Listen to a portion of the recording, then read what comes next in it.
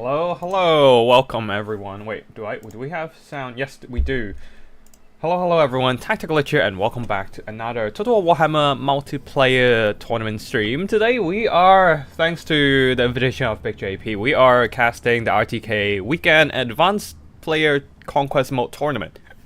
And we are playing ourselves as well, because for once we're not casting a new player tournament and we can actually play in the tournament. So yeah, our first round matchup would be against Skybranchan, which is playing as Tomb Kings, if I remember correctly.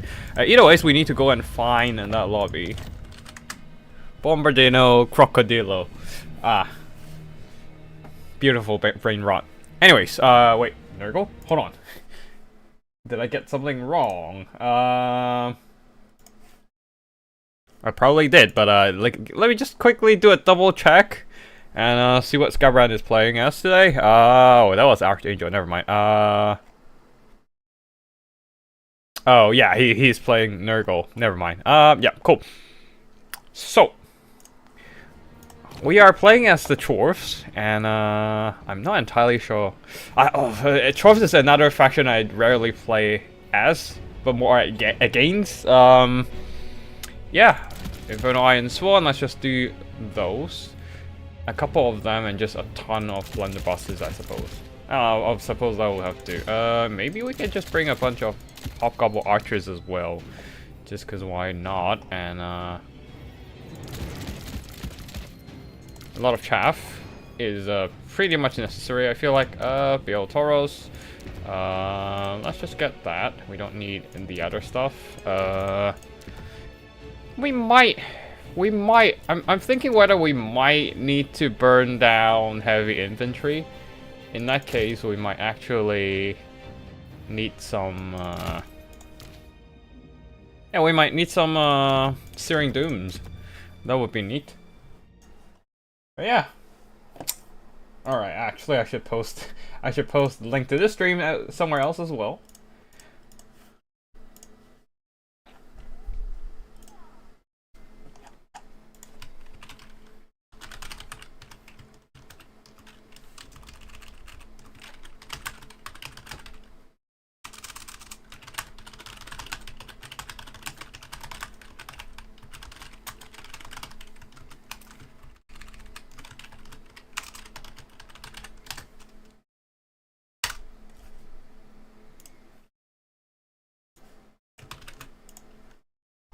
Hold on, give me a second. Yeah, community videos, yeah. There we go, done. We have done our self-promotion, and now focus on the game. Let's focus. Should I bring fire or Burning Head? Maybe I'll bring Cascading Fire Cloak to hold the line, but yeah. I'm not entirely sure. How do we play this? Nurgle has readied up. We still have a little bit of money left. Though I don't know if we need that many Hobgoblin archers. Oh no, we definitely need more infantry if anything. Let's just get a couple more of these. Fly around with the Bale Taurus, burn stuff down. Actually, let's just cancel out the archers. Yeah, actually, you know what? We can mix in a couple archers with a bunch of blunderbusses, and then we might need something in the back line to protect them. Maybe one group of Bull Center Renders with great weapons might be good. We also are running low on funds. That's the problem here. Yeah, I guess we can do that. So we have like a ton of chaff lying around. Yeah, I'm not entirely sure. I just hope that we have enough. The 5 power is enough to yeah, beat back the Nurgle horde. I'm a bit worried about that.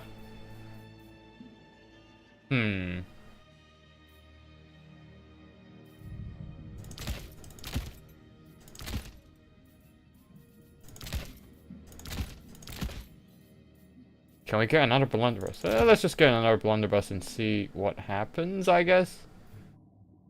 No, but we don't have enough. In this case, we don't have enough stuff to protect the backline. Never mind. Let's just get a ton of chaff and buy some time for our backline. Let's go. Wait, hold on. Do we have enough spells? Cascading Fire Cloak, Burning Head. Yep, that's fine. Bell Taurus, Shells of Dark, Blood and Darkness. We go.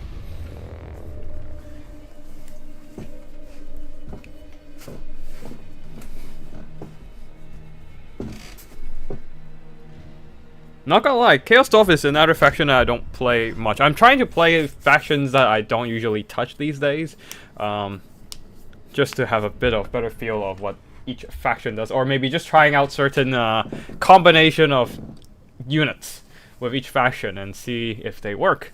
I think I might go for Blunderbuss spam today for the entirety of tourney.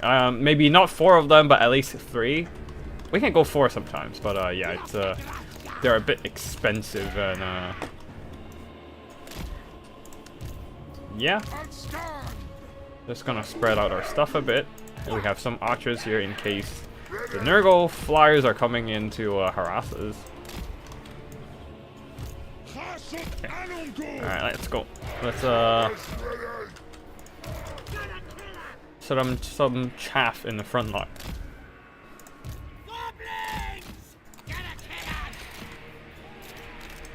You know what? You can stay at the back there. We can just keep a couple of these Infernal Ironsworn in the front. Just because they're really good at holding the line. And there's no point keeping them at the back when their main purpose is to hold the line.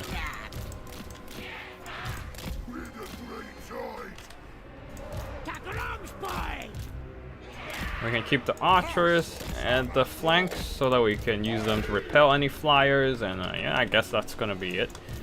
And these guys will be sitting at the back there in the middle of a bunch of hobgoblins, and hopefully they'll protect the back line for us if anything decides to dive down. But we also don't have a lot of troops to protect the back line, so yeah, it's a bit of a gonna be a bit of a box build, but yeah, let's see what happens. All right, we are ready, so I'm just gonna quickly drop message. Ready as well. Good luck, have fun. Alright, let's go.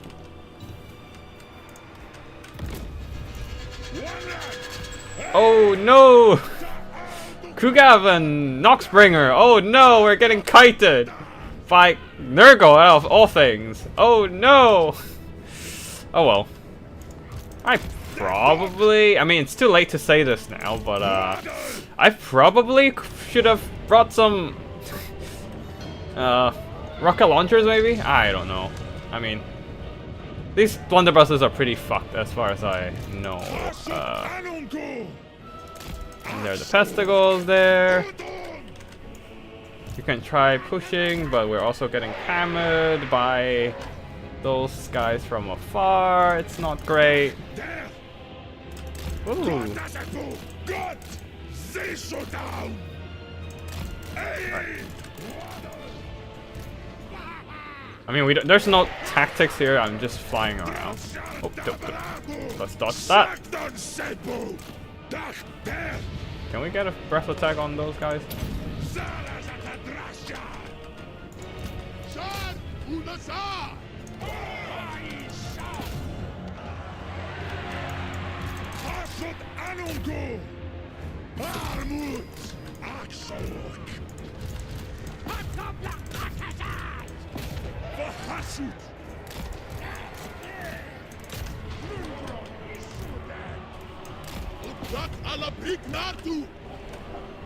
Alright, let's just burn stuff down, I guess. Not much point to just hang around and not do anything.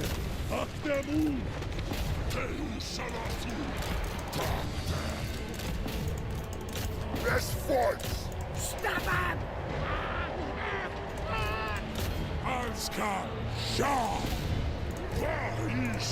Alright, let's jump in.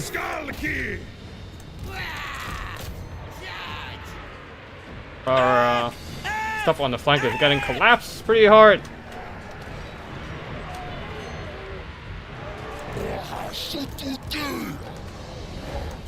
Alright, let's just get those infantry there to just stop the enemy from pushing. We can pull back some of the blunderbusses. Do we have another burning head at some point? Nope, not yet.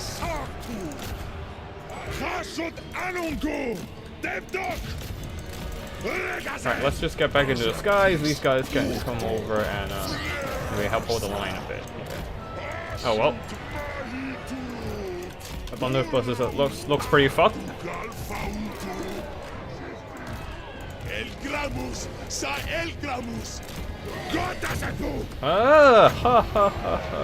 Let's just get a burning head down the line and see what happens.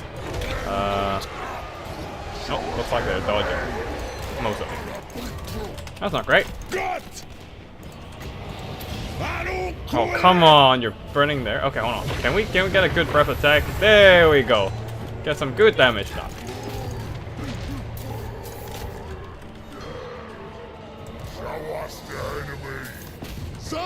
Alright, let's just get some terror outs here and there, maybe. Our blunderbusses are completely collapsed.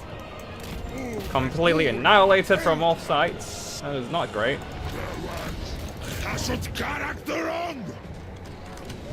Yeah, we only have... there's still some... Oh, no, they're getting clean up. Never mind. In the end, it is still the Infernal Iron Swan trying to carry a day for us.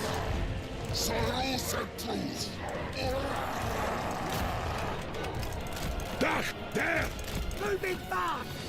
Solfeo! Trainers! Alright, let's just fly over and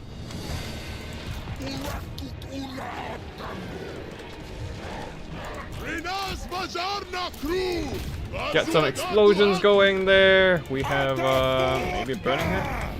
Yeah, let's just get a burning hit and roast them out a bit. Alright, there we go. I mean, we have friendly fire, but I don't think they care too much about it, which is something great about our stuff, I guess.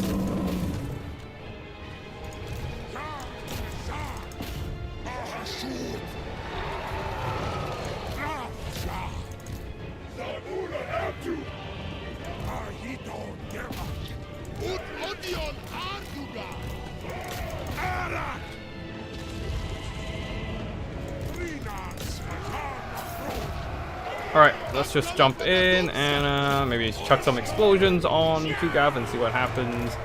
And yeah, we don't really have much options here to deal with Kugav. Especially now that all our blunderbusses are fucked. They're so fucked.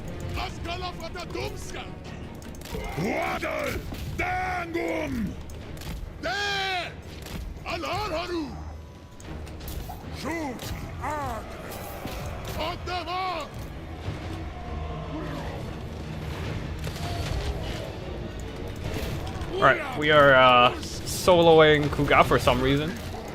Alright, why are you here? Get out. Get out of there. Get out of there.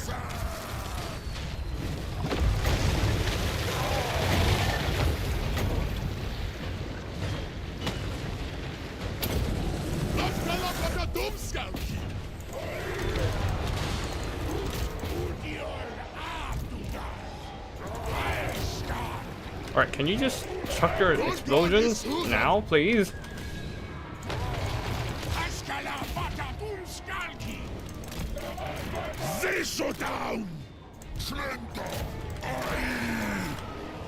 Wait, why are you throwing things into the world of horses? Oh, come on. I mean, you're doing damage, yes, thank you, but that is not the damage I want you to be doing right now.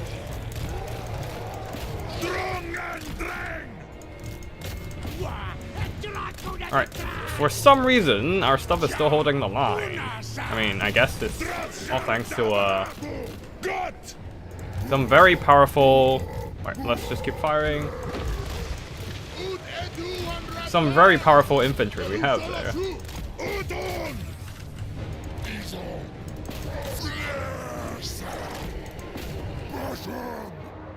Can we at least break their freaking chariots, which are still, for some reason, roaming the battlefield? Ugh. It's annoying. Oh, and our guy is getting slapped. We should get out of there, actually. You know what? Yeah, get out of there. Kill them chariots! They have earned their worth for too long, and they have earned it too well.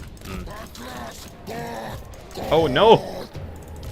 Yeah, everything is collapsing for us. Not great. Not great. Well, I think that is GG for us. We don't have anything to do with Kugav right now, just bombarding our stuff.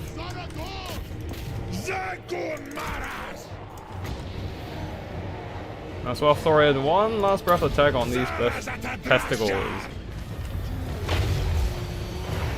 Oh, look at the friendly damage.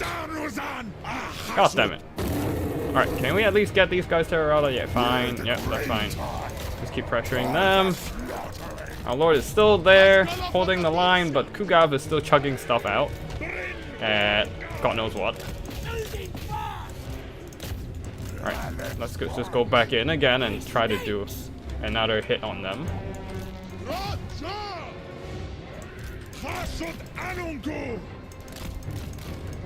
Guys? Dude? Stop standing there and getting staggered or something. Start moving. Alright, there we go. Let the laborers do their thing while we go somewhere else to fight something else, maybe, with infantry support. Oh, look at the friendly fire. Beautiful. Beautiful friendly fire. Yeah. We're just gonna have to go there and do some cycle charging, I suppose.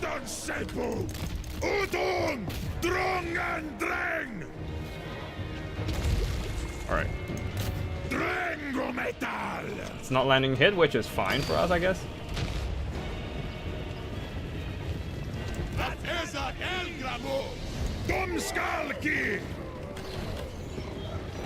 Oh no! Freaking fecundity, all the heals! Alright, we do some psycho charging while we're at it. Get out of there! Fly! Thank you! And we jump back in. And we get a little bit of a damage booster, I guess. Oh boy, we have 7 of these full center enders coming back. Yeah. Oh no, never mind. There might be some kind of alright. There might be fleshy abundance here, but we are definitely pushing them into crumbling territory. Shit, our infantry is not doing too hot. Let's just do another cycle charging, I guess. Oh no, they stabilized their leadership. Okay, let's do another charge. Can we at least get them crumbling? Again? A second time, maybe? Okay, we're doing some damage. Not great, though. We're still losing the fight, unfortunately.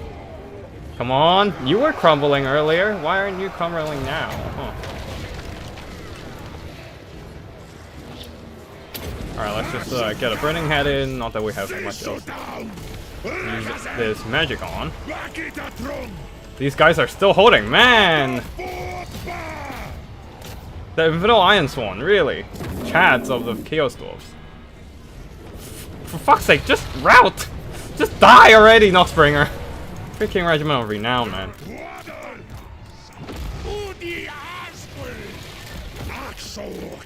Ugh. We go fight that thing.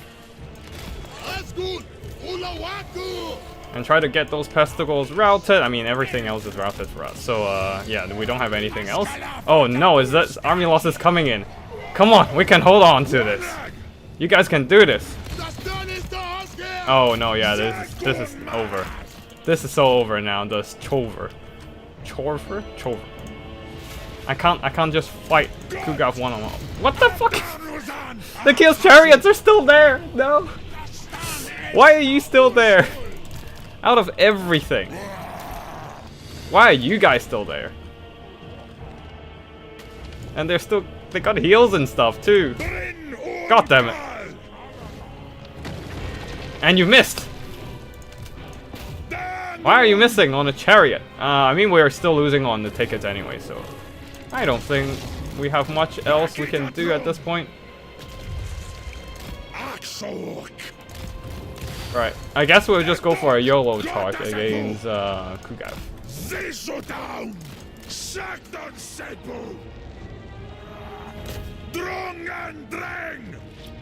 Or we are charging the chariots, but we jammed on Kugav. Alright, can we get some tear routes going on right now? Alright, next up, route that.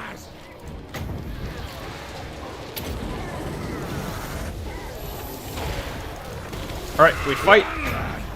We take the fight. With Kugav, it's 1-on-1 now. 1v1 we broke. And we have Infinite Iron Sword, they're still there. Loyal till the end, but we're losing the melee fight. It's Kugav, it's just too tanky. Ah, GG to my opponent there.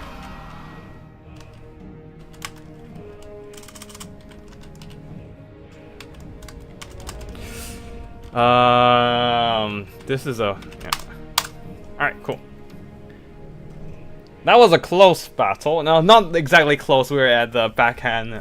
We were at the on the back foot for most of the battle. But yeah, Kugav just tanking it, grinding through my Infernal Iron Swan. But my Infernal Iron Swan loyal till the end. The problem is blunderbusses are just kind of awkward for me to use here, especially being outranged by the Noxbringer and Kugav together. I was forced to push up. And as a result, I didn't have the best units in place to respond to the mobility disrupting my shooting. Damn it. One of them earned back their... Almost earned back their worth. They did some good, decent damage, I guess. But unfortunately, just not quite able to earn back their worth. But for some reason, the Orc Laborers earned back their worth. Every one of them, actually. So there's that. It's the Goblins that are kind of shit. But of course, we're fighting against...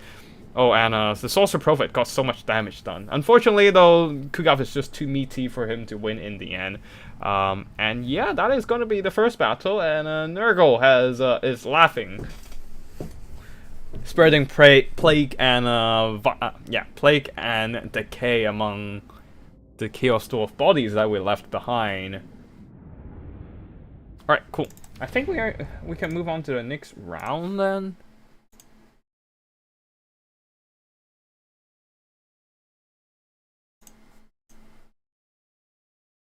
Yeah, we're just waiting for the RTK admins to advance the bracket, because I think my I didn't manage to yeah, because I think I still don't exactly I still don't have admin access to Total Tavern, so I couldn't advance the rounds myself. I think it's I wanted to get admin access, but I think there's a little bit of issue between between my old account profile and I think it's just some technical issues there, unfortunately, and my my Discord account was like stuck in a limbo of not able to not able to edit anything on the front page. So yeah, hold on, I assume Japardors can manage, since he can manage the tournament, since he is also an RTK tournament admin, I believe. Alright, yeah, we do have our second opponent. That is a Nahui. Nahui? Nahuel, or Boina Roja. Yeah, but anyways, let me just quickly set things up with my opponent there.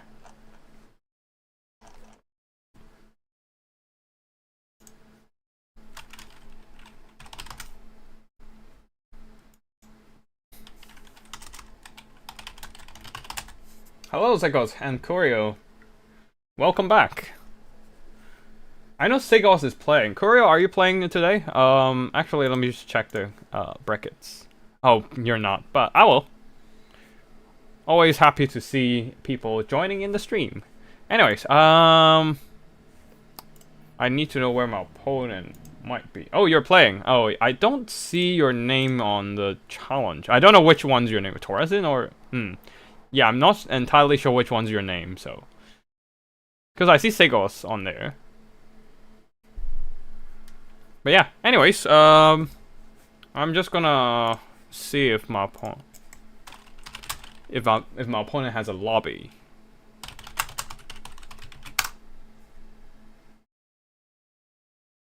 Alright, while we are waiting, I'm just gonna take a bite on my sandwich because I actually didn't manage to finish my dinner before starting the stream, so I'm just gonna do that.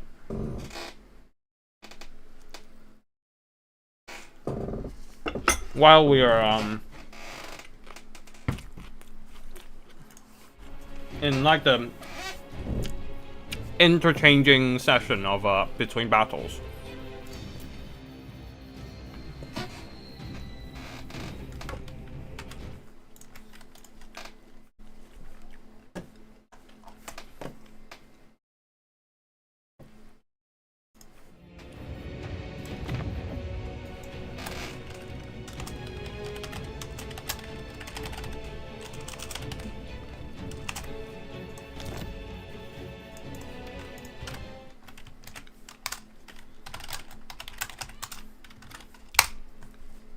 Alright. Looks like my opponent doesn't have a lobby, so we're just gonna make one. I do need to check the map though. 20 grounds. Once again we're playing Chaos Dwarves, but this time we're fighting Demons of Chaos, I believe. I still want to play as blunderbusses, but oh, this actually might make sense. Blunderbusses, maybe a Death Trigger. No, there's gonna be demons coming in. Not demons, but more of Heart Seekers, and actually there might be demons. This is rough. Let's just get a couple of these. And maybe get Zata in the black and just not bring him on his Lamasu. Just getting him for the net. And just for the net.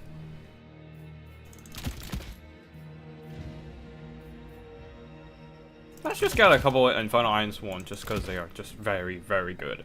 Now apparently we can't play with wait, should we go double Castellan? Just because why the hell not? Yeah, you know what? Why the hell not? We don't even have to... we can't even bring a healing. Maybe let's bring the healing item for them. And,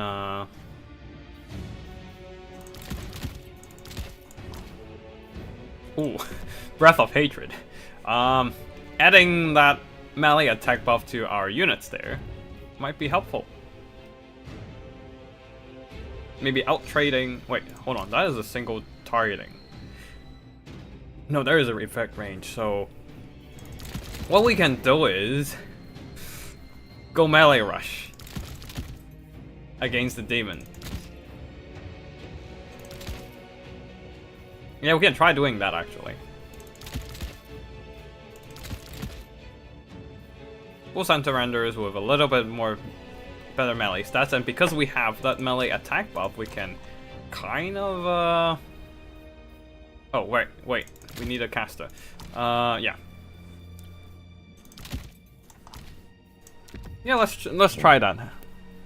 Probably not, like, this matchup is definitely not something you want to go for blunderbuss spam, just because there's so much mobility they can fuck with your blunderbusses. What can we use to help our...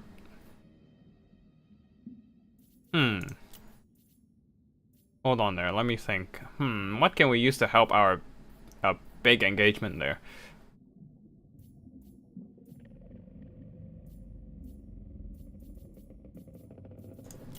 Fire... No, not fire. We need maybe Soul Blight, reducing enemy damage output. Yeah, let's try Soul Blight and okay, Soul Blight and Spirit Leech, these two. We have a very small and tight army, I suppose. Turn off that Bane blade thingy. We don't need that. Maybe just a couple, just blazing beards of Bazarak, which will be fine, I guess. It's not the best, but we'll be fine. Gobbles, and then we try to win in melee and see what happens. We might get shot to bits, but we shall see what happens. Whatever. Yeah. That's gonna be it. It's a meme build, but we shall see what happens. Oh, hold on. It's a meme build, but we shall see.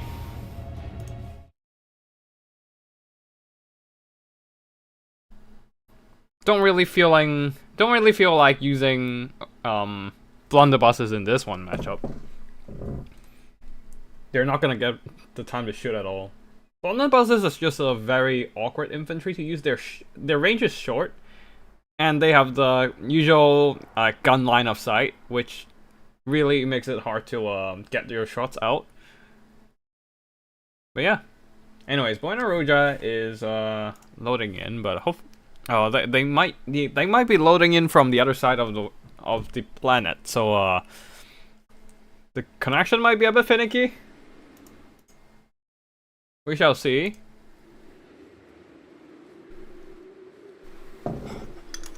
Yeah, while we're waiting, I'm just gonna try to finish my sandwich before starting the game.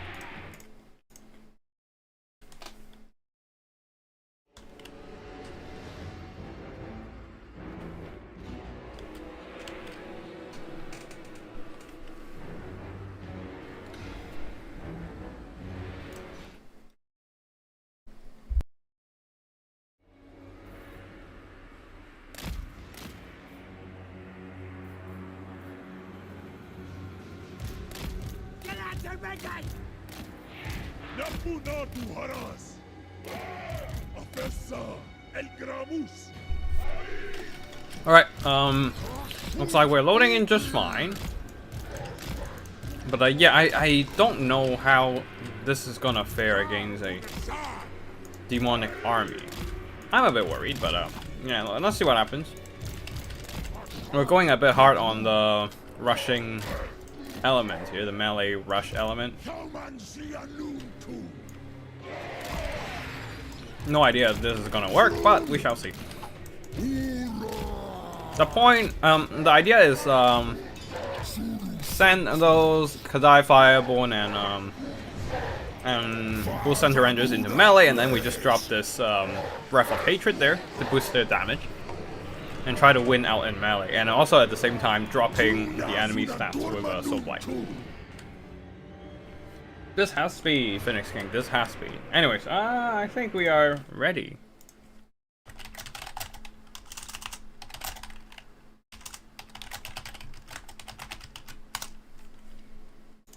The last time I built something with the Breath of Hatred is with wait, shit. What's the name of the other? Drazoav. It was with a Drazoav melee attack build, where Drazoav can buff your unit's melee attack. But let's see if this one works on its own. If the Breath of Hatred can work on its own, we shall see. I have no freaking idea if this is gonna work, but it's all about experimenting, right?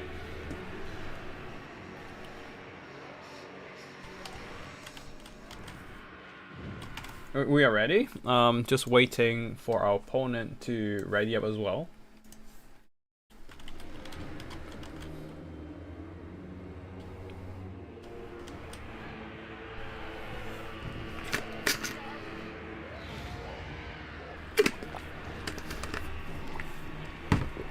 All right.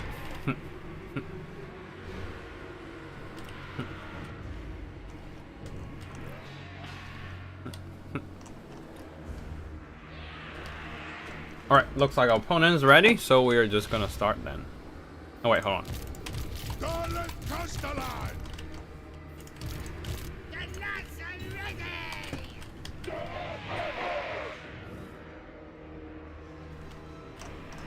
I'm glad I didn't bring artillery though, because this map with all this vegetation is not great for artillery. I guess for Death Freaker rockets, that's fine because it has a really high firing arc. But even then, your opponent can just hide something behind the trees and just nullify that single targeting artillery.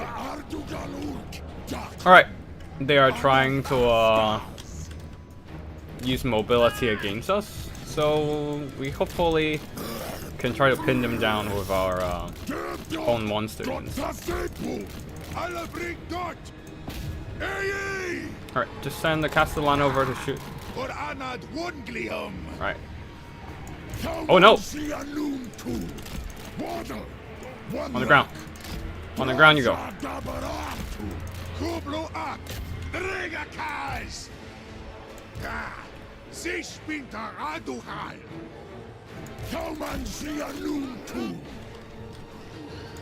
Castellan? Why are you not firing?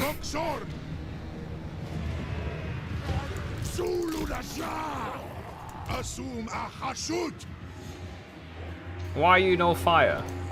Alright.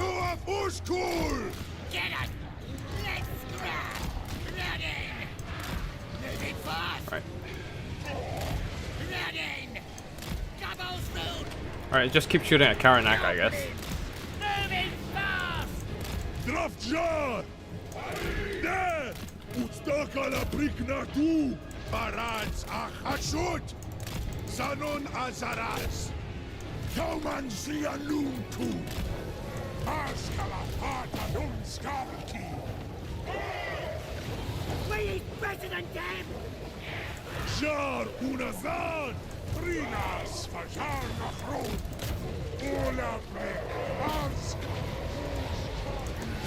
Oh no! I guess not having that healing item does hurt a bit. Alright, we can send our troops over, out.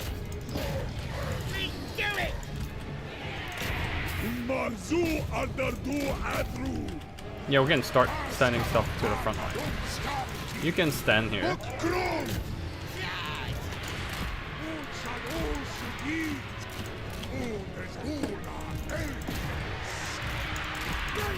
Right, everything drop yours. Oh shit, we got outflanked, damn it.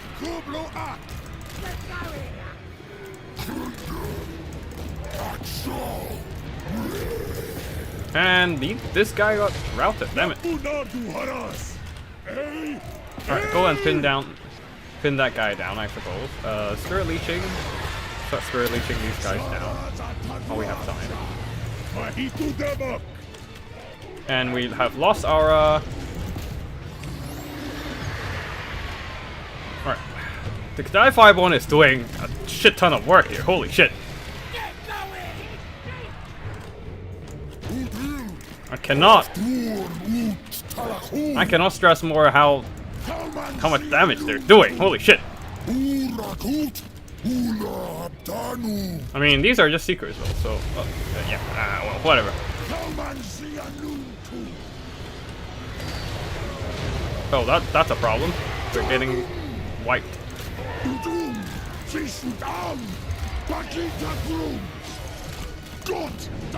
Oh shit. Shit.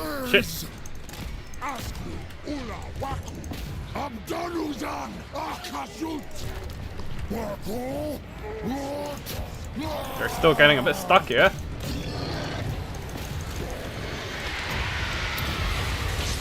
And the Kadai 5-1 has gone down. Oh yeah, they have gone down. Alright, go and fight that, I guess.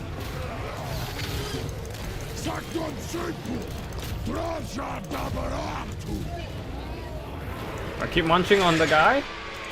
Keep munching on that guy while we're a little bit busy here. Come on, beat down Karanak so that we can start casting spells somewhere else. Oh, we're getting Prey of the Blood God. Okay, that's not great. Alright, we push back Karanak, but our infantry are pretty screwed all over the place. All things considered, yeah, we're pretty screwed in the infantry department. Damn it. And stuff is getting rampage. I can't cast spells. Fuck. I think we had an okay start, but then my formation started getting loose and I messed that part up. Ah, damn it. And Karanak is still there, bothering me all the time. We only cast like a couple of spells so far. That was unfortunate.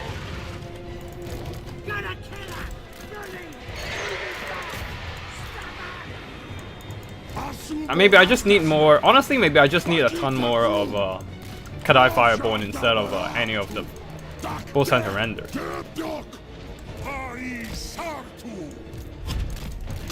And Karanek is still on me. Man, I feel like if you're playing, there's a reason why I ban Karanak's net when I'm playing in my tournaments among the Demons of Chaos faction. Cause like Demons of Chaos already have a bunch of control abilities, Narcissism, Phantasmagoria, Pavane, like the Rampaging sword, yeah, the Seductive Glory on the Keeper of Secrets, and then if you just edit, okay, Saturday Conquest 20. Second battle. Yeah, there we go. GG to opponent. But yeah, that's a lot of controlling abilities that can pin you down. With both Exalted Keeper of Secrets and Karana coming in. With Rampaging and then Net. It's painful.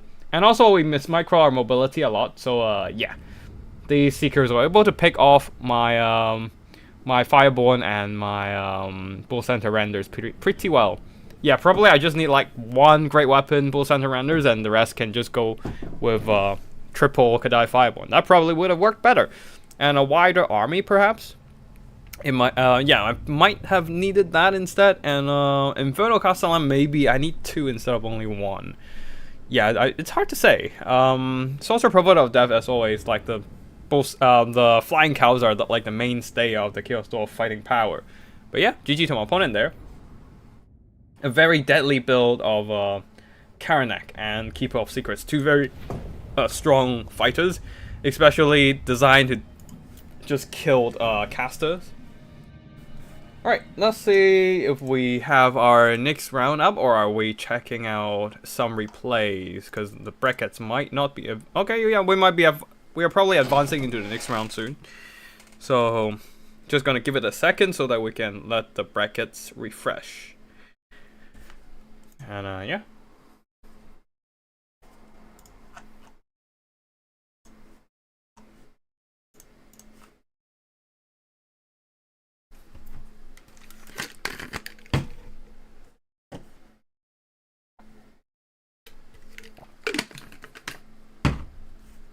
Alright, let's see.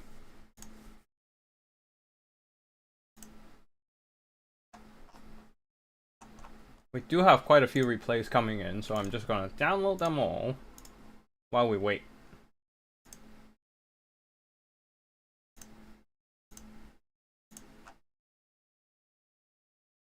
Oh, that's a lot of replays.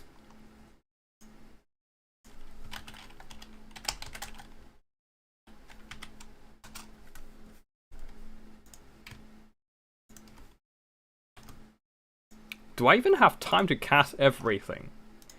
That's a real question here.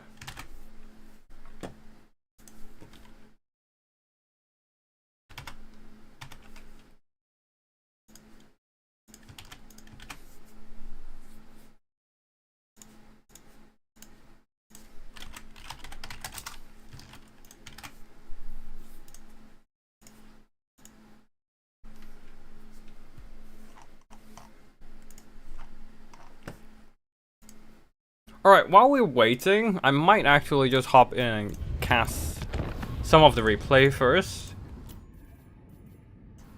Hold on.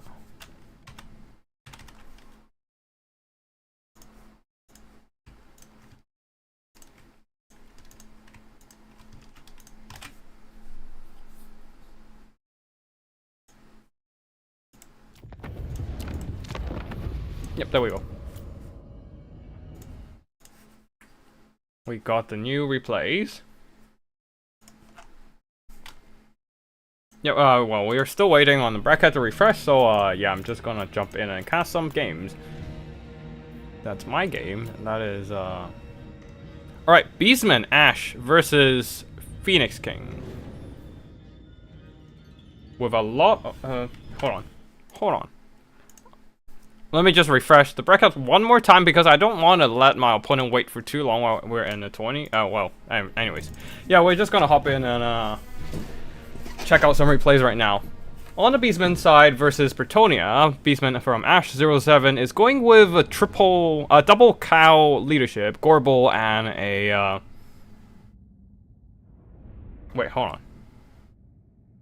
That's Gorbel, and, wait, what is a leader? Shit, I forgot the cow hero, Dumble. Okay, yeah, that's the name. Dumble with his fist just coming in to punch people, and his fist blade, whatever it's called. I'm not entirely sure. The gauntlet.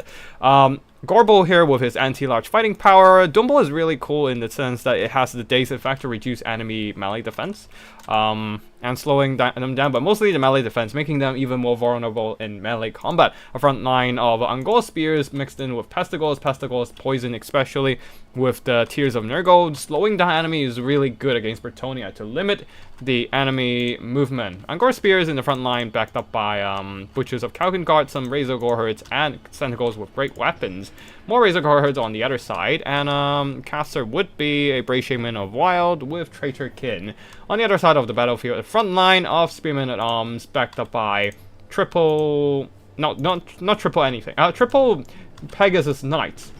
Some very fast and agile and anti-large fighting power, which is quite glass cannon. To be fair, they only have 80 armor and doesn't have the best melee defense either, low model count and not the best HP pool. Knights of the Realm and also one single Grail Guardian, some very elite staying power, led by King Luan Lian Kerr, with a couple mounted yeoman archers providing some skirmish support, and a Damsel of Life with regrowth, Earth Blood, and Flesh to Stone to support. We're just gonna fast forward the starting phase here.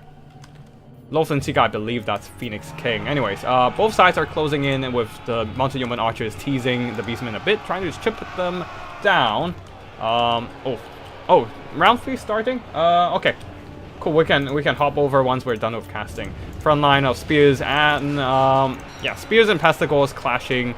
And there's also a bunch of Knights decided to just dive head-on into enemy infantry, and also Pegasus Knights jumping in, absolutely annihilating those Razor Gorherds. Though they might want to start pull out as soon as possible. At least the peasants are in and are nearby to screen off the pursuing beastmen. More Pegasus Knights pouring in, but and there are no beastmen mobility in the vicinity to threaten them, so they can safely annihilate whatever they're charging right now. Though here comes the Sentinels with great weapons on the far side. Though the double cows are going after King Luan Lian Kerr. King Luan is a powerful fighter, but Dumble and a Gorbel together is going to just beat him up, especially with the daze effect. While the Knights of the Realm here is getting charged by those great weapons, Sentinels taking quite a bit of damage. Pegasus Knights, though, have been shielded by all their brothers, their comrades, so they have not taken much damage in the process. Actually, never mind. This one gets charged by Butchers of Kalkengard and got absolutely wrecked in melee. That is unfortunate. Things looks quite grim on the left flank for the Bretonians. They have done a lot of damage to this beastmen, but they themselves have lost a lot of support. Their infantry are gone, and once their infantry are gone, then the Pegasus Knights are being surrounded and overwhelmed.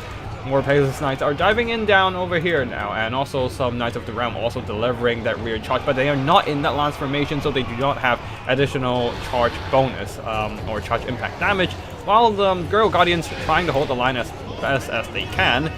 And the Pegasus Knights will try to deliver some cycle charges, but the infantry are just not there to support, and the Knights are being surrounded on all fronts and a bit overwhelmed, actually. Plus Traitor Kin draining down their health, and look at how quick these Grail Guardians are going down once they're completely surrounded by anti-large Sentinels with great weapons. And King Luan Lian Kerr is still busy fighting Dumble here.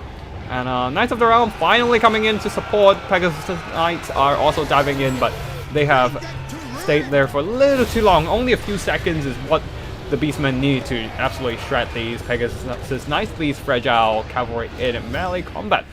The mounted yeoman archers are still firing and just kind of staying safe. Not that the Beastmen have anything to threaten them.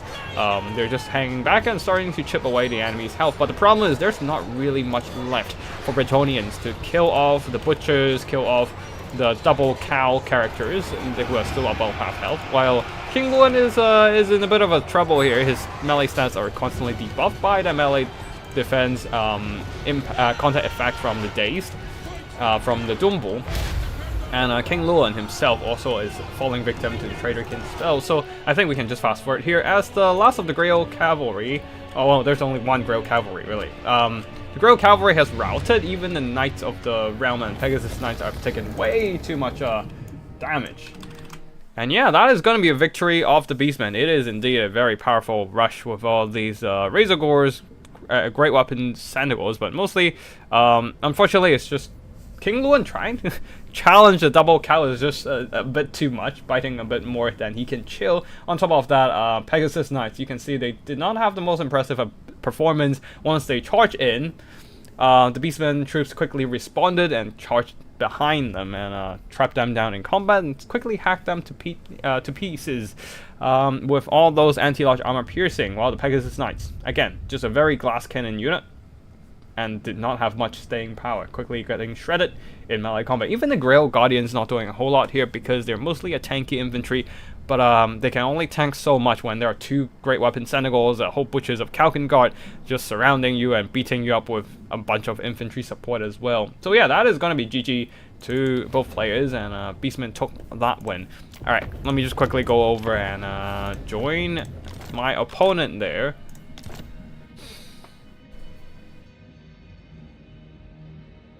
Yeah, we're just gonna play Dwarves against Bretonnia, and we're just gonna get absolutely swarmed. I think that's what's gonna happen. I do wonder, you know what? We can play with Kadai Fireborn and Xanten the Black. We can bring something similar to the build we had in the previous game. Is there any? Should we just bring these? Just because why the fuck not? Yeah, we bring this. Zatan the Black, and then just bring him for the Sadistic Snare, an Infernal Castellan with a Breath of Hatred, and a Caster as well. Let's just bring some kind of caster. Lord of Metal. Feels cool. We can just bring him on foot and stuff. Let's just bring Reforge. We might need that.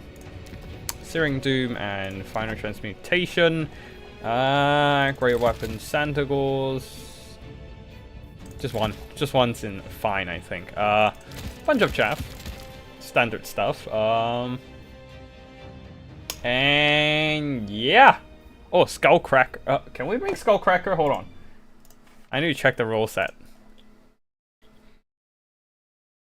Okay, they just ban Iron Demons with Dreadquake Mortar, Steam Carriage. Okay, cool. We can probably, yeah, we can bring a Skullcracker. We can bring one. Yeah, I don't know why I'm doing this, but let's just go and fight them in melee and see what happens. Probably gonna end up poorly, but yeah. Let's go. Okay, hold on.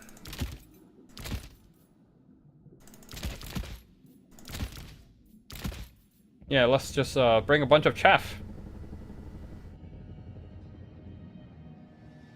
Wait, we can bring a Blazing Beards instead of. Oh yeah, let's go. That works.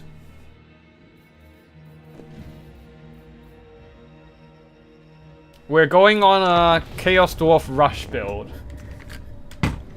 Alright, Phoenix King, this has to be. We are gonna start now. Chaos Dwarf Rush versus Bretonnia. I'm pretty sure my opponent is gonna win against me in terms of micro, so I just hope I can just overwhelm the peasant front line and quickly hit up the second line of Just keep pushing them back. With constructs defending me. But this is a bit of a messy build, so I don't expect it to do amazing. I'm just trying out random ideas, experimenting a bit, and yeah. And see what happens.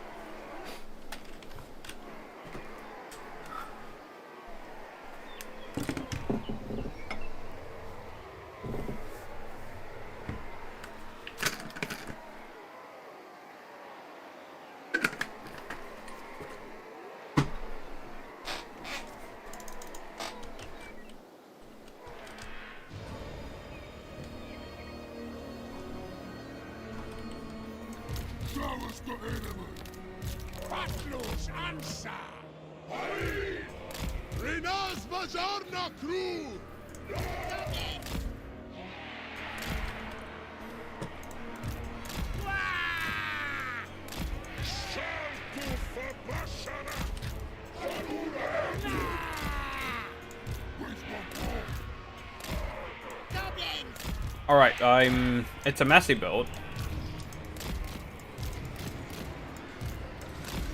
I'm just trying unconventional tactics, you may say. So we shall see what happens with this. And yeah.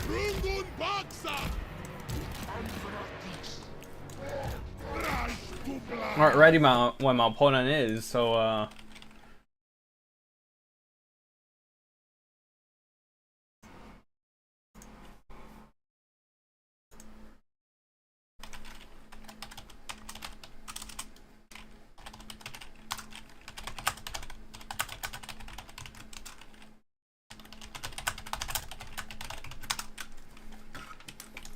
alright, ready when my opponent is, and we are good to go.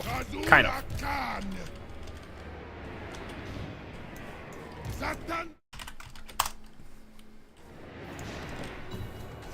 Yeah, looks like my opponent is ready. Let's go. We rush. We rush. Oh no! Why did they bring artillery? Why? Why you force me to do artillery like this? I wasn't prepared for artillery. God damn it. Alright, let's just send our skullcracker over and start cracking. Oh!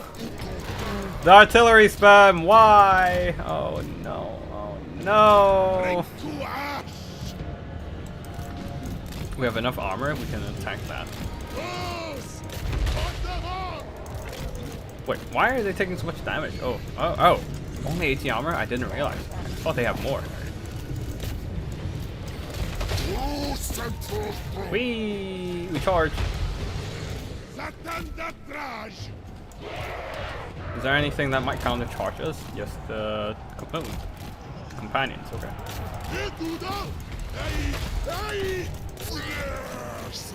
Alright, we rush, we don't have much else to do here.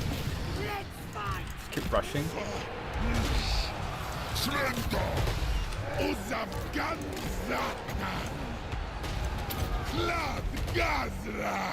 Oh man, he's too slow for it. Oh, look at the rock throw. That was so painful. Alright, send those Inferno Irons one in and see what happens, and then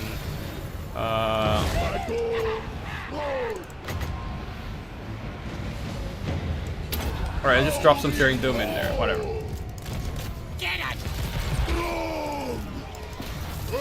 Stop bombarding.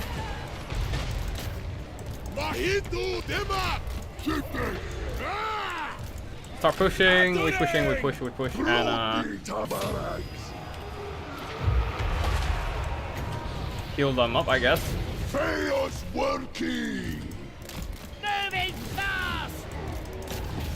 And let's see, what else can we do right now? We don't have magic, we don't have anything. God damn it. Alright, let's just go and charge that. We don't have. Oh wow! Man! That was painful. All those rock drops, man.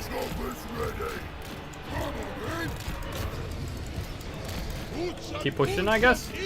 Not that we have much else to do here.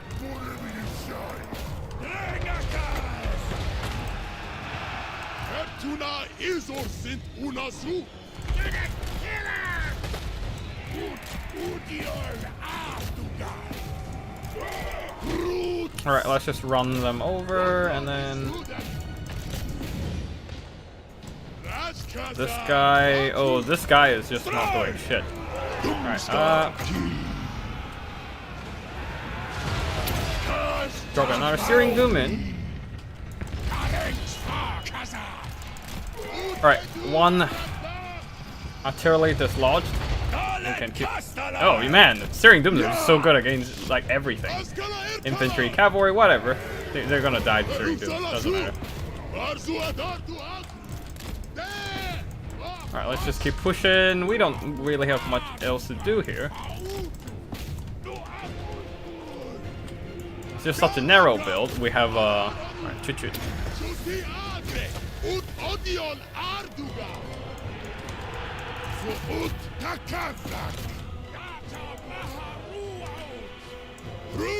Shoot, shoot, motherfucker!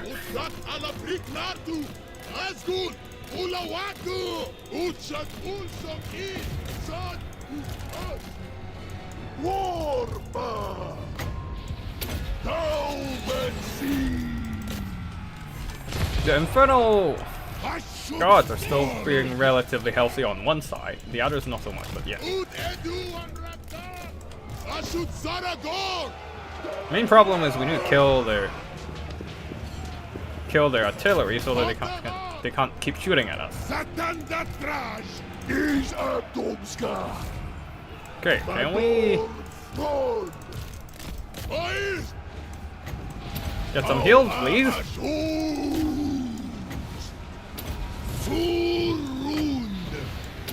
Alright, everything starts getting... Oh no, they routed!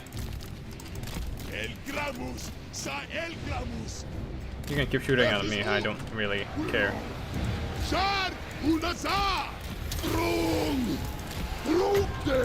Alright, bombardment starts now.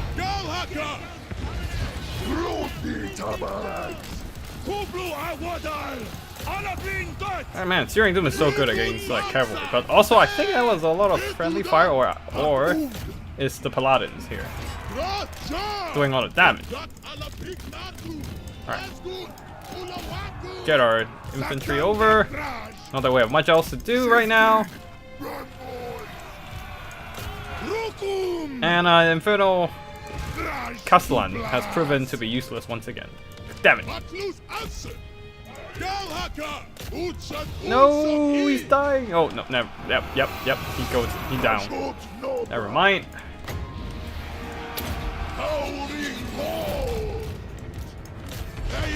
Oh, the rocks are back. We didn't kill all of everything. God damn it. We don't have the infantry corps left. Probably worth it to just get some mobility on our side. Yeah, I think that is GG.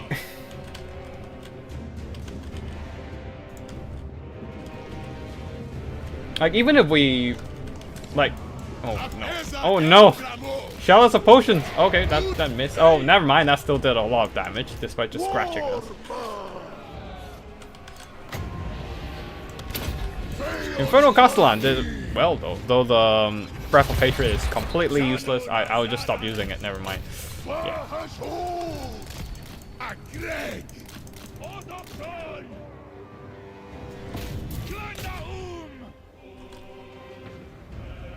Can we snipe her? Start doing some damage, I guess. And those triple artillery build just absolutely smashed us. Damn it.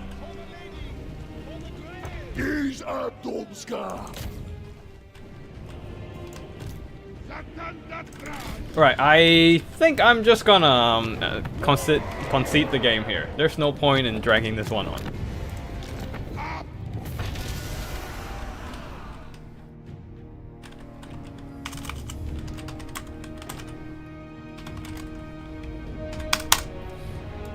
GG to my opponent there. I was not expecting triple trebuchet. Absolutely smashing all my infantry formations. We did beat down the Knights of the Realm and the Companions. The problem is our infantry got smashed and Oh my, our monsters, we let them rush a little bit too far ahead, and the infantry were not in position to support. Yeah, the Blazing Beards got absolutely annihilated down to the last chorf, and not getting a single gold worth of damage value. So that was very unfortunate there. Demon Smith Sorcerer is very good though with the Searing Dooms. Just killing those enemy cavalry with all those bombardment. The problem is the rest of the army not doing enough.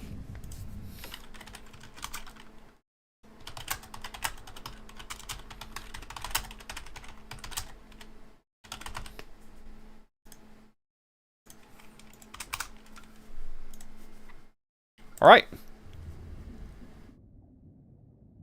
But yeah, one of the Knights of the Realm and killed off a ton of stuff. I also actually quite surprised how fragile these Kadai Fireball are. I thought their armor is a bit higher, but no, actually only 80 armor, a little bit of physical resistance, but that was not enough to help them survive, and they got absolutely slain, even by just regular Knights of the Realm.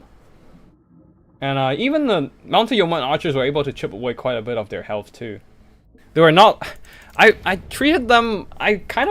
Originally I considered them a little bit closer to Familiar Warriors, with being tanky to missiles and whatnot, but I guess I overestimated them. Because Familiar Warriors have higher armor and a lot of missile resistance. I thought the physical resistance and maybe the armor on the Kadai Fireball would be enough, but no, they only have 80 armor, so I definitely overestimated them, so yeah.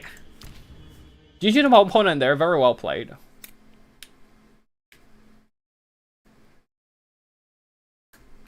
Gotta love fighting the Skullcracker. Heavy armored, unbreakable, unstoppable, SEMs in general, just chef's kiss unit design being... Oh, yeah, we have too much unbreakable, unstoppable SEMs.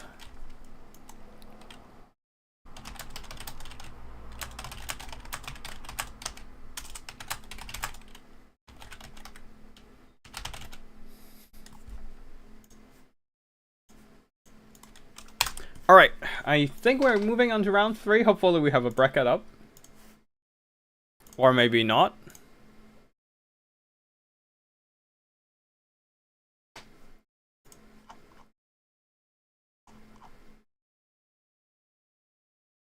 Yeah, we don't have round 4 yet, so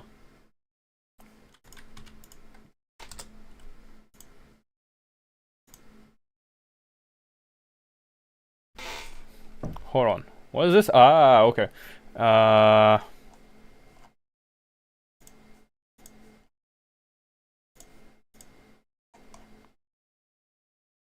Why is this not in alphabetical order? Give me a second.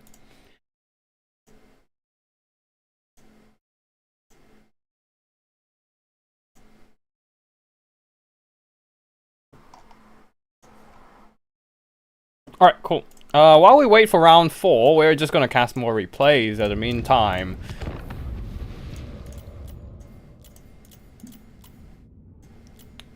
Tomb Kings versus Demons of Chaos. Once again, we are seeing Karanak on the field. Karanak is just a really powerful character, especially when he has the Prayer of the Blood God.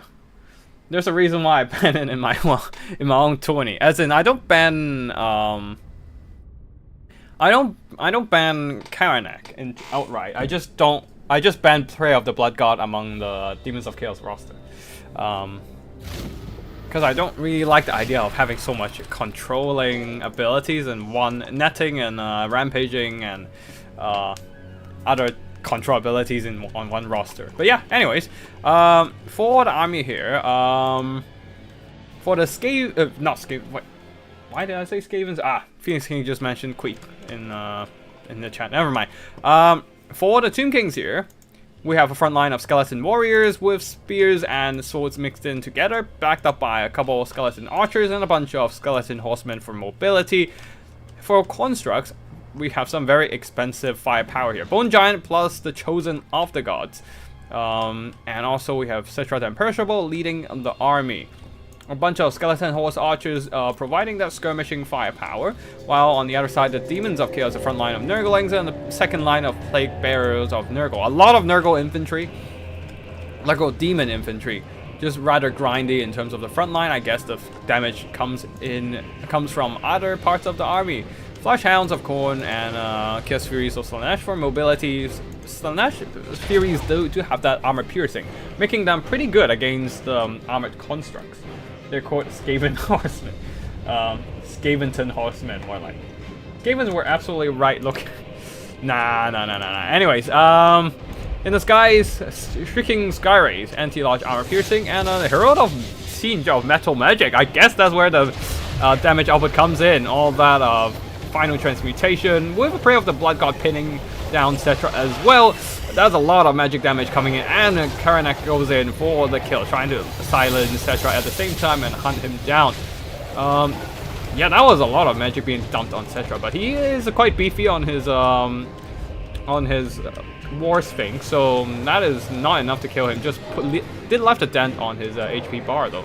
At the back there's Flash Hounds and Furies of Slanesh are trying to pressure those Tomb King's missile line, while the front line, the Skeletons, are just holding on just fine against Nurglings and Plague Bears.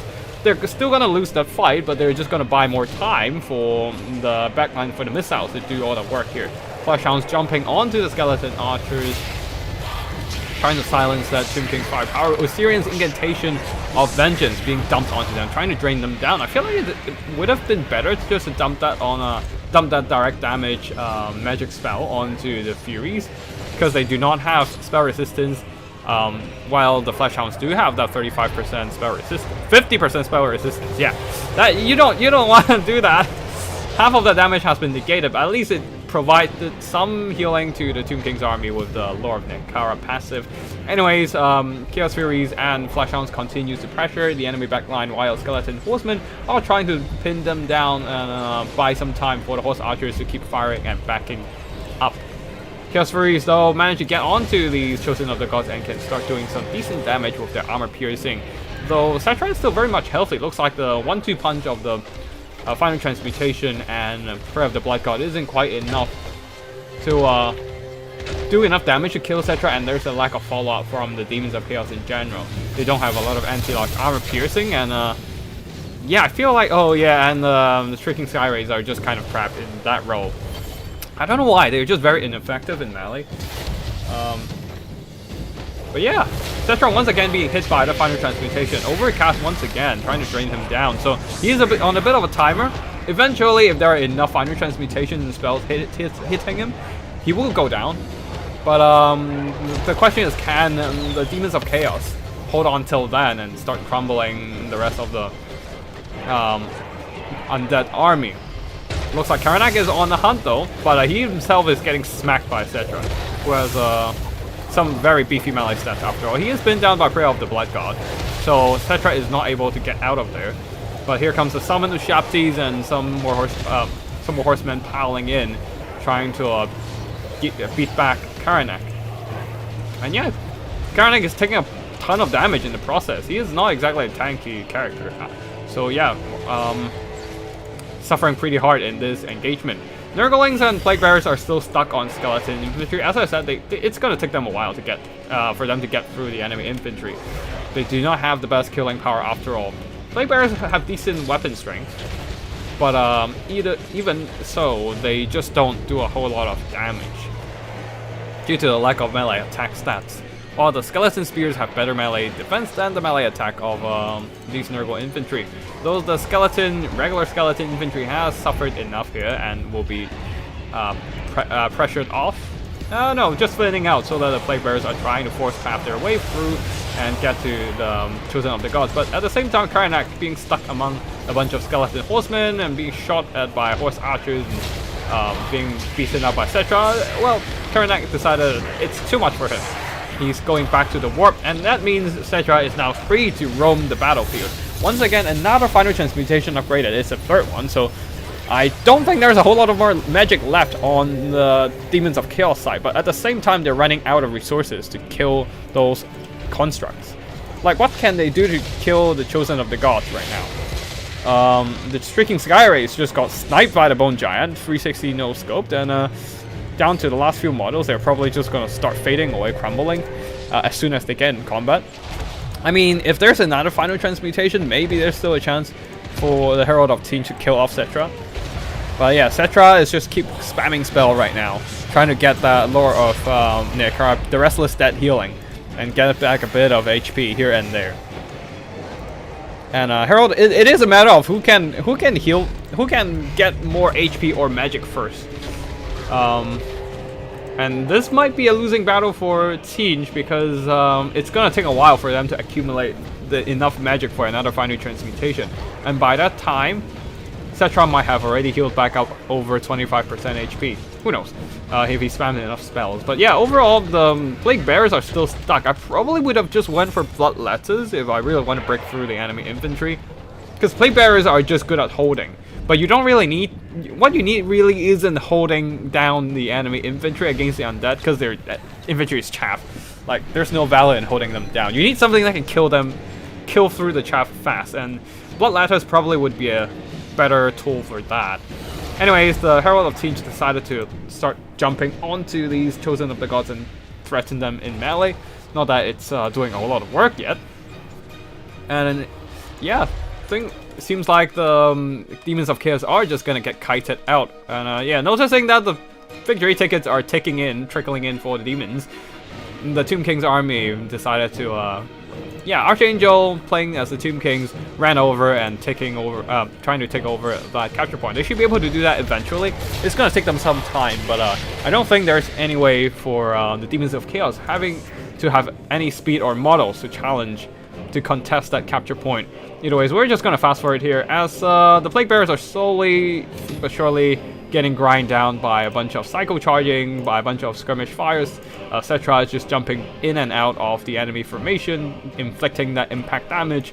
Even the Bone Giant decided to go into melee and stomp some Plague Bearers. Not that it has a lot of good targets to fire anyways, since everything is just kind of blobbed up, and if he tries to shoot into the enemy, he'll probably just hit everything in friendly fire. Yeah, GG to both players here. Seems like unfortunately the Nurgle frontline didn't pay off, and there's just not enough killing power to deal with all those skeleton infantry, constructs, and Cetra himself, getting a lot of value on him, on Cetra himself alone.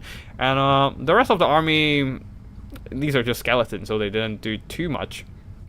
But yeah, the skeleton horse archers did okay, and against the demons army, you don't really need to kill the entire army. You just need to force them to crumble, and they'll kill themselves. That's that's what happened with demons mostly, anyways. Like you can see, a lot of their units didn't earn back that much value on the Tomb King's, on the Tomb King's army side. While the Demons of Chaos here, there's a lot of final transmutation from the Herald of Tinge, but unfortunately, Cetra on his War Sphinx, on his kitty cat, it's just a little bit too beefy for final transmutation to outright kill him. Yeah, probably Spirit Leech would be a more cost-efficient spell to kill Cetra, honestly, if you just keep spamming the spell. But yeah, overall they killed a bunch of skeletons, but they only really just killed skeletons, while the mobility didn't have that killing power to shut down the enemy Bone Giant and the Ushaptis, and definitely not kill, not having the ability to kill Cetra. Like Shrieking Skyrays, I don't know why, they just suck a lot in melee. They can't really, they don't really trade well into anything in melee, even against large targets. But yeah, I just don't know why. Like they're supposed to, like any Shriekers are supposed to be decent, anti-large combatants, but yeah, they just struggle. Yeah. Anyways, that is it for this one. Do we have a fourth round? Yes, we do have a fourth round. Siwasius Kuyo? Oh. Quasius Kuyo. Did you just... 50% I've completely forgot about it. Yeah, that happens to the best of us, honestly. Like, sometimes you're just not remembering that one trait on the unit, because there's just so many units, so many different heroes, characters that you need to memorize. Sometimes your mind just doesn't keep track of everything, and that's very normal. I think I know who you are, Kurio. Why is your username in Uwu language?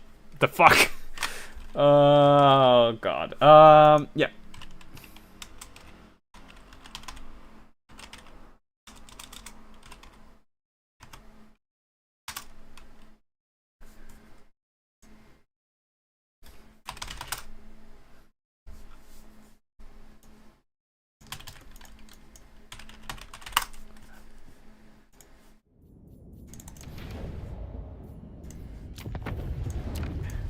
It's the ooh language of username. Anyways, Kurio is Kurio, but yeah, on Discord it's yes, Uwu language. Replacing all the R's with W. That's the Uwu language. That's just the username. Don't worry about it. Yeah. Anyways, we are gonna go back to Kiosdorf and suffer hard for that. I guess we can. No, I don't want to do the Uwu voice. I'm not doing that. Fuck off. Fuck off. No. Maybe we can bring the Granite Guard, even. Oh. Let's just bring the Granite Guard. Oh, wait. Oh, no! Unit caps dictates that you can only bring 4 blunderbusses. Ah, well, whatever. But I like the stream. No! No! I mean, there's a price for everything, but liking the stream is not enough for the price of that.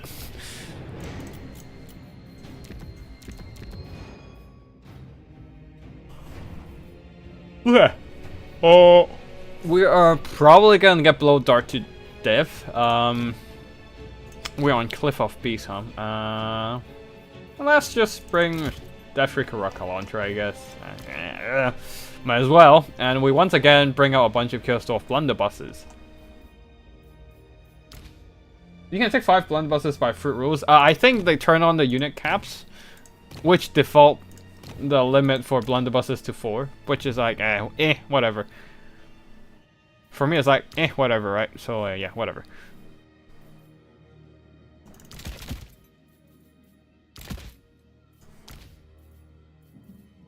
Can I just get a Great Taurus? Yeah, Searing Doom? No, I probably need Burning Head just to clear out the skinks. That's probably what I need. Burning Head and Shallots of Blood and Darkness and Chaff. A ton of Chaff. Just taking a little bit of inspiration from Borain there. Yeah. Yeah, I think this is more or less inspired by Borain's build of just a ton of Chaff and blunderbusses and stuff. Can you say that again? No. No. I don't know what you're talking about, and I don't care. I'm not doing ooh voice. No ooh. Wait, are we on the right map? Okay, yeah, we're on Conquest. Good.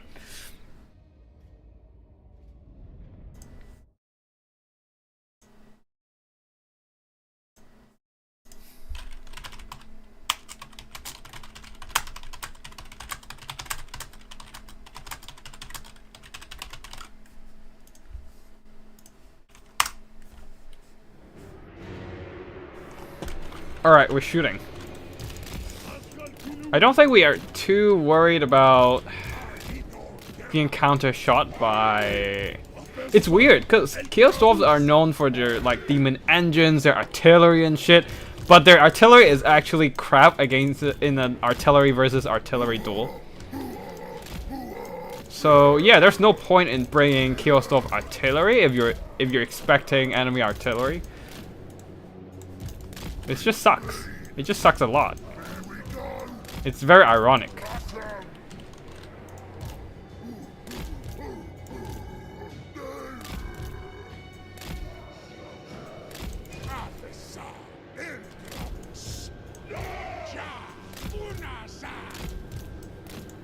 Where's the scrap?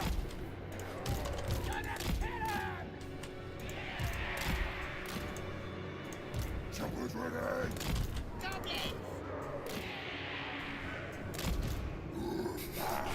Should I try to design some kind of defensive matrix and see what happens? Yeah, might as well. Why not? Fuck it. What you want?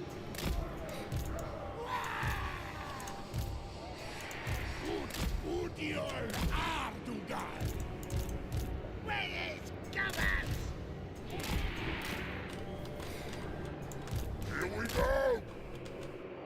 I don't even know what I'm doing here, but whatever. We're doing it. some kind of defensive formation matrix, whatever.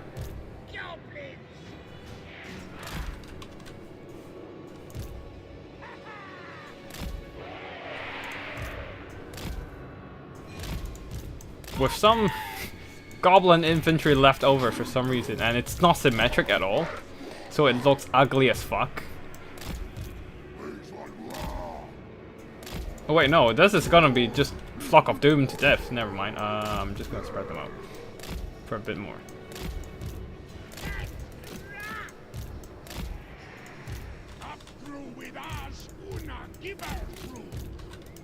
Never mind. Yeah, they're just gonna get Flock of Doom, so I'm just gonna spread them out again. Never mind. Don't worry about it.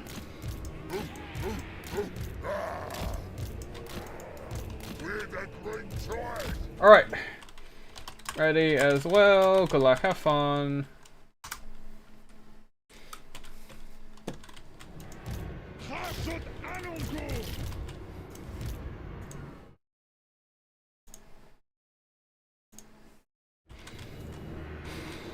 Alright, this is not great. Not ideal. The formation is an absolute mess. I have no idea what I'm doing. But yeah, let's see what happens. Let's see what happens.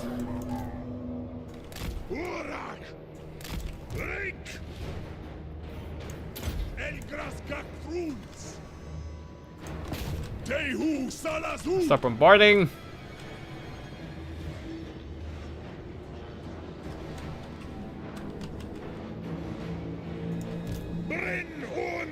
Can you stop firing, please? Thank you. Are these corn riders? That is a bit of a problem.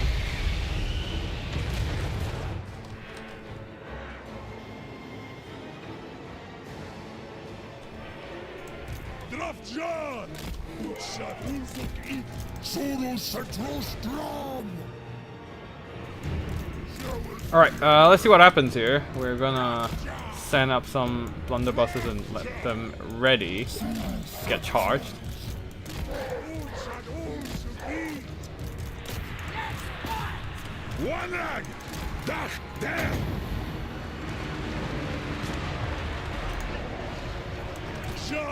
Charge that, we pull back with those and charge those.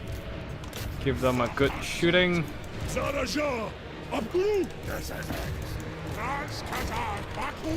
And we need a bit of a burning hit. There. Let's just drop those. And pull back, you guys pull back, you guys shoot that. Just keep bombarding them.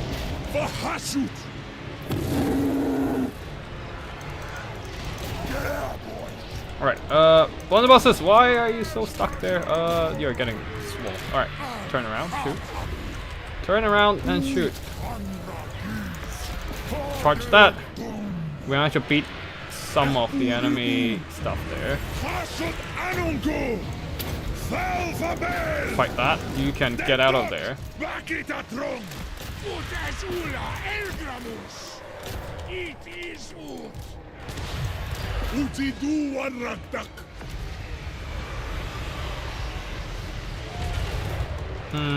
Yep. This doesn't seem to be working too well for us. Nice bit of scrapping.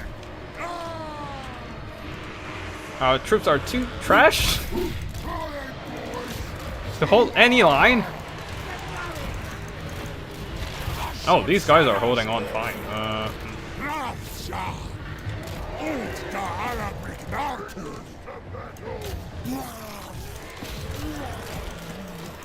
Can we get a burning head at some point?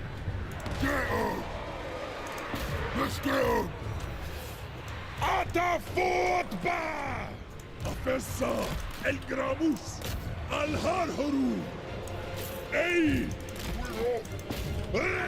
Alright, we're trying to hold the line here, but everything is collapsing. Nothing's holding at all. Shit.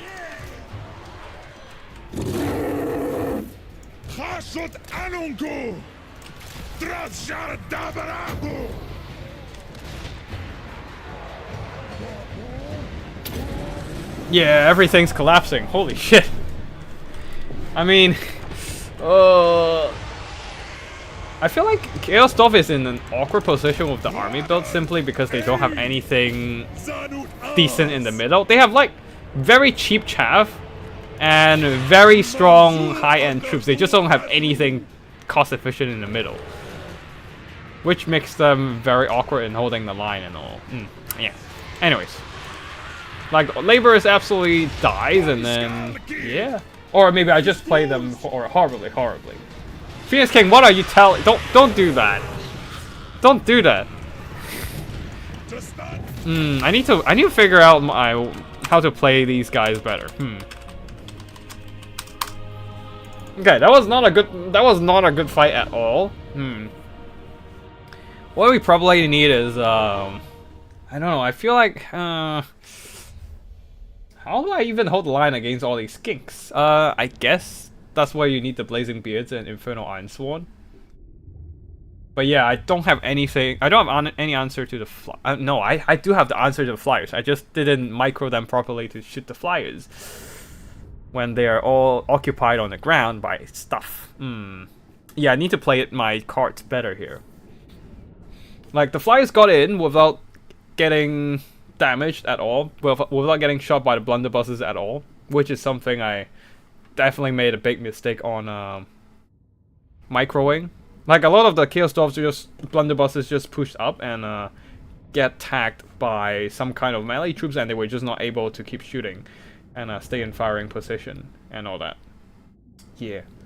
But yeah, maybe what I need is probably just Chaos Dwarf Warrior frontline instead of a shit ton of laborers that doesn't do shit. That might be the case here. Let me think. GG opponent though, a very strong victory with the swarm of skinks, and I think that's the end of our 4 rounds of combat, and we lost every one of them. I cry. Yeah, against Lizardmen, something like maybe not that many blunderbusses, just a couple, and then a couple Iron Sworn. Skip that actually. That didn't do shit. Yeah, maybe that, and maybe just skip these two. Maybe I just need triple bull center renders if anything. I'm not sure. I honestly have not been able to figure out how to play Chaos Dwarf well. Need to maybe I need to just play them more in like 20s and stuff. So yeah, we'll see what happens for later. But right now, that is gonna be the end of our run. Unfortunately, it's a straight 4 defeats in this 20. GG to all the players though, and we are gonna move on to casting replays. We do have a lot to go through, so we're just gonna focus on those right now. Yeah. Hold on, which one did we cast and which one have we not cast? We've cast that one. We have not cast that one. We've cast the last one. Yep. We just delete these, and then we can start casting the rest of the replays. Okay, let's go. Nurgle versus... Wait, no. Greenskins versus Norska. Yeah, I saw an hour and I just instinctively think Nurgle, not Norska. But yeah, anyways. Thorson playing as Greenskins here, the double goblin leader, somehow leading a ton of orcs. So that is quite ironic. And versus Norska led by Wolfric the Wanderer with some triple silver chevron marauders. Interesting. So army build wise, we have for the orcs a front line of savage orcs and orc spears mixed in together, and with some orc airboys and the rock lugs armored orcs. The orc crossbows providing some firepower. Just quite a bit of backup for the dwarves, for the orcs. Stone trolls providing them mass and armor piercing, and more orc boys with spears backing up. Just playing a bit of a box formation as the orcs, which is quite ironic. Night Goblin Warboss leading the army with Tormentor Sword and Fermented Fungi, both very good control abilities, and also Spite of the Bad Moon for the anti-large and leadership. Is it leadership? no leadership, and anti-large and damage output. For the spellcasting, we have the Night Goblin Shaman with Itchy Nuisance to reduce enemy damage output, and Sneaky Stabbing to increase your own damage output. On the other side, for the Norscan, double War Mammoth, one with a War Shrine, one with Wolfric on top. A front line of triple Silver Chevron Marauders, and why do we have some weird sound effects? Marauders with Marauder Eyes with Chariots on both sides, starting the skirmish, but I feel like they do have armor piercing with their missiles, but yeah, shooting at orcs is not the exact situation they want to be in. Why do I hear... Oh, here comes the cast. Oh, there must have been a lot of casting and cancel casting, but anyways, a bit of a lore of the boat, Sea Fang, and also Burning Head through Rogueluck's armored orcs, but Rogueluck's armored orcs are of course armored, so they're not that damaged by the Burning Head, but not same cannot be said for these orc air boys, getting absolutely roasted by the Burning Head. But yeah, some very nice AoE damage from Noska so far, and quickly piling in all the troops as well. Wolfric Wonder with Marauder Spears and triple Silver Chevron Marauders rushing in, trying to beat down those orcs, but Marauder Ice with Chariots unfortunately getting rampaged by the fermented fungi, being trapped in melee against stone trolls and a bunch of savage orcs. Not exactly great for these rather relatively squishy chariots. 90 armor is not the worst, but also not the greatest in terms of a chariot armor either. But yeah, these guys are not rampage, so they're just charging through the enemy infantry formations. Stone trolls are trying to pin them down, but the Rogueluck's armored orcs are taking quite a bit of impact damage. Very nicely done by the Norscan player, just keeping these chariots rolling, though these guys need to start extracting themselves from the block fight. Oh, another devastating AoE spell from the Norscan army here. Burning Head straight down the line on these savage orcs who are lightly armored and rely on physical resistance that the Burning Head bypasses. So a lot of damage to these light infantry of the Greenskins, and the Greenskins front line is crumbling. The Savage Orcs might be able to trade well into Marauders, but these are triple Silver Chevron Marauders who have decent melee stats. So they're holding. They're not winning, but they're also not crumbling either. And wherever the double mammoths are, now those Greenskins are not having a good time and just terrifying left, right, and center, including the spell support, Goblin Shaman caster that is now being ragdolled by Wolfric the Wanderer, who also dropped the Hunter of Champions, just really want to kill that spell support here. While the Night Goblin War Boss is just leaving his caster support to die. Though the Marauders are taking a bit more that they can chill, because all these Stone Trolls are just a little bit too much even for the upgraded Marauders. Ice Chariots have been routed, and these Stone Trolls, oh, there are some Marauder Hunters with Javelins. That explains why they were able to kill off these Stone Trolls so fast. These Stone Trolls taking a lot of damage from the anti-large shots, though they do not have a... Like, they still have 14 models, so if they can sit back and heal for a bit, they can definitely come back with more damage to go. The Hunters with Javelins earn back more than their own worth already, but now they have run out of ammo, so they need to go into melee combat. Wolfric, though, being surrounded by Stone Trolls is in a bit of a trouble.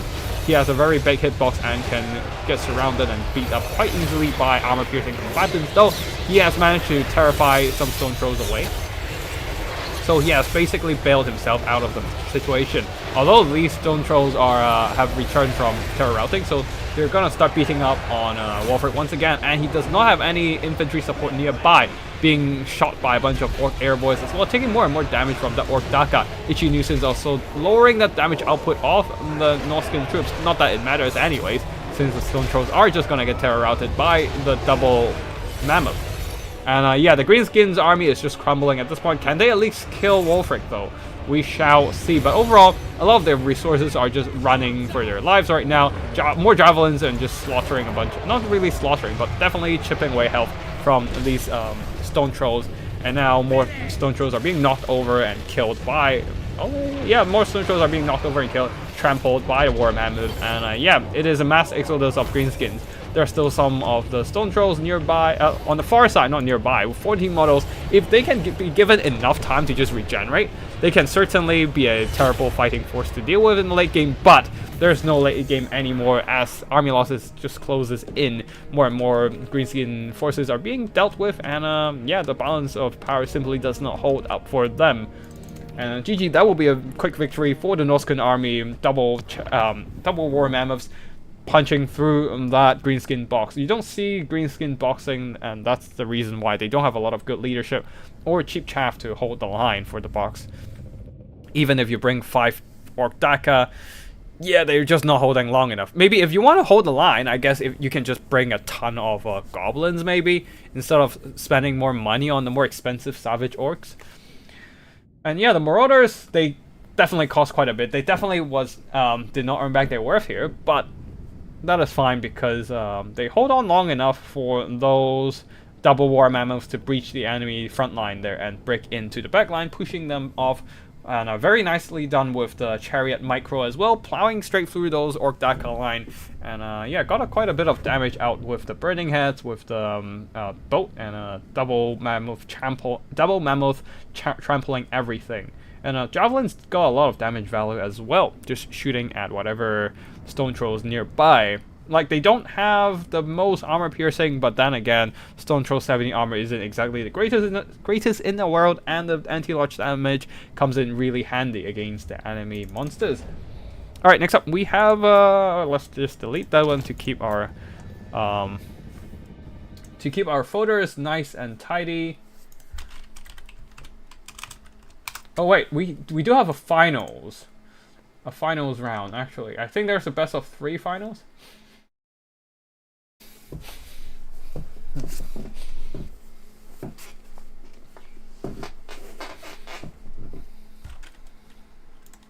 Wait, I think we do have a finals. Give me a second, I need to just check the tournament format.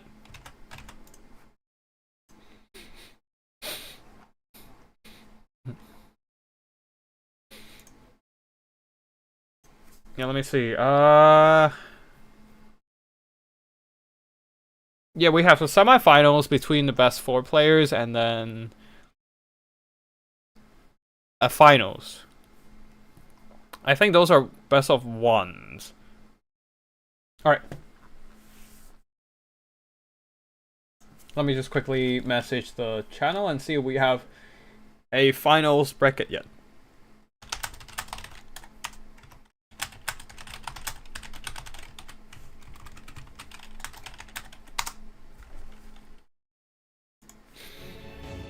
Alright, while we wait, 2 artillery factions clashes against each other. Segos going with Vampire Coast versus Japardors with Skaven.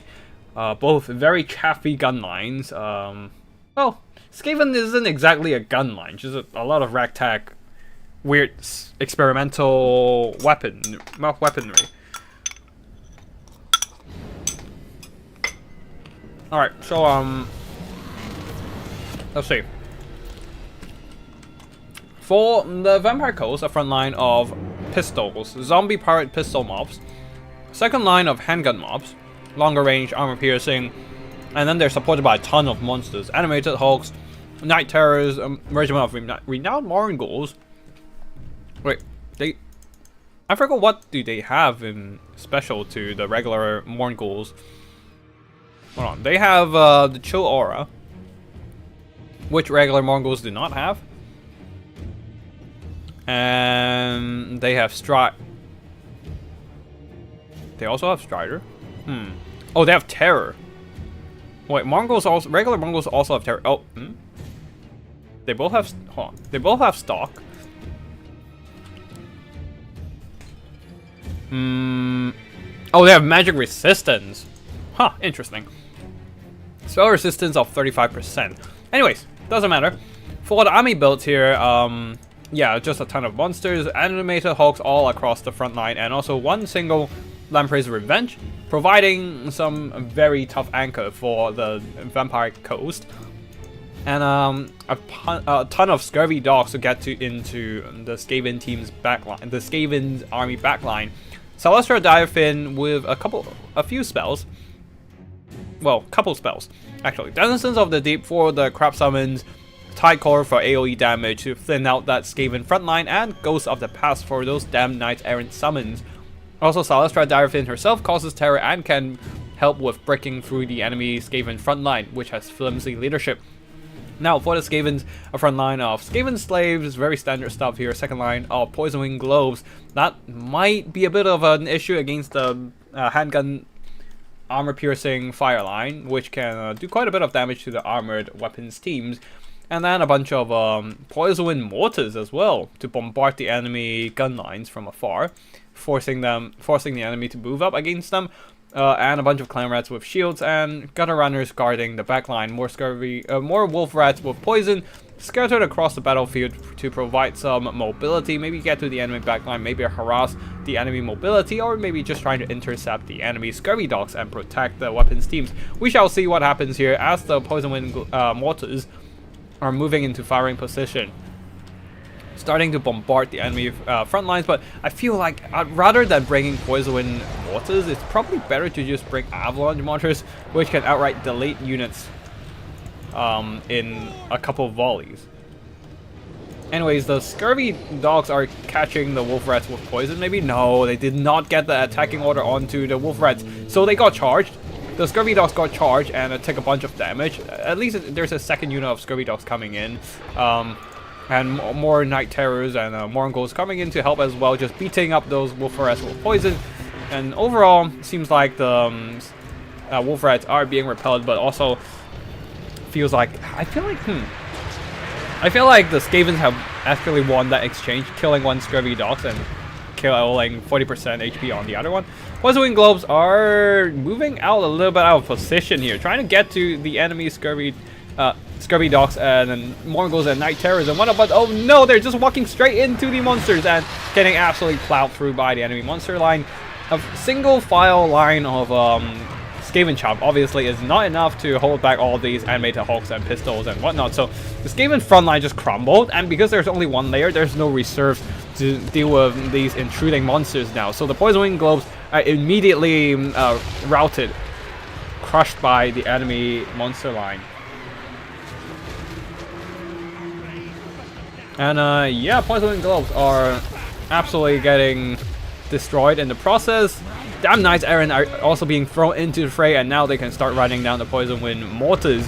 So both Poison Wind Globes are offline on this side. These Poison Wind Globes are still firing, but oh no, the problem with the Skavens right now is they don't have anything to answer for the enemy monsters.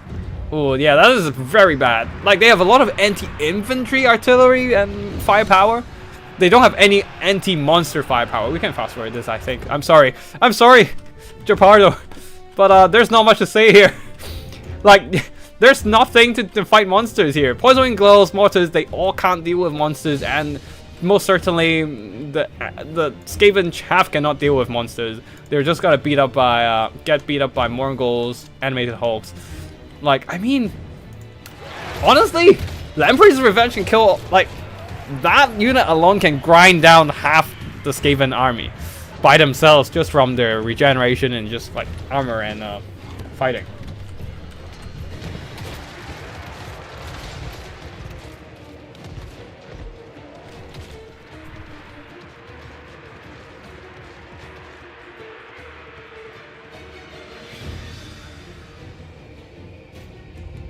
But yeah, I think that is gonna be it here. I'm just gonna fast forward, I'm sorry. Like there's nothing to kill monsters.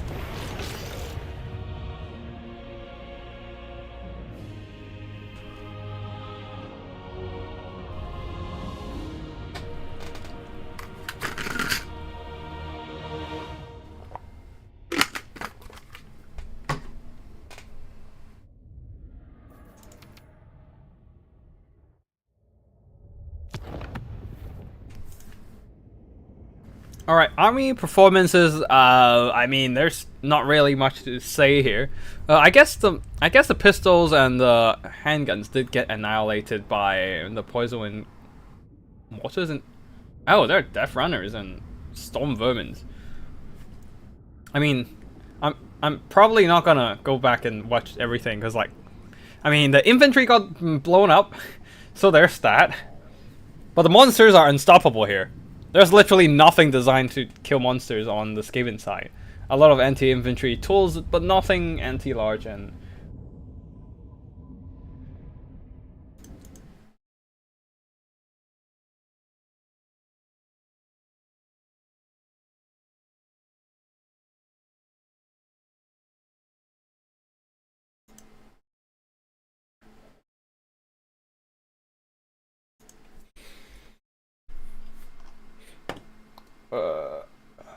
hold on.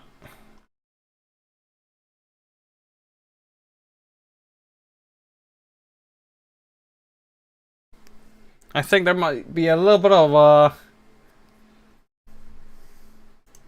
admin issue here. They are trying to sort out who's playing the top 4. Okay, we might have a little bit more time to go before starting the next round. So yeah, honestly, I mean the Storm Vermin are very impressive with the damage value, but I honestly don't see how this Skaven army deal with all these monsters on the side. I'm sorry, but yeah, Sigils have the monsters and just killed everything with them. Yeah. Especially a lot of these monsters can self-regenerate, right? Mongols have the hunger to heal themselves, and Lamprey's Revenge can heal themselves as well. And yeah, that is gonna be GG. But yeah, these Death Runners made a lot of kills just cutting through a bunch of pistols. But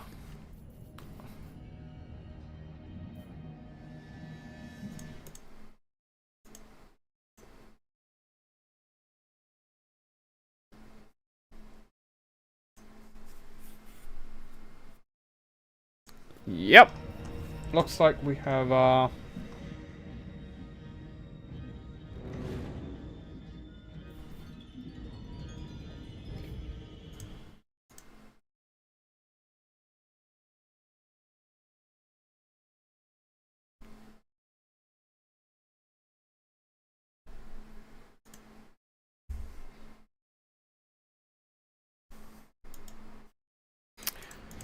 alright, let's see. Wait, did I have? I don't. Okay. Okay, let's just delete. Oh, I do want to check out where the Death Runners come in and kill everything. Hold on, just quickly jump back in a bit.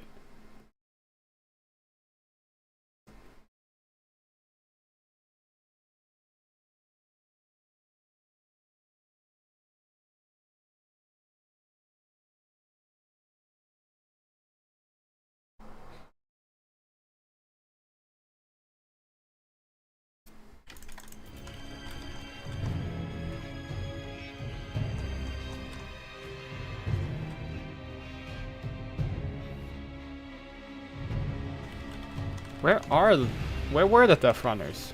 Huh. I missed out on them? Oh! Sneaky guys! These sneaky rats are just all the way on the other side of the battlefield. I totally neglect them.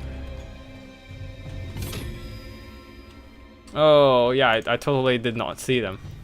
But yeah, Poison Wing Gloves blasted on enemy infantry with mortars as well. Just annihilating enemy infantry, but there's just no stopping to the monsters. And the Death Runners took forever to get there.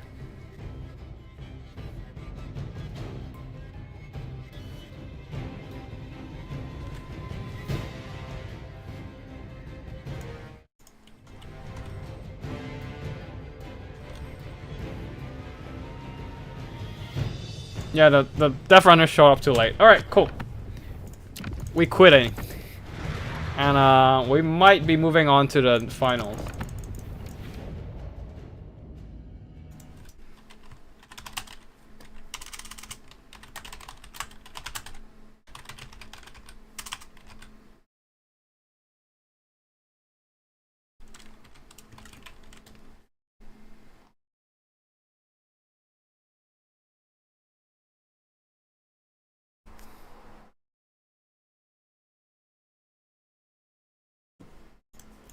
Alright. Next up we have, let's just delete this one. Next up we have Skaven versus Lizardman, a very much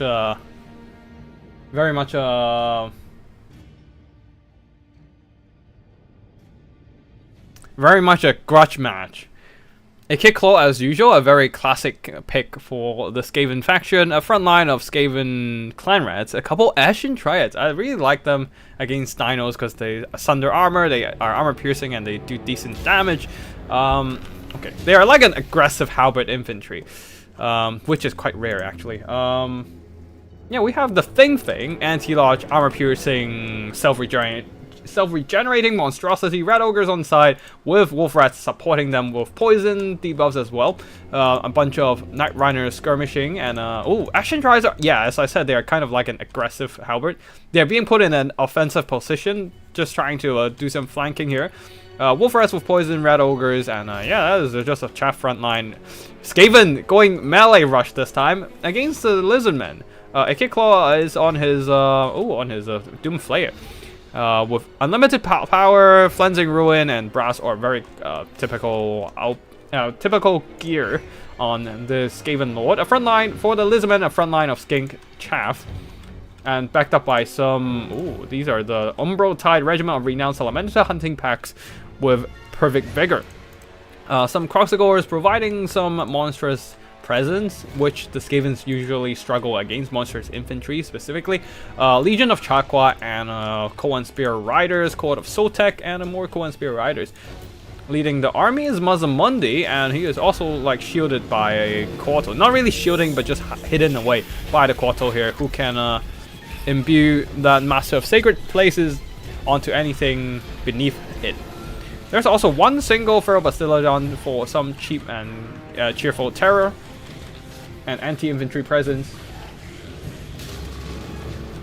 Yeah. Night Runners are rushing in, trying to do some skirmishing and chip away some health off the Quarto, but the Quarto does have some pretty decent missile resistance, and it's just tanking it for now. Anyways, the Skinks are rushing forward while the Umbro Tide are just holding. Ooh, Legion of Chakwa taking quite a bit of damage from the Brass Orb being hit by that spell. Oh well, bound item. And not really bound item, but yeah. It's selectable item on the Kick Claw. But yeah, Skink clashing into Clan Rats, but these Skinks have taken quite a bit of damage from those Night Rhino shots. And then getting countercharged by Clan Rats are quickly being broken off. Koan Spear Riders getting caught by the Red Ogres and Wolf Rats. That is unfortunate for them, taking a lot of damage in the from the charge. Now the Umbro Tide are firing into this blob of not sure what. They need to really provide the fire support against this side, because the right flank of the Lizardman army is quickly collapsing. Everything is just getting crushed by the Wolf Rats, the Red Ogres, and there are more coming in from the left flank as well. Clan Rats, Night Runners, Wolf Rats, and Red Ogres are all in position to just collapse onto the flank. The Skink front line is a little bit running thin as they're getting recharged by Red Ogres, and they themselves are getting under the terror of the thing. The Lizardman build was mostly definitely built to counter enemy Skaven boxes, to disrupt weapons teams and whatnot. But ooh, nice ruination of cities here, obliterating a bunch of rats. But yeah, with the Feral Bastillodon, with the explosive damage of the Umbro Tide, and with the Quarto, this Lizardman build is more geared towards disrupting enemy backline and knocking out the enemy missiles. But the problem is that the Skavens are not boxing at all. They're just aggressively rushing, and there's just no use for the aerial mobility of the Quarto here. Like, there's nothing to disrupt. And instead, the Skaven front line is getting crumbed pretty hard by being Hammer and Anvil, and all these different Ashen Dryas. The Red Ogres are just collapsing onto the missile asset of the... Well, missile asset, to be specific. Wait, where is the Salamander? Oh, the Salamander here are still alive, but everything else are getting rear-charged and flanked. And the Koan Spear Riders got caught out as well, taking a lot of damage in the process. There's a bunch of Apotheosis trying to keep them in the fight there, but 2v1 against a couple of Red Ogres, even being healed is just not enough to bring them back. And on top of the AK Claw, constantly harassing the Umbro Tide. The Skavens are pretty much winning in every single engagement. Oh, this is cool. Master Mundi decided to lift that thing with his mind and just drop it, but it's just not enough to kill it, unfortunately. The thing is just too healthy, having a lot of regeneration left as well, and it's just crushing whatever is in its way.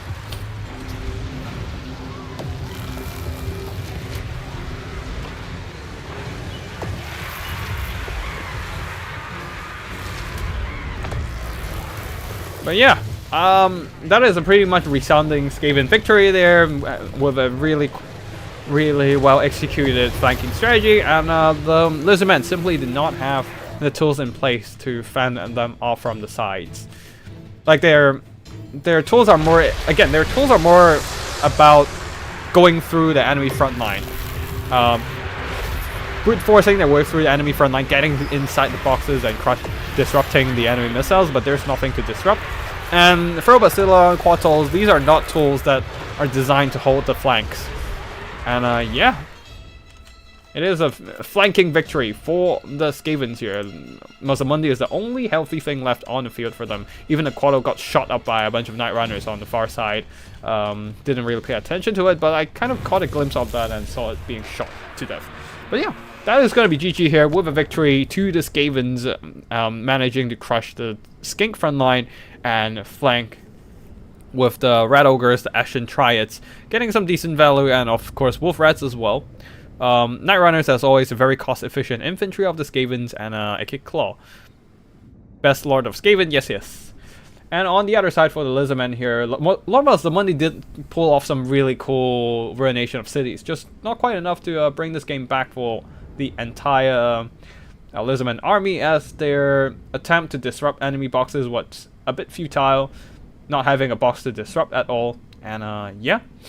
And also a little bit of mismicroing on the flanks there, allowing the Cohen Spear Riders to get flanked and overwhelmed.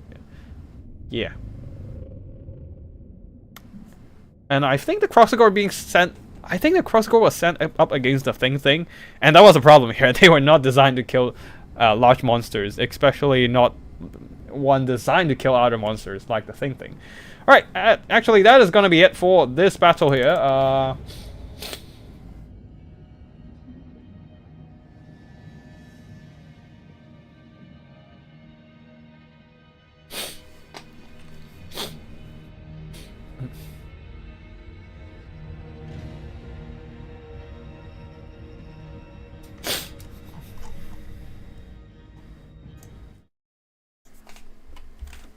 Alright, so let's see if we have a finals brackets up yet.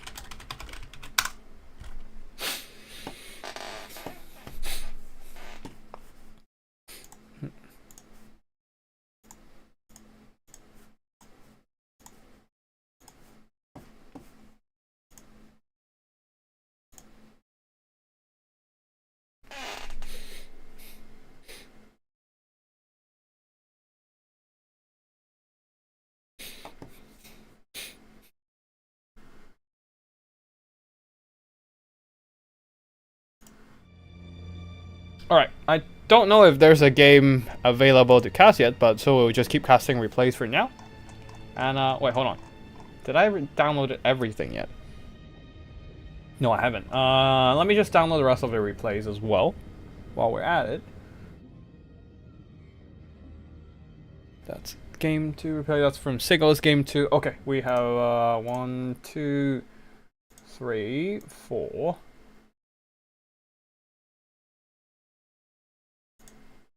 5, and I think that is Sigil's game 4.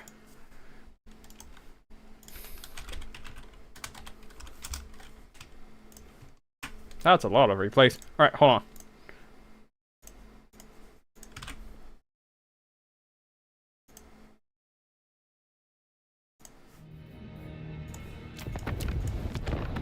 Yep, a lot more replays just came in. Yeah. We can delete this one. What else? Lizardman versus Grand Cafe versus Tomb King. And that is our embarrassing display of the Chaos Dwarfs. Okay, cool.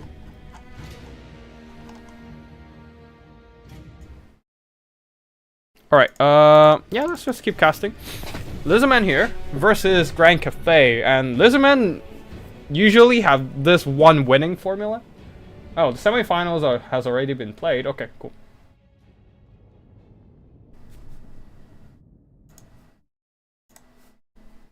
Alright, Corio versus Frost 0606. Corio here going with a skink front line. And once again, with a Quarto Disruption build, skink front line, second line of more skink, this time with a Javelins and a Quad of Soul Tech, Unbreakable, Regiment of Renown, Red Crested, Saurus Warriors, and some Cohen Spear Riders as well for the anti-large armor piercing, Legion of Chakwa, and we also have the Quarto here, providing that coverage on the ground troops, helping them to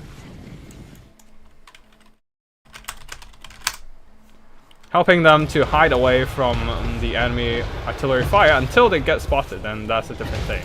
We have a Yuan Bo that... Okay, actually let's slow down because both sides are closing in and we should check out all the army builds before going into the actual action.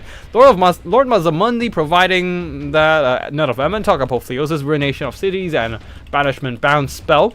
With the Shield of the Old Ones as well. On the other side, for the Grand Cafe, who is boxing up hard, Jade Warriors with Halberds boxing up with Jade Warriors regular ones, holding the back as well. So a lot of armor and Yang harmony here.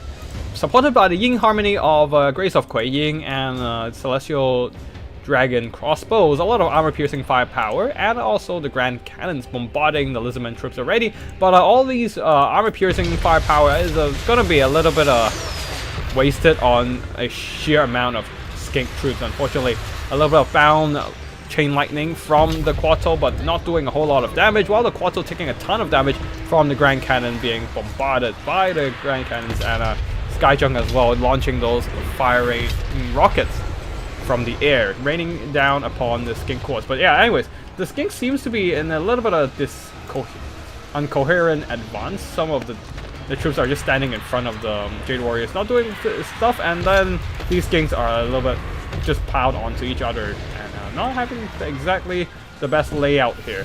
While the skinks over here probably just got shot up a bunch by the firepower of the Skyjunk. The Skyjunk is being shielded by a Jade Shield here, providing some damage mitigation.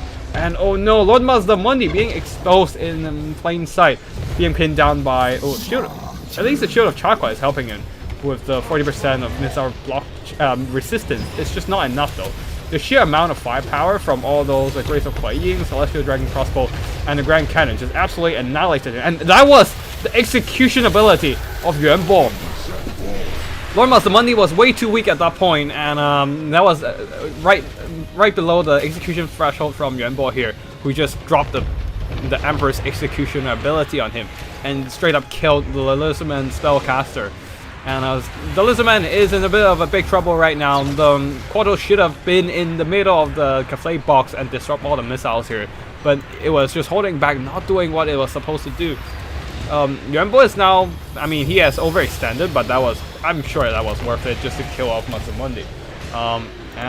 Yeah, Saurus Scar Veteran bundling up with Legion of Chakra, try to avenge for their dead lord, but yeah, it's probably too late for them to do anything to turn this tide of battle around. This skink has mostly fallen to the wall of Jade Warriors, struggling to break through the enemy infantry, and oh boy, the Saurus Garvet is getting annihilated both by cannons and by Yuan Bo in melee, as Yuan Bo is indeed a pretty decent melee combatant. Yeah, that is gonna be GG. The skinks just failed to penetrate the enemy Jade Warriors. Yeah, Ruination of Sea, like Lord Mazdamundi, well, a better way to execute it. I mean, I did lose all my battles in this tournament, so it's not like I'm in a great position to talk about anything. But I feel like what could have been done better is probably just send the Quarto into the enemy box to disrupt.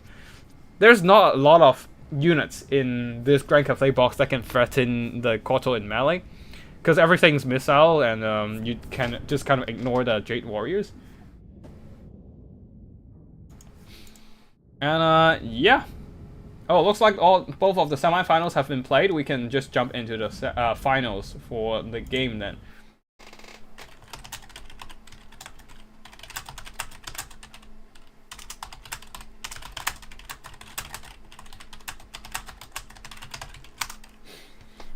But yeah, looks yeah. What could have done better really is just to send the Quartal into the Celestial Dragon crossbow, just tie them down in melee combat, or even just send them into the Grand Cannon as well.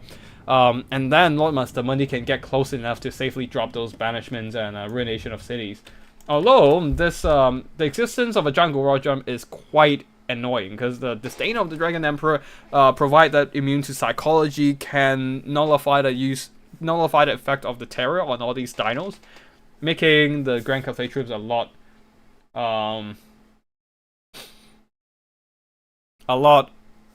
more durable. Not really durable, but definitely holding a lot more longer than they're supposed to.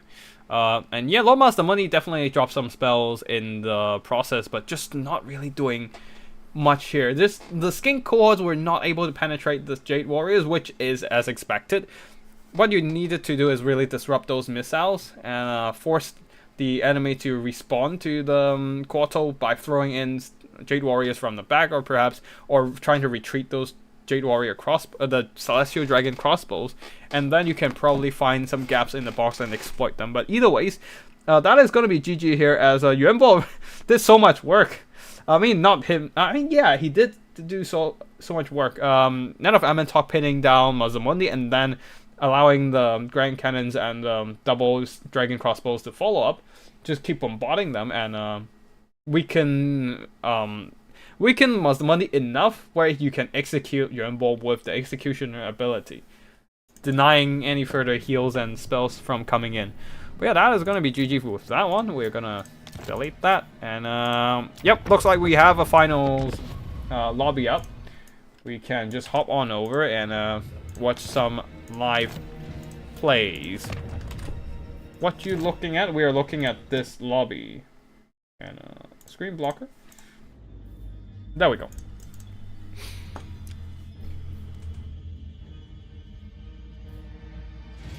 B Saga versus Segos. Vampire Coast versus Norska. Two pirate faction, kind of.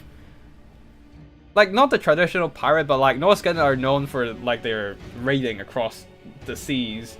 So two marine raiding factions and marine raider factions, ocean raider factions, coastal raider factions, seafaring factions. That's probably the more accurate way to put it. Two seafaring factions clashing upon Knight's Run, which sounds like a Bretonian map. They decided to settle the score of who's the actual ruler of the Seven Seas. They need to decide it on the lands of Bretonia. Anyways, we shall see what happens here. Sigos going with Vampire Coast, Bisaga going with Noska. Yeah, we shall see what happens. Can't really talk about army builds right now, just not to spoil anyone of the surprises, and also don't want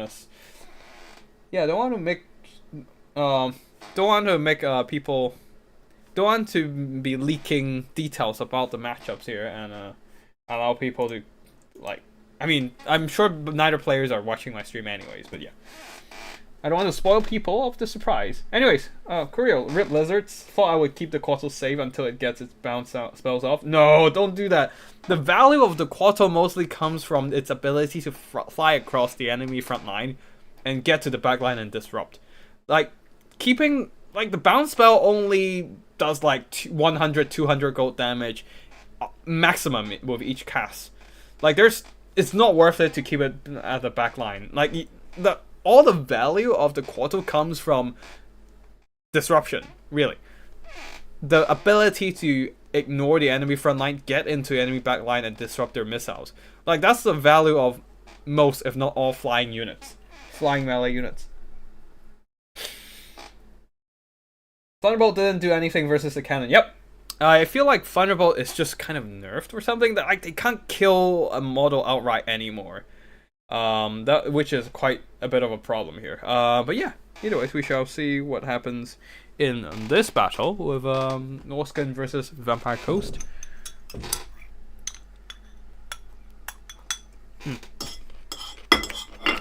Let me just finish this salad in my bowl, because, like, I finished the sandwich, but haven't finished the salad. Okay. Alright. I've completely finished my dinner after like 2 hours into the stream. Okay, we shall see what happens here. Looks like Segos is ready. We're just waiting for B Saga now.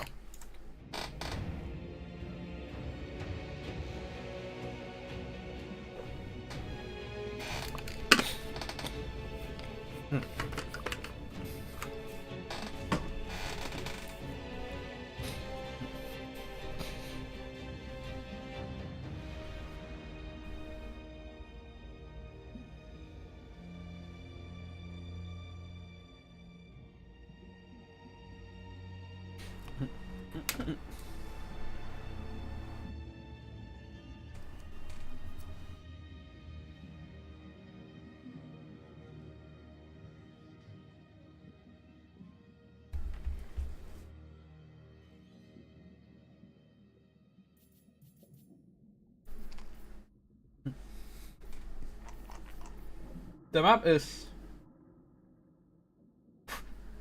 racist? How am I supposed to pew pew? I mean, it's not. This map, I guess it's like it's racist against Cafe, against Vampire Coast, and also Skaven. I guess. Nah, no. It's called Knights Run. Knights are supposed to get in and get close and personal with melee, not like pew pew from afar. So it's very much in character of the map, actually. Like, it is very Bretonian-like, despising ranged combat. Ranged combat is only allowed for peasants, you know, for those underhand tactics.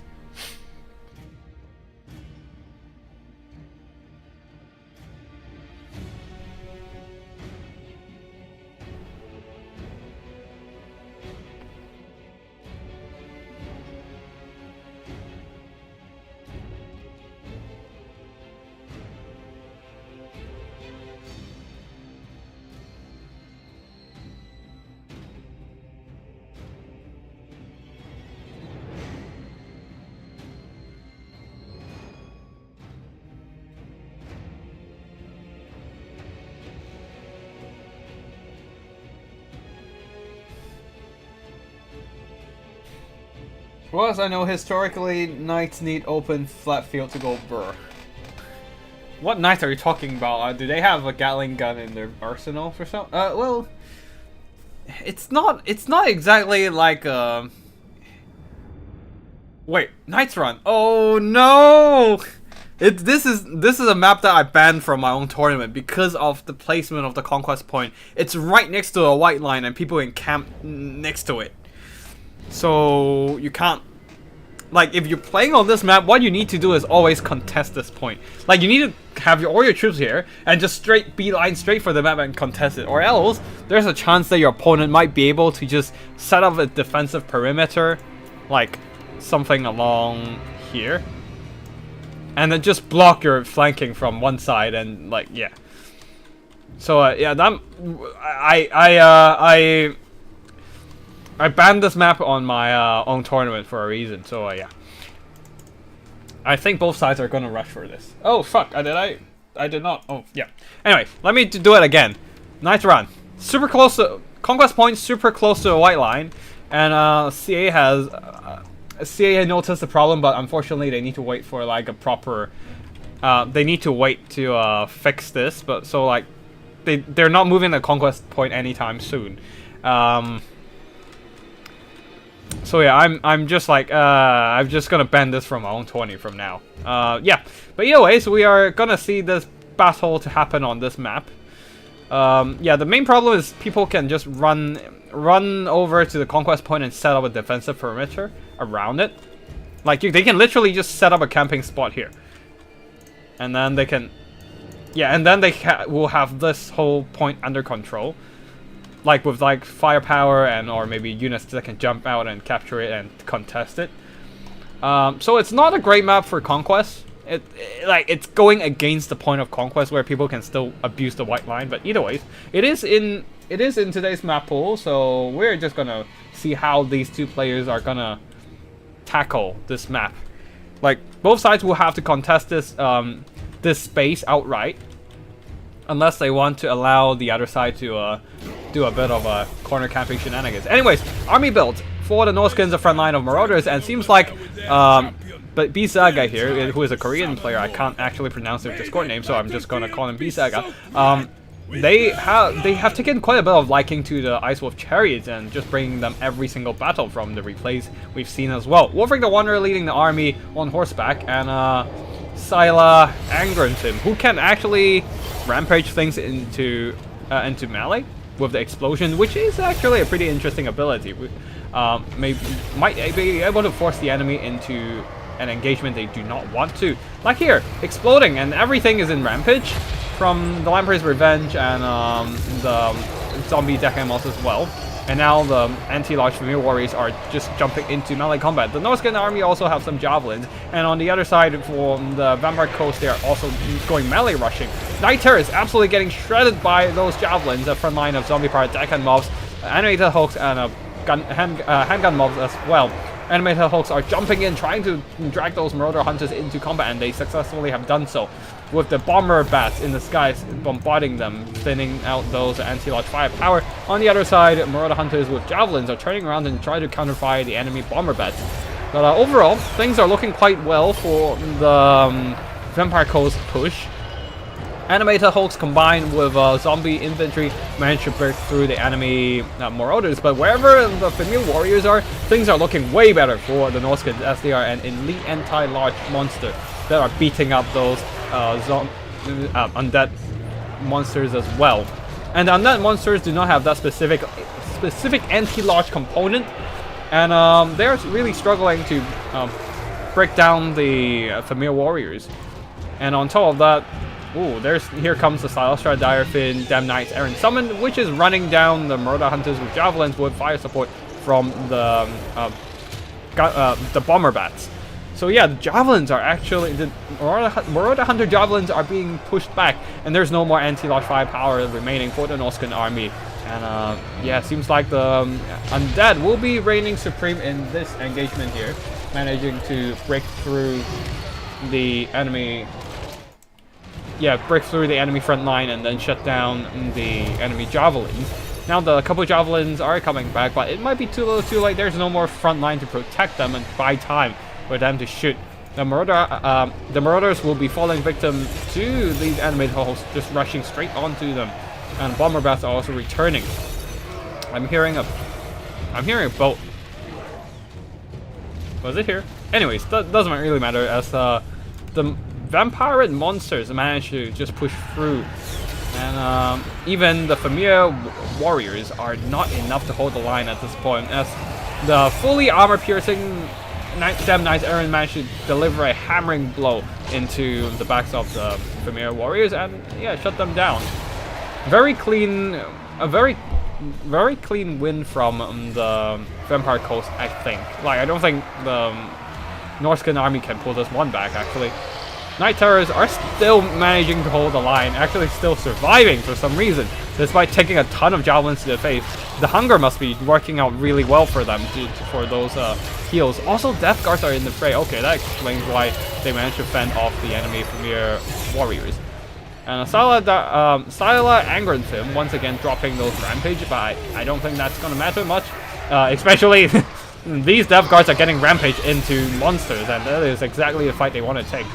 And yeah, Silastra though still being threatened by Wolfric and Scylla, though there's enough Death Guards and undead infantry nearby to screen off the enemy characters, and the poor familiar, the Shaman Sorcerer of Metal is just getting pinned down by a bunch of Lamprey's Revenge and beaten up by a lot of gun crabs. And yeah, that is going to be GG here. A very clean victory from Sigos here, reigning superior with the Vampire Coast, Animated Hulk, and Death Guard combined arms rushing. Oh, these Death Guards getting so much damage value with their anti-large armor piercing elite melee stats. And yeah, mostly it's the Death Guards cutting down the enemy monsters, and the Ice Wolf Chariots just not doing a whole lot right here. They don't. There's no gun lines for them to run down, which is quite unfortunate. So yeah, like there's no gun lines for the chariots to disrupt. If they charge into melee, they're either contesting with polearm death guards or with armor-piercing monsters, which neither are what they want to fight.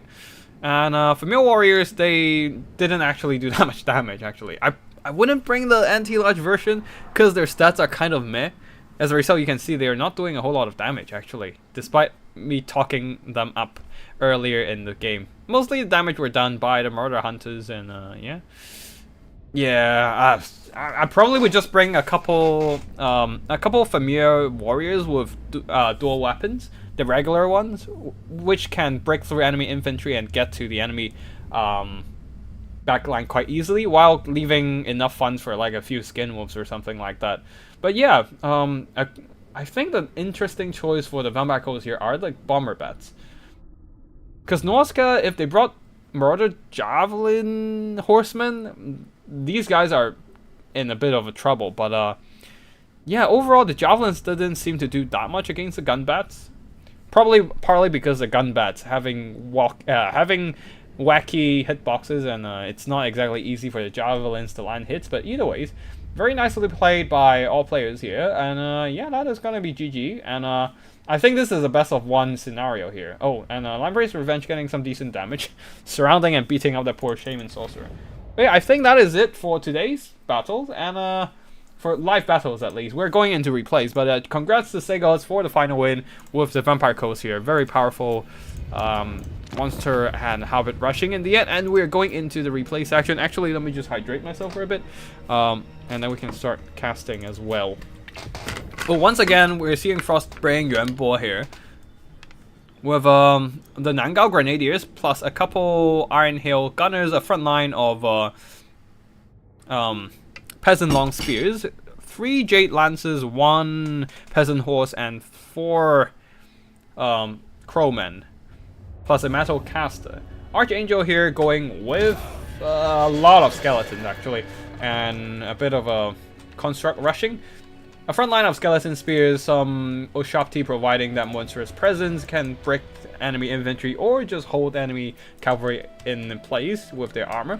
Skeleton archers, a lot of them in fact, and some skeleton horsemen as well. Leading the army is Cetra the Imperishable on his war kitty, the War Sphinx.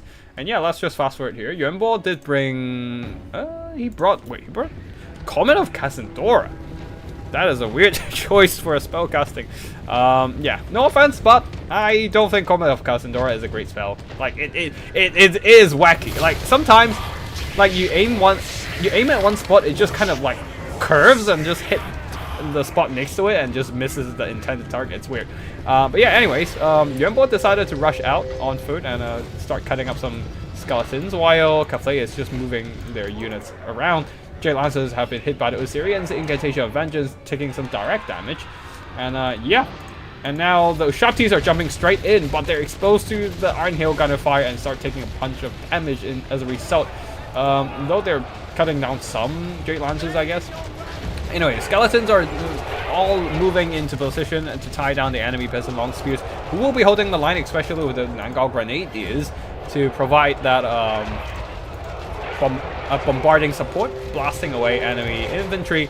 And at the back there, Iron Hail Gun is also firing into the Oshaptis. The Oshaptis are being tangled in the middle of a bunch of Jade Lances, though, so they are not able to break through into the enemy back line. At the same time, the Crowmen, because of all the commitment, all the Oshaptis rushing into the front line, and even some of the Horsemen as well, they're free to harass the enemy backline here, already shutting down one unit of skeleton horses, completely annihilating it with a frontal charge from the superior Jade Lances, and then Onyx Crowman dropping in as well as a 2-on-1 engagement and managed to win out on that one.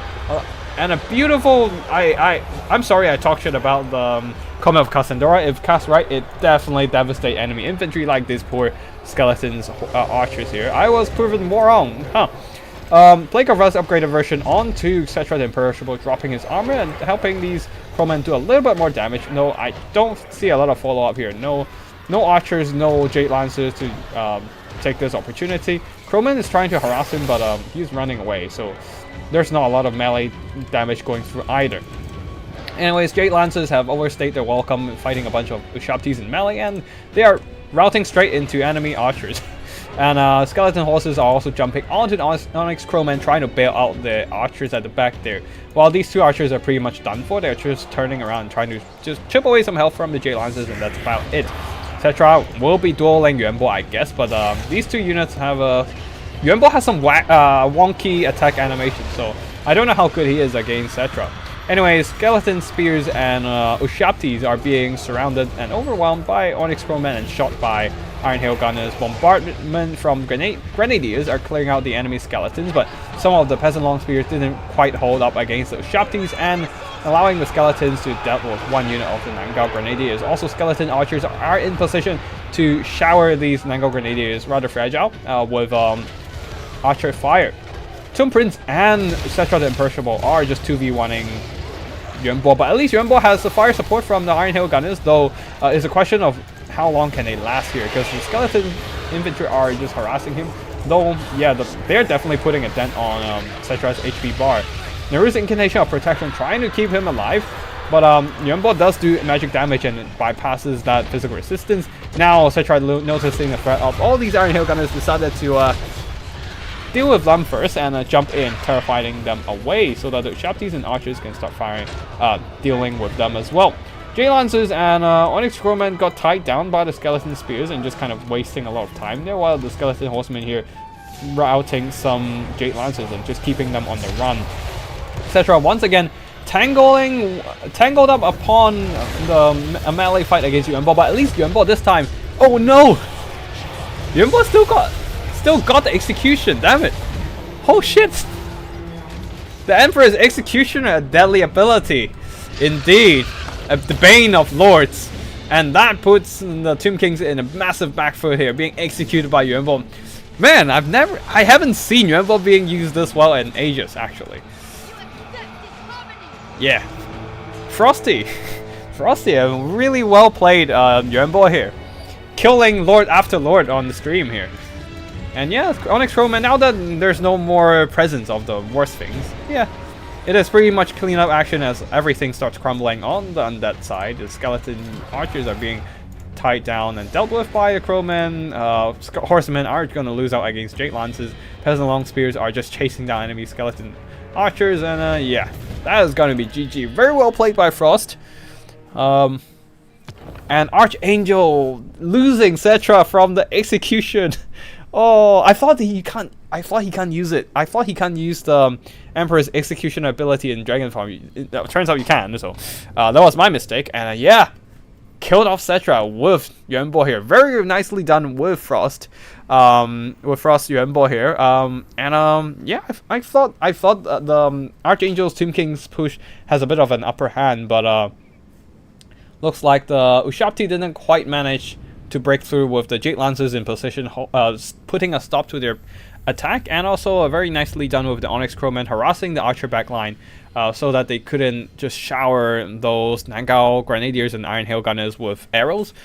And in the end, of course, Yuanbo carrying the game by killing off Cetra there. Hello, David. Welcome to the stream. And yeah, Cetra just not doing a whole lot, being harassed by Iron Hail Gunners and dealt with by Yuanbo in the end. Damn, that was, yeah, that was a nice execution from Frost with the Emperor's Execution ability, and yeah, overall very nicely played by both sides. A lot of back and forth throughout the battle. Just unfortunately, execution ability is very strong indeed. I honestly felt like Yuanbo is a bit neglected for his execution ability. I guess you just have to run away from him if you're seeing Yuanbo on the battlefield, I guess. And if you know how to deal with him, basically avoiding him throughout the battle, then he is a bit useless. But overall, still very nicely done with Yuanbo. Haven't seen Yuanbo being used this well in ages. I don't think I've ever seen him executing that many people in the same event, actually. Yeah, very nicely played. Next up, we have Greenskins versus Bretonia. once again, we are seeing a Night Goblin War Boss leading the Greenskins. With that double control abilities, the Fermented Fungi plus Tormented Sword. But this time he's supported by Orc Shaman and a Black Orc Big Boss, Bob, to, in short. For the front line, a bunch of Orc Boys and some Orc Biggins with 4 Orc Boy Biggins, 2 Wolf Riders, and what else? There's some more. Okay, yeah, one more unit of the Rusty Heirs providing that armor sundering shots. And yeah, Orc Shaman with Gaze of Mark, Fist of Gork, and Skull Wand of Kaloth, which does imbue discouragement to rout off enemies early. Might be useful against might be useful against peasants. For the Bretonnians peasant mob in the front line, second line of peasants. Men at arms, some with spears, some without, but all of them has shields. A very common combination: more peasants, and mounted yeomen at the back though. And some peasant bows, and supported by a bunch of questing knights who are not exactly an anti-large cavalry, and I doubt how effective they are against Orc Boar Brigands, but we shall see. I've proven wrong many times before. We also have the Knights of the Lionheart, a regiment of renowned magic attack Knights of the Realm, and what else? Questing Knights, and leading the army, Outbreak the Borderloo, very thematic with his questing knights as well. Okay, that's it for the army build. Oh, actually, Life Damsel here, providing some healing support. But he already took some damage. Was that the Gaze of... that's probably the Gaze of Mark. And yeah, Bob is in with a bit of Rabble Rouse to provide that immune to psychology, and a Brass Cleaver to add attack damage as well. Not attack damage, but melee attack. Anyways, front lines are going to start clashing. Orc boys are going to win against peasants, but not against knights. Knights are piling in, but they're not in the lance formation, so they don't have the charge impact boost with the increase of charge acceleration and all that good stuff. But anyways, mounted yeoman charging into Orc Boar Biggins. Albrecht the Borderloo getting Fermented Fungi Rampage straight into Orc Boar Biggins. That is a bit of a problem. Those questing knights need to get in and help him out soon. Otherwise, you're gonna lose the lord. Questing knights charging into Orc Boar Biggins though. They probably got the charge, which is why they got so much damage. Oh, is that a Trident coming in?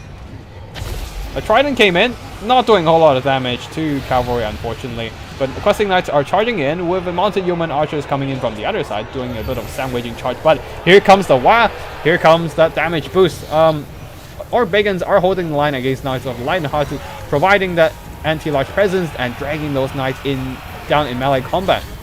And Orc Boar Biggins are just every Orc unit are just gonna get this damage boost from the and absolutely beating down the mounted yeoman, beating down knights, and getting a lot of damage in the process. A really nice damage spike, beating back these questing knights who actually delivered a rear charge into this blob of Orc troops. Granted, they did have anti-Orc support from the Orc Biggins here, and also the characters providing that support against the enemy units. But either ways, Outbreak is once again back in the fight, and questing knights are trying to flank around, and yeah, they're doing a lot of good damage. Outbreak doing a lot of good damage to the Night Goblin War Boss, forcing them back, but overall, seems like the Greenskins have more control over the battlefield. Oh no! That Damsel of Life is stuck in a bunch of Orc Boar Biggins. I mean, they're anti-large and she's on foot, so it's gonna take them some time to kill her, but still. She's no match against so many Orc Boar Biggins, and yeah, that means the Greenskins might kill off the healing support for the Bretonnians, and there's no more healing for the Knights, no more healing for Outbreak the Borderloo, who is now stuck in this melee fight here. With Rebel Rouse of the Black Orc Big Boss, keeping all these Greenskin units in, Greenskin characters in the fight, preventing them from being terror routed by Outbreak, which comes in really handy, just keeping them in the fight a little longer and keeping the control over the units instead of them just running away, trying to get out of the fight ASAP. And yeah, they're doing the damage to Outbreak, dragging them down bit by bit. A second one has popped up, and any Bretonnian knights that unfortunately charge into Wying orcs are just gonna get hacked down. Though they did, these questing knights did manage to beat up some Goblin Wolf Riders, but it's not exactly a big win here, as there are still some very, very much healthy Greenskins mobility on the other side of the battlefield, and the Bretonnian cavalry are very much depleted across all fronts. And yeah, Albrecht is, where is he? Oh, he got routed by the Orc Barbarians as well, and he's just being kept on the run by these Orc Barbarians, keeping close, just following him around and making sure he doesn't come back, pursuing him off the map. And yeah, okay, that is a pretty good engagement though. Questing Knights surrounding the Orc Barbarians with the help of more Questing Knights actually. So a lot of armor piercing swarming these Orc Barbarians, and you can see they're actually taking a lot of damage. Hopefully the Goblin Wolf Raiders coming in will help out a bit for them, but overall the Questing Knights... yeah, in the prolonged melee combat, the anti-lodge from the Orc Barbarians do come in quite handy against the Questing Knights here, and the Questing Knights are losing out in a prolonged combat. Questing Knights have really good melee stats for a cavalry, but unfortunately they're just still taking a ton of damage from the anti-lodge and from the Orc Barbarians coming in as infantry support. And yeah, seems like the Greenskins are going to win this one as they manage to outtrade the Bretonnian cavalry. Questing Knights, unfortunately, just not what you want to bring against enemy cavalry here, as they do not have the specific anti-lodge presence. And yeah, you can see they didn't quite earn back their valor. Close, but not quite earn back their valor. And just losing the Damsel of Life without using much healing throughout the battle is a big loss for the Bretonnians as well.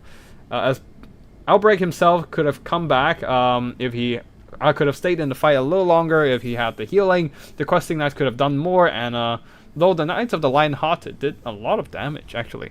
They managed to tie down the Rusty Airs and trade it against the enemy infantry and whatnot, but how did they get 200 kills and 1,700 gold worth of damage value? I need to check actually. But yeah, overall, the Orc Bigans did some pretty solid work here. And the Orc Boys winning against peasants is not too surprising, and yeah.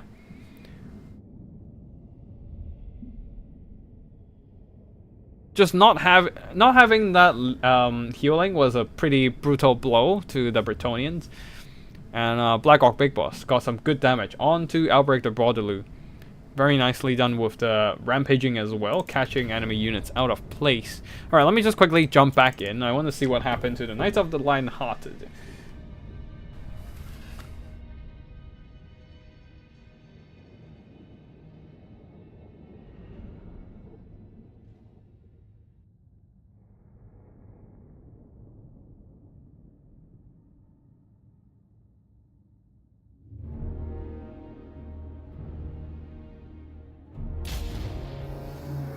Alright, let me just speed run this and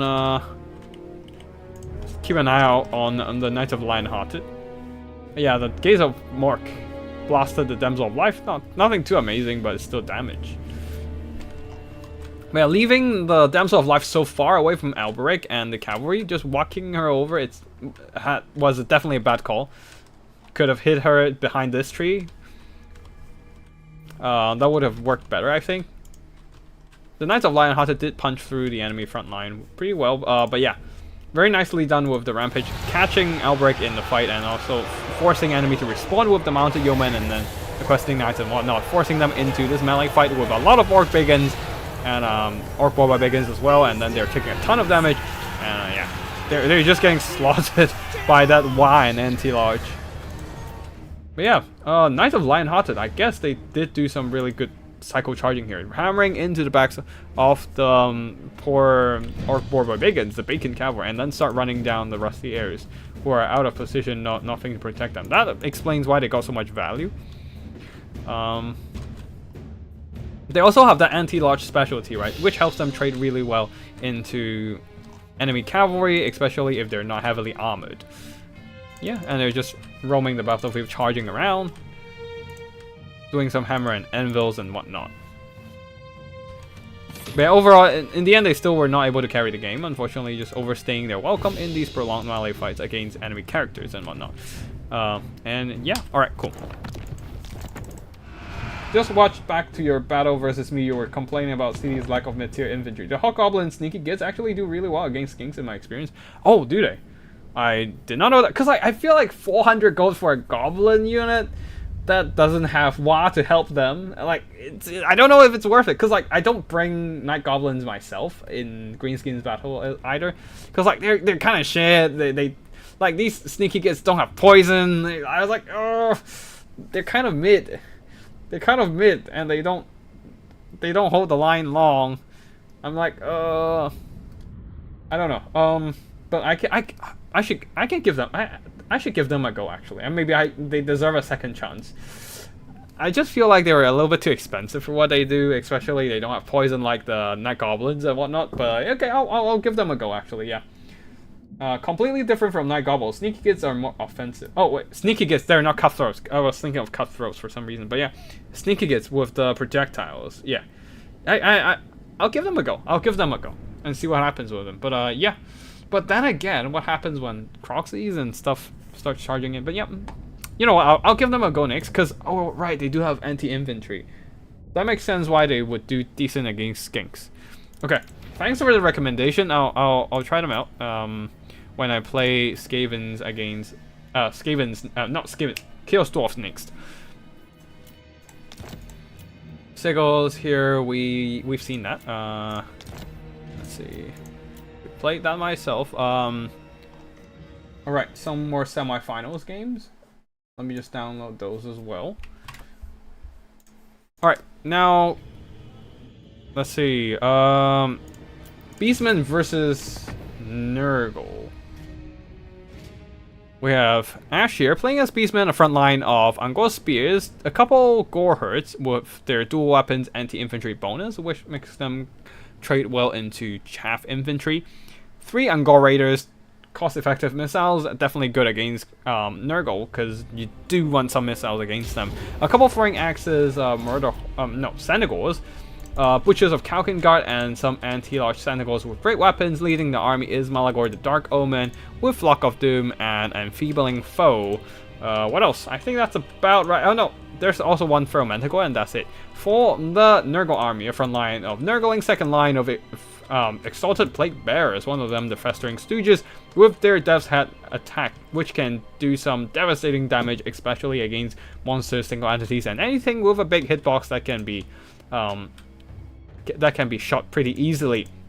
We also have more Death's Head in the sky, Angels of Decay, with 15 rounds of Death's Head ready to dispense death among enemies' ranks. Herald of Nurgle with Rancid Visitations and Stream of Corruption, just to spam those spells and do damage against the Beastmen who do not have any healing outside of Butchers or the Bloodbrood Behemoth.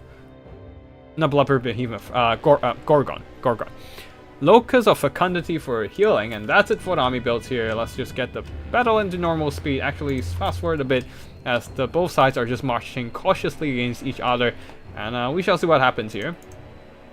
Frolickers Bubonic will be occupying the capture point, maybe? Yeah, they're occupying the capture point. While the Angor Raiders are just sitting back and firing, and Senegors trying to do some sneaky cycle charging against the Nurglings here and try to just work them down without taking any damage in return, as the Nurglings are all being knocked over for a while. Though Malagor the Dark Omen, though, being hit by Rancid Visitations, he is on a bit of a timer now. Eventually enough Rancid Visitations will kill him off, and he won't be able to do much about it, as they have no way to pin down the Herald of Nurgle in this guy and kill him off. So yeah, Angor Raiders and Gore Hurts and Angor Spear Hurts are also moving out, just trying to put some pressure onto the Nurgle army right now, charging in, and they are absolutely annihilating those Nurglings who have been shot by arrows already. But now here comes the Exalted Plague Bearers, ready to delete enemy units with their Death's Head. All these there's a lot of Exalted Plague Bearers, actually 4 of them in total, so a lot of damage potential. But the Senegors are also moving into flanking position, ready to deliver some hammering charges into enemies' flanks. Angels of Decay stayed a little too long in front of enemy missile range, and they have taken quite a bit of damage from enemy archer fire. And the Death's Head are doing excellent damage to the Butchers of Kalkengard, though they were not able to use up everything before the Butchers got into melee. But then again, there are more Angels of Decay sitting back and just dropping those Death's Head into the Butchers of Kalkengard. But I feel like the Festering Stooges should just turn around and start shooting at the Butchers instead of shooting at these Angor Spears. That probably would have been a better idea, but anyways, seems like the Beastmen are making some headway on this flank here, moving those Senegors around and trying to deliver some real charges into enemy backlines. But overall, this is a battle of self-regenerating units here. Exalted Festering Stooges versus Butchers of Helgengard. Though the Exalted Plague Bearers are in a bit of trouble, getting shot by multiple Ungor Raiders. They don't have a lot of armor and are taking a lot of damage. And on top of that, Gorehurts with their anti-infantry damage is cutting through them right now. Marauders of Nurgle are nearby, but it's just not enough to save these Exalted Plague Bearers. And Butchers of Helgengard and Festering Stooges, Exalted Plague Bearers right here are trading fairly even. Oh, these are not Festering Stooges. Oh, Festering Stooges are on the other side. Never mind. So they're not regenerating, but yeah. Anyways, Butchers of Helgengard are holding just fine with their regeneration. Took a lot of damage, but they're still holding with only one model lost. And Feral Manticore has been dealt with by Angels of Decay and the Herald of Nurgle. Both sides have some wins and loss over the battlefield, as the Marauders of Nurgle are now getting into the enemy backlines, starting to silence the enemy archer fire, while the Angels of Decay also returning from fighting the Marauder, shooting up those Butchers of Helgengard a bit. But here comes the Senegals with throwing axes, chipping away their health, delivering some missile damage from in the sky to the skies. Though the Herald of Nurgle coming in for another. Oh, Curse of the Slug, slowing down Malagor, probably trying to get him close enough so that the Herald of Nurgle can catch up and drop a Rancid Visitation. Yep, that's what happened. And Malagor is just trying to get the hell away from the main fight as far as possible so that he don't eat another Rancid Visitation. Because if he eat another one, that might be the end of him, actually. But yeah, now that Malagor is out of commission for now, he can't really get close to the enemy formation, or else he's just gonna get too close for another Rancid Visitation. The Herald of Nurgle is free to do stuff elsewhere, like fighting the Feral Manticore and shutting down the enemy air presence completely once and for all. Angels of Decay can't really get close to this vicinity because the existence of these Ungor Raiders are still a nuisance that can do a lot of damage to them. So maybe even the Herald of Nurgle can just jump over it and deal with the Ungor Raiders. No, actually, never mind. Senegals are nearby and they're just gonna tie down the Herald of Nurgle. Never mind. Throwing axes are back, and now, oh no, the Angels of Decay are right in the middle of crossfire from multiple of these Beastmen missiles. Double throwing axes, double Ungor Raiders. At least one of the Ungor Raiders are being dealt with by a stream of corruption. The balance of power seems to be in favor of the Beastmen for now, as the Nurgle army's presence are pretty much down to just the Festering Stooges, these very damaged Angels of Decay, and a very healthy Herald of Nurgle, who is trying to fly close enough to Malagor and drop another Rancid Visitation on him. Will Malagor get away in time? Oh no, he seems to be stopped. He seems to have stopped right in his tracks. Oh, yep, he noticed the Herald is nearby, but I don't think he has ran far enough away. Yeah. But yeah, either ways, there's only pretty much just one unit of Exalted Plague Bearers on the field. And Herald of Nurgle still very healthy, and Angels of Decay trying to get to Malagor as well. Just trying to cut him off and get another Rancid Visitation out, I believe. But yeah, over here, oh, Flock of Doom trying to drain down Festering Stooges before Malagor goes down forever.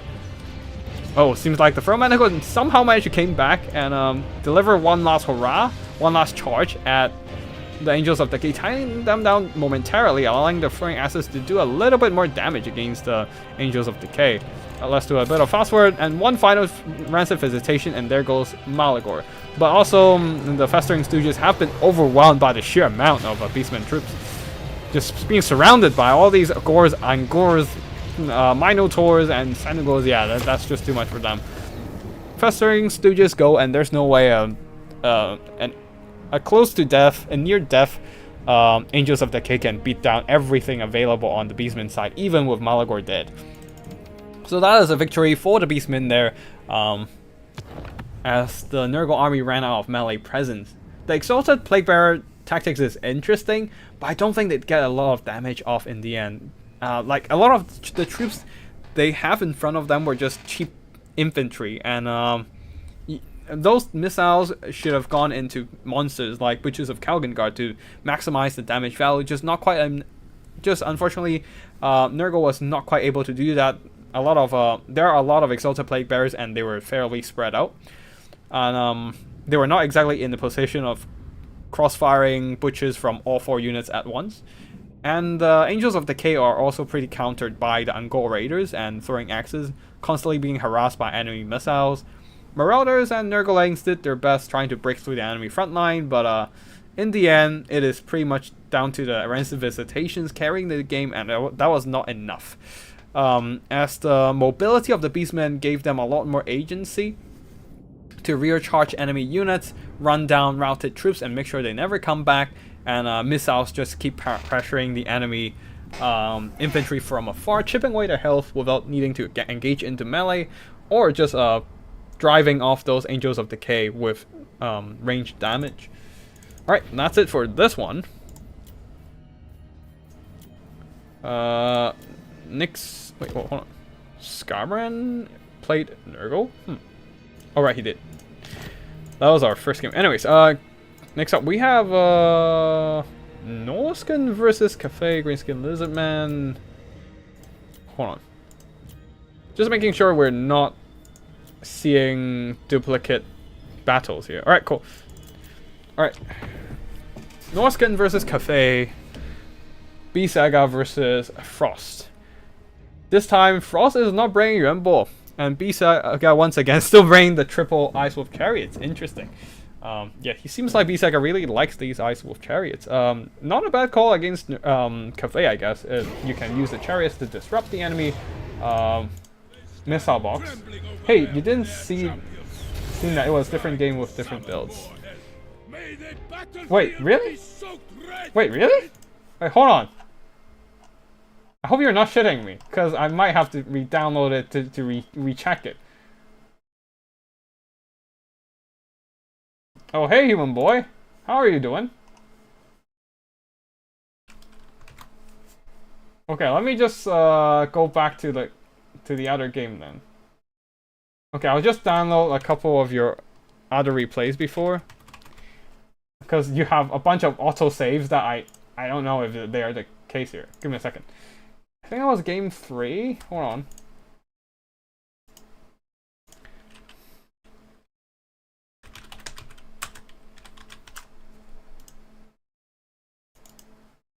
Alright, hold on. Let me just re-download those games first.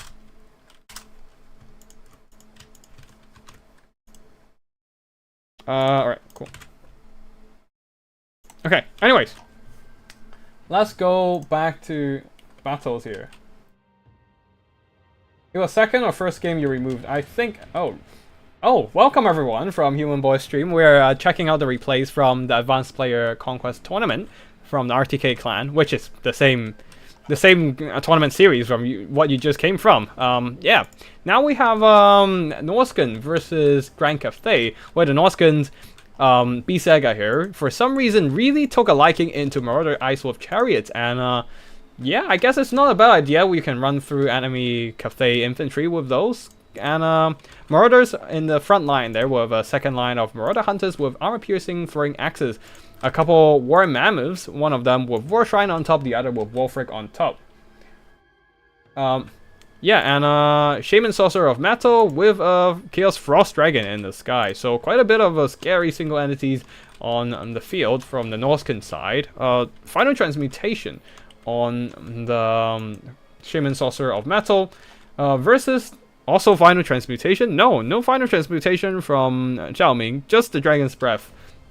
He's probably going into Dragon mode soon. Then front line of Jade Warriors and Peasant Long Spears, backed up by a bunch of Jade Warrior Crossbows and Nangao Grenadiers, one Peasant Long Spears and a bunch of Jade Lances, Peasant Horses, and in this guy's Onyx Crowman, plus a Celestial Lion, ready to deliver some terror and leadership debuff with that fearsome roar. Anyways, we are gonna see some Ice Wolf Chariots trying to do some kiting here, perhaps, but immediately they are getting counterfire from the Jade Warrior Crossbows, taking some noticeable damage. Nothing too insane, but definitely noticeable, and the Celestial Lion jumping down as well. But here comes the War Mammoth. He needs to get out of there before it's getting chomped on by the War Mammoths. And Wolfric somehow completely misses the charge, and but the Celestial Lion is still pretty much deep inside enemy ranks. Wait. War Mammoth, why aren't you going up against... Okay, never mind.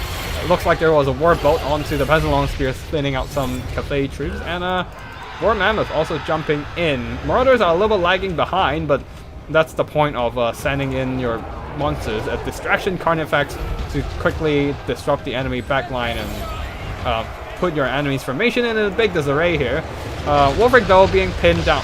Heaven's Flesh from the Nangar Grenadiers. Yeah, dropping his melee stats. Marauders are coming into support. Yeah, a lot of Marauders actually. Throwing axes are near, and they are throwing their axes into the Peasant Long Spears. Interesting. Celestial Dragon are being dragged down in the back among a bunch of Marauder Hunters. They're not even the melee ones. They're just there beating down the Celestial Dragon with the Ice Wolf Chariots and the Shaman Sorcerer. That's a weird melee combo there, but it's working so far, so whatever. Onyx Crowman tying down the Frost Dragon, who is in turn tying down the Nangar Grenadiers. A lot of tying down here. Though the Marauder Hunters are being charged by the Jade Lancers, taking quite a bit of damage, but overall, Iceborne Marauders charging into the front line, and the Grand Cafe missile formation is in a big mess. As the Ice Wolf Chariots, very nicely done by B-Saga. B-Saga was... B-Saga was a Northern player. B-Saga here, microing some of the Ice Wolf Chariots, constantly disrupting the enemy missiles, denying them from doing more damage to the Marauder formations, and as a result, the Marauders are able to stay in the front line, grind down the Jade Warriors, as the Jade Warriors have lost that harmony buff with all the missiles troops running. Jade Lancers also being stomped by Wolfric the Wanderer here. I mean, Jamming is still fairly healthy, but the problem is that there's no damage dealing units against the double War Mammoths, and on top of that, a Chaos Frost Dragon. There's just no firepower to deal with all the monsters here. And even if you do, they're being run down by the Murder Ice Wolf Chariots, and and the Flying Axes are cutting down the Crowmen. Really nice bolt, just running straight through the Peasant Long Spears and annihilating their formations. And now the Grenadiers, for some reason, just ran straight into the Iceborne Marauders. Yep, there goes that unit, I guess.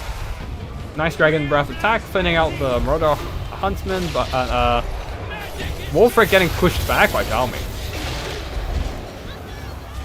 But Final Transmutation and Wolfric beating up Xiaoming in the combat. Xiaoming is probably going to take a bunch of damage. But yeah, I don't think if they can win this. Celestial Lion is still there after being beat up by a bunch of rain troops, and now getting stomped on by the War Mammoth with War Shrine. Another attack in, yep, big hit in onto the Celestial Lion, and even the Ice Wolf Chariot decided to come in and help out. And yeah, the Celestial Dragon is done for, and it's double War Mammoth versus Wolfric, I assume. Jade Lancers are still roaming around the battlefield, but unfortunately that is just not gonna help. That's just not going to be enough here, as Army losses hits before Xiaoming even gets his precious Burning Vambraces healed. And anyways, that is going to be GG for this one. Very nicely done with the double War Mammoth here. I feel like Grand Cafe, without cannons, do struggle against big monsters a lot.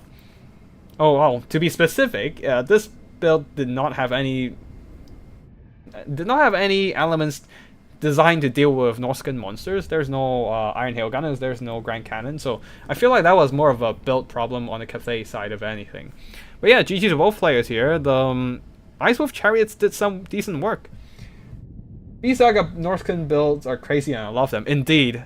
I love how you always just bring a few of these Marauder Ice Wolf Chariots every damn time. Yeah, it's pretty fun. And War Mammoths as well, just YOLOing themselves straight into the enemy backline, disrupting them, and then the Marauders charge in. And yeah, that was some pretty good work done there. Oh, I forgot it. I didn't really check the Grand Cafe army performances, but I don't think that is I don't think that matters a lot. Hold on, do we? Oh, that was indeed a different. Right, that was indeed a different game. Yeah, because my brain went to, wait, we've seen a Norscan versus Vampire Coast battle already. This must have been a duplicate, but no, that was not a duplicate. That was indeed a Norscan versus Vampire Coast battle we haven't seen, because the finals was a rematch of this battle, actually.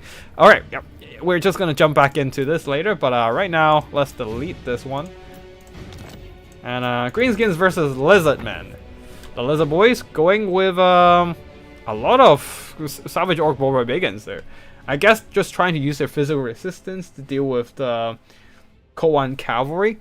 4 Savage Orc Barbarians, 4 Goblin Wolf Riders, 5 Orc Boys, 4 Goblin Spears, Black Orc Big Boss, Orc Shaman, and Gorbat Ironclaw. Gorbat Ironclaw coming in with Orcs are the best for damage boost, and the Great Leader, plus 10 attack and defense to surrounding troops. A really useful ability for the character, as long as he's supporting his troops.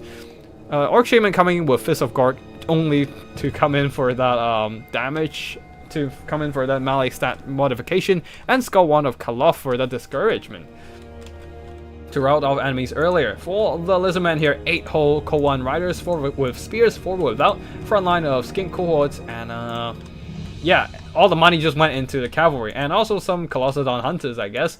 Slime Age Priest of Life with Earth, Blood, and Regrowth, and a Bound Banishment, plus Statuette of Spite. So that's it for both sides' army builds, and a fairly simple one for the Lizardman. A front line of Skinks and a bunch of Skink Cores with Javelins are just moving in against Goblin Spears, but Orc Boys should be able to deal with them.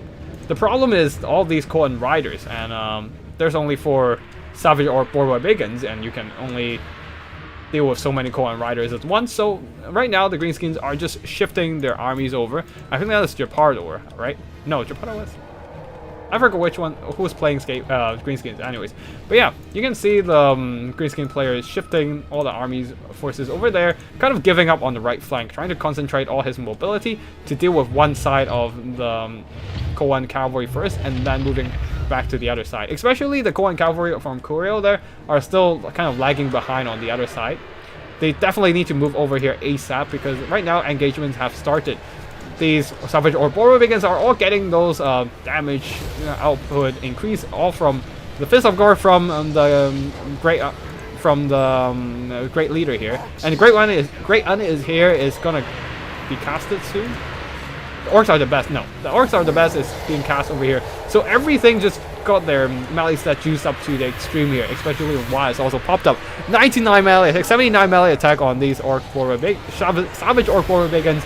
And they are definitely trading way too good into the Koan Riders. There are still 4 Koan Riders on the other side of the battlefield, but they are just too far away to do anything here. Just watching their brethren getting slaughtered in the fight over here with all the character support. No, any healing coming in soon? I've seen some healing earlier as well. Oh yeah, regrowth onto these Koan Spear Riders, but in the end they still got out-traded by the sheer amount of green tide. The green Orc Boys, Savage Orc Barbarians, even the Goblin Wolf Riders are in here, and then the characters as well, absolutely crushing the Koan Riders. And now the second unit of the second group of Koan Riders are here, but it might be too late, charging into Orc Boys, but that blunted their own charge, allowing the Orc Barbarians to maybe counter-charge them. Colossodon Hunters dive into the combat, but they are surrounded by enemy units, and they're quite fragile themselves. So yeah, taking a lot of damage in the process. Savage Orc Barbarians are able to now surround the Slime Age Priest of Life, and the front line Orc Boys simply won against all these Skink Chaff. So yeah, I think the Greenskins do have an upper hand in this one, overwhelming all the Koan cavalry, although they do lack the kind of sustainability provided by healing. So a lot of Wolf Riders and Orc Cavalry are just running out of steam for a bit here, and are being routed instead. There are still some rather fresh Koan Spear Riders still fighting the good fight, duking out against the Savage Orc Barbarians, and who are now under the threat of the Blood Statute of Spite, but unfortunately there are still a lot of Barbarians near the vicinity. And yeah, Koan Spear Riders, they are quite depleted themselves, just both sides trading into each other. Unfortunately, the Greenskins are essentially winning most of the battles, most of the combat in this battle. And yeah, whatever is left on the Koan cavalry forces are not enough to contest with all these Savage Orc Barbarians, especially when the Gorbat is here providing that plus 10 attack and defense, allowing the Savage Orc Barbarians to outtrade the Koan Riders, just outstat them heavily. Looks like a Bound Banishment is here, but I don't think that's going to make a difference here. Most of what holds up the balance of power for the Lizardman is just a Slime Age Priest. And well, he is a Slime Age Priest, he does not do combat. And yeah, we can just fast forward till the end, I suppose. as the remaining Koan cavalry and the Colossal Hunters are just swarmed by the Green Tide. Oh, there's still one very fresh Koan rider still in there. But the Slamish Priest is just keep getting beat up by the triple Orc characters here. Though this Orc Shaman is a bit distracted, but the Bob and Gorbat are definitely on target right now. Slamish Priest trying to Earthblood all the troops in the vicinity to keep them in the fight and try to outlast the Greenskins, but in the end, army losses hits, and that shall be victory for the Greenskins, for the wow of the Savage Orcs. All these Savage Orcs managed to outtrade the Koan Riders and Koan Spear Riders pretty well, all thanks to the stat support from the Fist of Gork and the Great Leader. Also, the Orcs are the best ability from Gorbat Ironclaw, and also wow, just a lot of buffs going on the Greenskin side, giving them that damage boost and also like the damage mitigation from melee defense to outtrade the enemy cavalry. And yeah, they just crushed one side of the enemy cavalry first and then crushed the other side as they arrived late. Very well played by Torazin with the Greenskins here. And yeah, GG to both players. And we are moving on to the yeah, also the Orc boys traded well into the Skinks and winning out most of their fights. Even the Goblins got a lot of damage done, damn. But yeah, that is it for this one. Let's delete that. Next up, we have let's watch some stuff from Game 2 first, because we're moving on into stuff from Game Round 3. So yeah, this is definitely the same as this. Alright, Round 2. Sigos Round 2, Vampire Coast versus Norska. Vampire Coast going with a lot of chaff and monsters. Well, some chaff in the front line, a lot of monsters, though we do see some handguns. 4 handguns, 4 zombie deckhand mobs, 1 Bloody Reaver deck guard, 3 animated hulks, 5 handguns actually, some Mongols, one of them the Night Terrors Regiment of Renown, with spell resistance and to the chill aura that slows down enemies. What else? We have handgun mobs leading the army Salastra Direfin, Bomber Bats, which is an interesting choice here. We've seen them trading well into actually Javelin Marauder Hunters with Javelins, because their wonky hitbox makes it quite hard for slow moving missiles to land a hit on them. Let's see, what else do we have here? I think that's all of it. Yeah, that's all of it. Bloody Reaver Dive Guard, Lamprey's Revenge, Salastra Direfin with Crab Summon, Tide Cold, and Ghost of the Past Knight's Errant Summon. On the other side, for the Norscan front line of Marauders, a bunch of, once again, triple Marauder Ice Wolf Chariots. Ice Wolves, regular ones, not chariots, and 1 single Familiar Warriors. Leading the army is a Wolfric the Wonder here, and some Marauder Hunters with Javis at the back. There's a Familiar Bale Fiend with fire spells, Burning Head and Burning Head only to burn down the zombie chaff. But anyways, Ice Wolves are moving on to the flanks, not that they can contest with Mongols, so they probably want to back off. Oh, Ice Wolf Chariots slamming straight into the enemy deckhand mobs, but quickly getting countercharged by the Mongols and... wait, no Mongols, just Lamprey's Revenge and Animated Hulks, but that's enough to start leaving a dent on their HP bar. Same goes for these Marauder Ice Wolf Chariots, so they need to quickly back off from there. Over here though, the Marauder Ice Wolf Chariots are being slowed down to infantry speed only 33 due to the chill aura from the... and frostbite from the Night Terrors, so quite unfortunate for them, taking a lot of damage in the process, though the other 2 Ice Wolf Chariots managed to get out rather safe, relatively safe. Though the Norscan Ice Wolves are just trying to charge in and sandwich these Night Terrors, trying to pin them down and allow the Javelins to start shooting at them. Overall, the Marauders are going on a rush, while the... oh, there must have been a Burning Head or a boat earlier, doing a lot of damage to these zombie deckhands and gunnery mobs. While the Ice Wolf decided to retreat as they have lost out against the enemy monsters here. They're not exactly the fightiest monsters, and oh no, Familiar Warriors being stuck in the middle of a bunch of Bloody Reaver deck guards.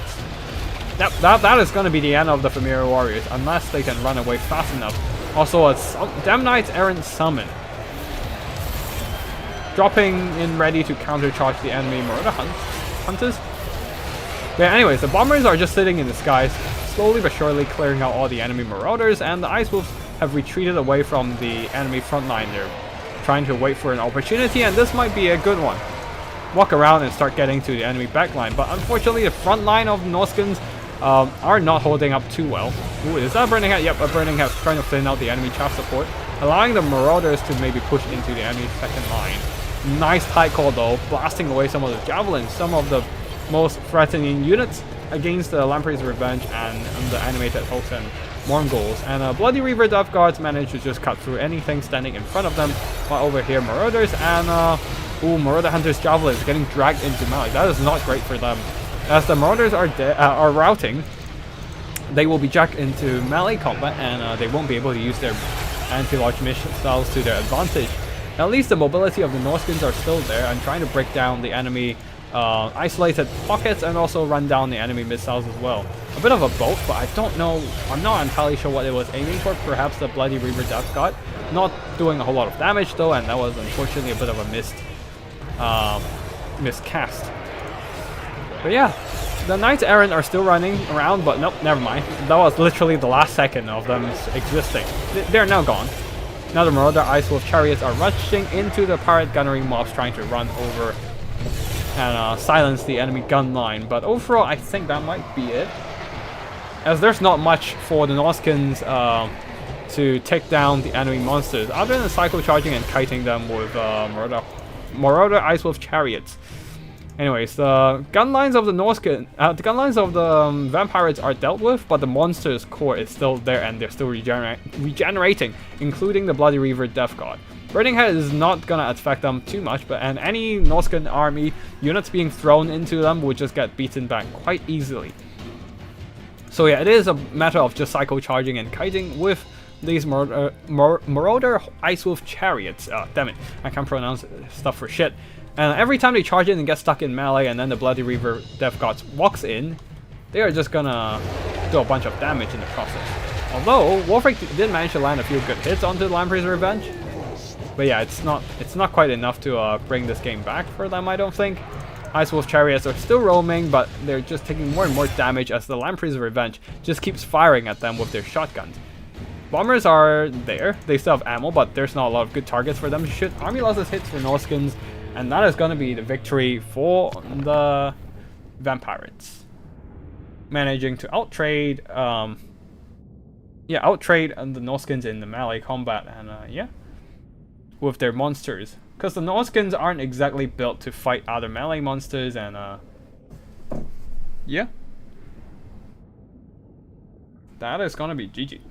Let's see, for the Norscan army here, front line, the Marauders didn't do too well, and the Marauder Huntsmen with Javelins just got dragged into melee a bit too soon there.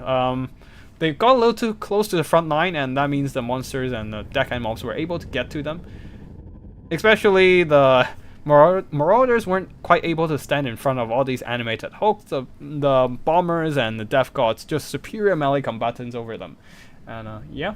Ice Wolf Chariots, unfortunately, this time did not pay off. One of them earned back their value, just did enough missile damage and cycle charging, but there's just not enough anti-launch tools to stop the enemy monsters from pushing. Yes, there's a lot of anti-launch firepower, but there's not enough holding power, I would say. There's nothing to hold back the enemy monster tide, and that made the Marauder Javelins paid the ultimate price with nothing to protect them.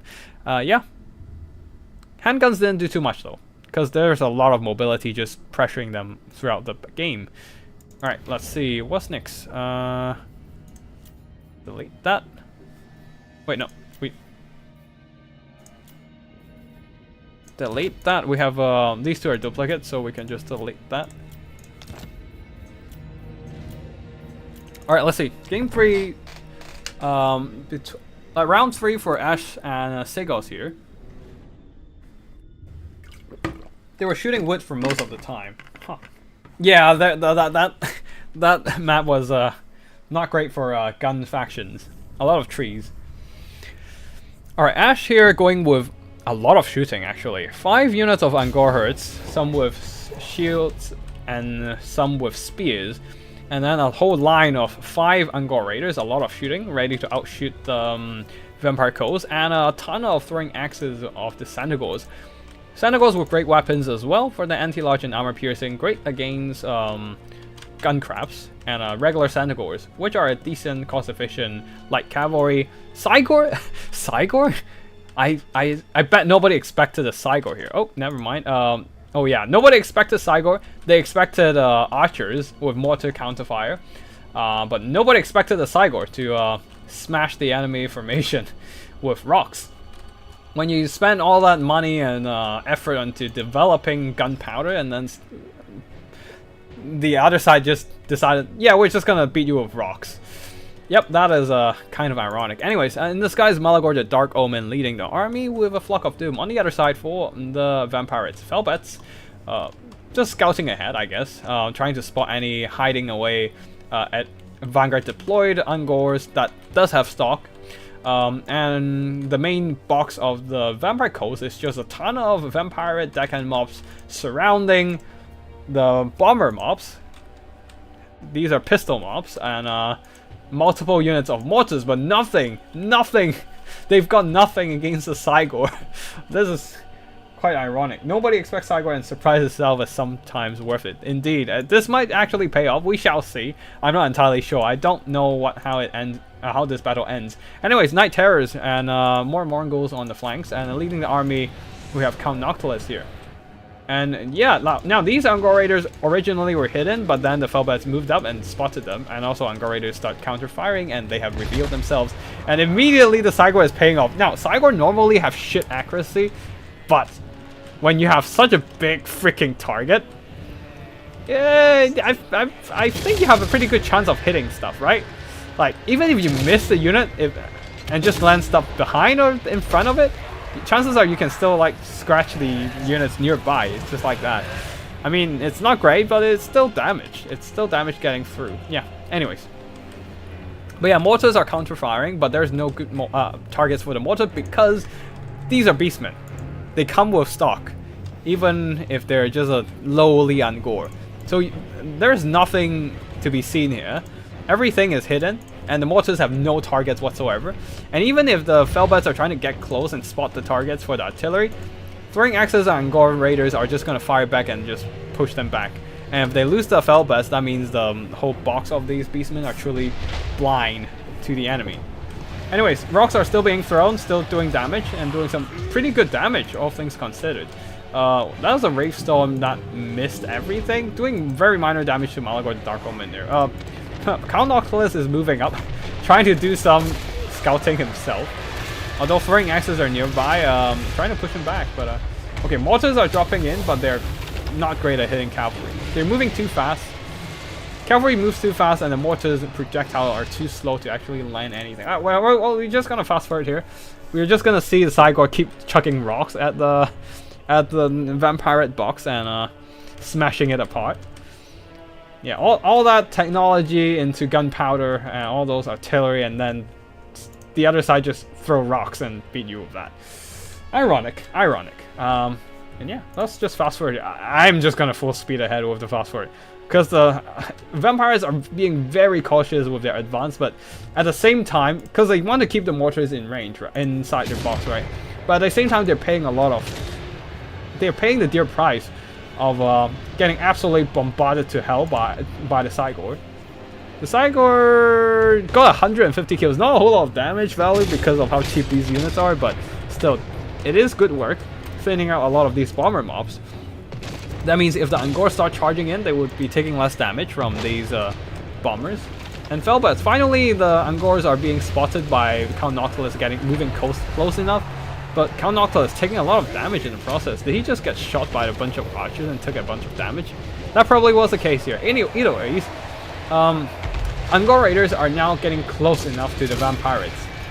And because this is a tight box formation, there are no screening available. The Vampires units are just standing close to their own troops, and instead of screening away the enemy bats, at least the mortars are doing the job and shutting down enemy bats, enemy archers, I guess.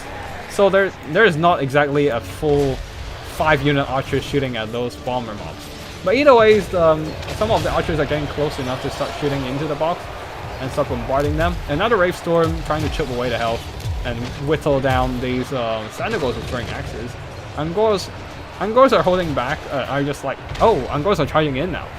But yeah, the Sandagors are holding back now and trying to pull away from the enemy melee engagement, do some throwing axis damage, get some chip damage in. But overall, the Beastmen are in a more commanding position in terms of battlefield control. They have more mobility, they have more say on what engagements to take and what they want to avoid. Though these Angor Raiders really ought to start shooting at the mortars here, I feel like. Yeah, or even just send them into melee and drag down the mortars in melee. That might actually work too. Either ways, they probably want to start shutting down the mortars. Saigor is still throwing rocks, but you can see he has almost used up all their ammo, and he's still not earning back their worth. It's not exactly an optimal artillery, but it is still an artillery, I guess. Anyway, throwing axes are chucked into the pole arm mobs, not doing a whole lot. Balance of power is fairly even because once the Angor start charging into the front line, they start getting bombed by they got bombed by the bomber mobs and took a lot of damage. But yeah, overall, Beastmen do have the battlefield control, and now just cycle charging down these expensive monsters of the Vampire Coast. But yeah, at the same time, not shutting down the mortar is making these Beastmen paying the ultimate price, as the mortars are doing a lot of work right now, killing a lot of enemy infantry. I guess the decision to just keep hugging to the mortars paid off in the end, allowing the mortars to start thin out the enemy infantry support. But now Malagor, noticing this threat, decided to dive down himself and contest the enemy artillery. Sandagors are also charging in, and there's nothing to protect these mortar crew anymore. And there goes the mortars, and that means the infantry of the Beastmen are once again safe to sit back and shoot or fight. I believe that the Saigor has excellent aim, given that it only has one eye, and is capable of seeing only winds of magic. And also fucks with depth perception a lot, I believe. And yeah, I guess that works. Very good aim for his condition, and consider he's only throwing rocks instead of having any fancy ballistic technology going into the artillery shots. So yeah, I guess that works. And yeah, rocks are still being thrown, but it's almost out. But then it is a Saigor. It is a big monster with 470 weapon strength. He can go into melee and start curb stomping stuff in melee. But yeah, Lamprey's Revenge are out of HP. They have been whittled down by throwing axes and cycle charging of the Sandagors. Very nicely done by the Beastman player, by the Beastman player here. And also the Night Terrors are also going down. It is pretty much just the chaff and some mortar are still around. We might actually see the Saigor in melee combat at this point. It has killed 358 zombie chaff, 1,500 gold worth of damage value. Still a little bit away from paying for himself, or has he paid for himself? Not entirely sure, but he can go into melee now and start curve stomping stuff in melee. Not the best melee stats, after all he has exhausted, 32 melee attack only and 24 melee defense, but he still have a pretty impressive weapon strength, so there's that. Anyway, Sandagor is pulling back. Angor Raiders have regrouped after being bombed to hell by the mortar teams. But yeah, now there's only one mortar remaining, with Sandagor's throwing axes going into melee just to shut them down. And once that one mortar, that one poor mortar crew, just getting shot in the face by a ton of throwing axes. And yeah, anyways, throwing axes, Sandagor decided to charge one more time into the mortars, and that should do enough damage to put them in the crumbling and say bye-bye to that mortar team. There's still one Mourngol still around, and Count Noctilus is still fairly healthy, and he's healing with the hunger. But there's a lot of Beastmen troops remaining, and they just need some infantry supporting the Saigor to curb stomp Count Noctilus, I think. That's what they need. But yeah, just finish off the rest of the zombie chaff first before going after Count Noctilus, I guess. But yeah, Count Noctilus indeed is a superior melee combatant, and the Saigor is struggling to land hits. Yeah. But yeah, here comes more infantry support now, trying to... But the Mongols are still around, providing that... providing a little bit more meat shields for Count Noctilus. But here comes a ton of Sandagors charging in. These are throwing axes that ran out of ammo, which is just fine to be used in melee. They're still a Beastman unit and has decent enough melee stats, I guess, and most importantly, just distract the enemy units from hitting the Saigor. And yeah, that is gonna be GG, I think, as the as Sigos, the Vampire player, throws in the towel. Yeah, not having any cannons did screw them up with a surprise pick of a Cygor here. Did manage to earn back their worth and then some more. Very impressive stuff. I don't expect a Cygor to actually do well in the battle, but this time Ash, with his surprising pick of a Cygor, managed to surprise both his opponent and surprise us as the viewers and audience. Very nicely played by Ash here.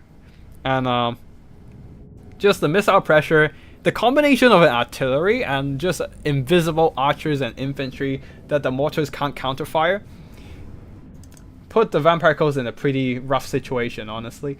But yeah, GG to both players. Very nicely played from both players. It's just that, yeah, the mortars, unfortunately, were not able to do the work they need to do here. I mean, they still do a lot of work, killed off a ton of zombie chaff, but a ton of beastman chaff. But yeah, nothing could have killed the Cygor here.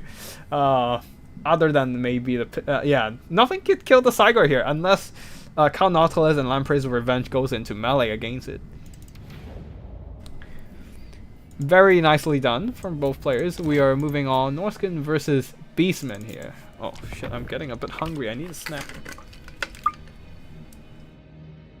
I'm gonna grab a quick snack after this game. So yeah, after this one, bear with me for a couple minutes because I feel like the sandwich wasn't enough and my stomach starts hurting from the lack of food.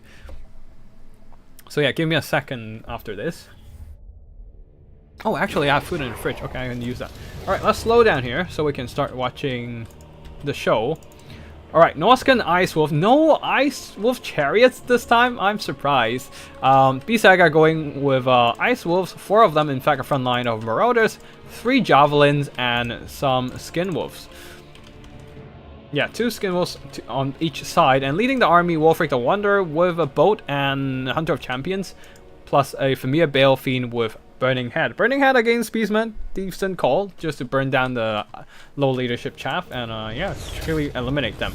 For the Beastmen, they're burning quite a few Chaos marked units here. Corngors, 2 of them, in fact, 2 Tandagors of Tandagors. Senegors Flooring Axes, the front line of Goreherds and some Angors as well. A couple Tusk Gores, Razor Gores actually, Razor Gores, yeah, and some one single giant to beat down enemy infantry, I guess, and a Doom Bull. Anyways, the Senegors and Tandagors are moving towards the enemy flank, while the Norskins are trying to occupy that capture point, get those sweet victory tickets. Although, ooh, there must have, oh yeah, there must have been a boat earlier. I think I heard a bolt earlier, so that's probably why. Did some damage to the Goreherds, I think. While the Brave Shaman of Wild counters cast with Traderkin, trying to drain down Wolfric. And Wolfric does not have any healing, so any damage on him is permanent. Which is why I probably would have brought Frog the Troll King into this matchup, just to get some regeneration and deny the enemy from Spirit Leeching or Traderkinning my leader to death. Anyways, a nice catch with the Skin Wolves and Ice Wolf. Did some decent damage to the Brave Shaman. Oh, we missed a lot of engagement here. What just happened here? Oh, Xanagors got caught by Skin Wolves and get absolutely annihilated, and also a Burning Head as well, roasting some of these Xanagors in the vicinity. And now Angor Spears are trying to pile in and support the Doom Bull, but that was too little too late. Well, on the other side here, we might jump back into rewatch that engagement later, but yeah. Marauders are charging into the Gores on Gores and whatnot, and Marauders are probably not going to hold up well in this one, but at least there are Skin Wolves to provide support. But Corn Gores do have anti-lock, so the Skin Wolves don't want to stay there for too long. Anyways, Skin Wolves are just bad. They might want to just stay in this fight, and oh no, never mind. The Doom Bull is gone, and it's just Angor Spears. So just leave this Marauders to do their job and duke it out against the Angors, while the mobility can go fight something else. Oh, Skin Wolves fighting against Goreherds. That and Corn Gores. That is not going to be great. Oh, a Burning Head onto these Tandagors to free up Wolfric away from being surrounded. Razor Gores have been rampage into the Familiar Bale Fiend here, and being shot by the Javelins. That's not great for them for sure. Giant is a bit lost.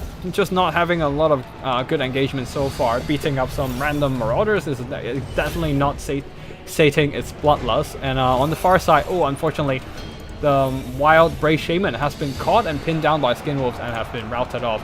That means no trader gain for now against Wolfric, and Wolfric can safely start duking out against enemy characters and start dueling them. Dropping 100 of champions, definitely good call, and though they do need to get those skinwolves onto the Doombull. Skinwolves are fighting, these skinwolves are fighting giant, great target, but Wolfric can't just fight the Doombull alone, not when he's debuffed by the Day's Contact effect.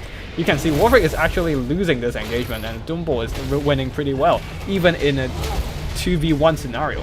Combat even, at least, yeah. At least it's combat even. But overall, Norskins have been winning most of the engagements. Marauders managed to push through the Angora lines, which are pretty crap, actually. And Javelins did some okay fire support, and Skinwolves just providing some rear charging support, and a lot of burning heads all over the place, just roasting the enemy infantry, thinning them out. Doombull is now still in a 2v1 situation, but now the Skinwolves are here, providing the anti-large support, and Doombull is in a bit of a pickle. And yeah, overall, the Tuskors are not doing a whole lot in these fights. Ice Wolf's not doing great either. Yeah. Wait, Tuskor? No, those Razor Gores. Another boat, missing mostly though. But yeah, the Razor Gore is not doing a whole lot in this fight. Oh, actually, my bad. They actually did decent stuff here. Oh, I feel I miss a lot of stuff happening across the battlefield because everything's happening everywhere. Okay, I'm gonna quickly do a rewatch after grabbing my snack, and then yeah, before moving on to the next one. But either way, Skinwolves are roaming the battlefield, running down Corn Gores left, right, and center. And yeah, what else? Doombull though stuck in a bunch of Skinwolves, taking more and more anti-large damage, and now the giant is surrounded. Corn Gores will provide a decent anti-large anchor, but everything's so depleted on the Beastman side. There's no way for them to win this, I don't think. Especially when Javelins are just whittling down the giant right now. Okay, we're gonna rewatch this, but give me a second. I need to grab some snacks. My stomach is literally hurting from the lack of food, so I'll be back in a minute.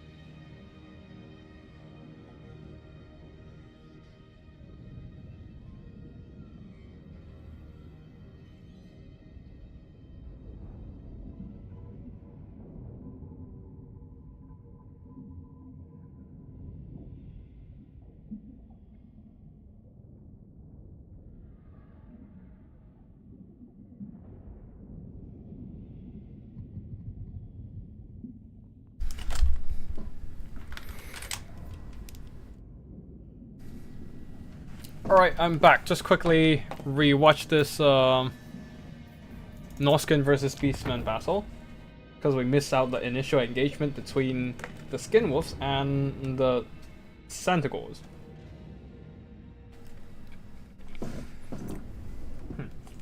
Oh.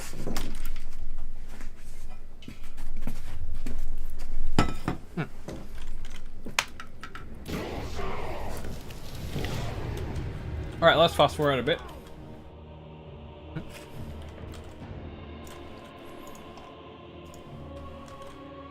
Yeah, the centaurs are moving across the flank. But this is where the mobility dropped a bit. The micro dropped a bit. Allowing the Ice Wolves, like the retreat of the centaurs was a tad bit slow. And the Ice Wolves were able to get onto some of these centaurs and get the frostbite onto them. Slowing them down enough to just allow the Ice Wolves and Skin Wolves to keep up with them. Ooh, and here comes the centaurs charging in, but the Skin Wolves counter-charge. So it's probably not a bad engagement for the centaurs, but then a Burning Head turns everything around. Roasting through all these light armored cavalry, and they're starting to take losses. Javelins moved in to provide the fire support. The centaurs trying to retreat, but one of them has been absolutely annihilated. They probably should have just stayed in the fight, because the moment they start retreating, these Ice Wolves kicks in with the pursuit behavior, and each model starts like pursuing their own, start trying to find their own own target to pursue, and basically amplify the damage there. But yeah. So that's how they won the fight there. Burning Head turns things around.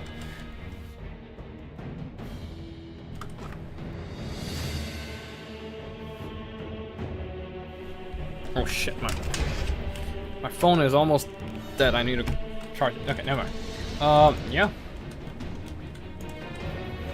Overall, the Norskins just have better engagements in the front line and managed to get a big win, killing those two very expensive Thunderboars.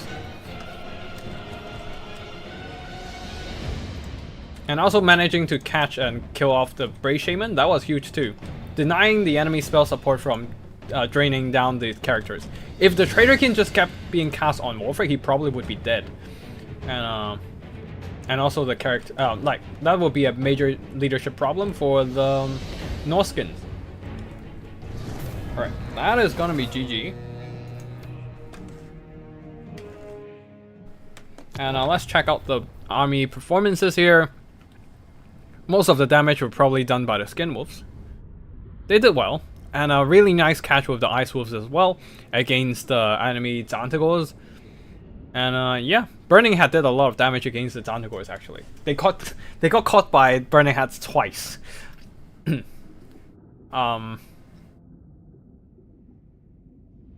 Beastmen did a lot of good damage, but the problem is that Skin Wolves can heal, so some of that is being mitigated. And then the Giant just is not... I don't think it's a great pick against the Norskins. They specialize in hunting down monsters, and you don't want to bring... And that's why you don't want to bring a monster, which... yeah, you don't want to bring a monster against them as like a Javelin target or a bunch of Skin Wolves lunch. Both, it would...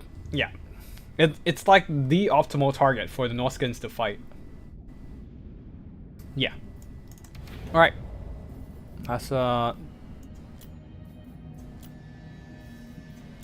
on. Yeah, let's delete that. Because we accidentally skipped this one.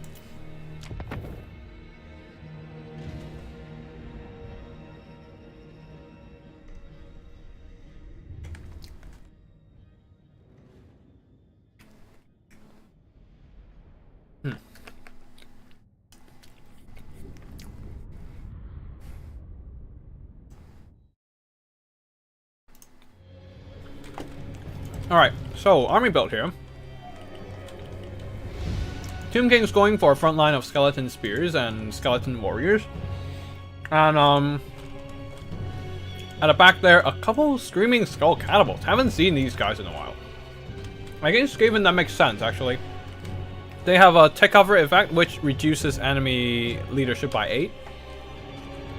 And they can absolutely smash up enemy weapons teams with their superior range and pretty decent armor-piercing explosion damage. Skeleton horses guarding the back line there, and let's see. Arcane the Black on his floating chariot. Why do you even need wheels for this thing if you're not on the ground? Either ways, we have some Skeleton Horse Archers providing that skirmishing firepower, and on Arcane the Black coming in with Spirit Leech and Fate of Buna. Buna probably for the weapons teams, but there's no weapons teams here, as the Skavens are going with a bit of more aggressive push. Skaven Slaves for the front line, and a second line of a ton of Red Ogres, very standard stuff. Night Runners. Oh, actually, there's the Ikip Zap Zap. Oh, wait. Oh, we missed out one Chosen of the Gods from the Tomb Kings. But anyways, that's not important there. For the Skavens, Ikip Zap Zap, leading the army, Fraught and Clean. No, wait. I think they fucked up with their army build, because we're seeing 2 chieftains here with an Ashen Sorcerer plus Fraught and Unclean. That's like 4 characters. Anyways, that was weird. It's less a flying chariot than a levitating chariot. Either ways, you don't need wheels for that, right? You just need like a rack so that it can be placed on the ground, and when it moves, it starts like flying. Anyways, yeah, double chieftain, that was weird. Jeopardor probably made a mistake on the army build, but it's Ashen Sorcerer anyway, so like I don't think that was a big problem. They're playing with a big disadvantage by having Ashen Sorcerer on there. But either ways, the double Screaming Skull Catapult is doing damage. It's doing some pretty damn good damage. While this Ikip Zap Zap is not targeting them at all. They're trying to shoot at the Chosen of the Gods. And on top of that, the Ikip Zap Zap is pretty much just left behind there. And kind of just left to their own demise. If the Skeleton Horse Archers move over, like even send 1 unit over, that would have been, no, 1 unit over, that would have been great. Just shut it down, and now you have one less artillery to worry about. Either way, it seems like the Screaming Skull Catapult is doing all the heavy lifting here, routing off all the Skaven troops before they can even get close enough to charge in melee. So yeah, things are not looking too hot for the Skavens already. Balance of power already against them. On top of that, oh, the Cameron War Sphinx being double teamed by the double chieftain.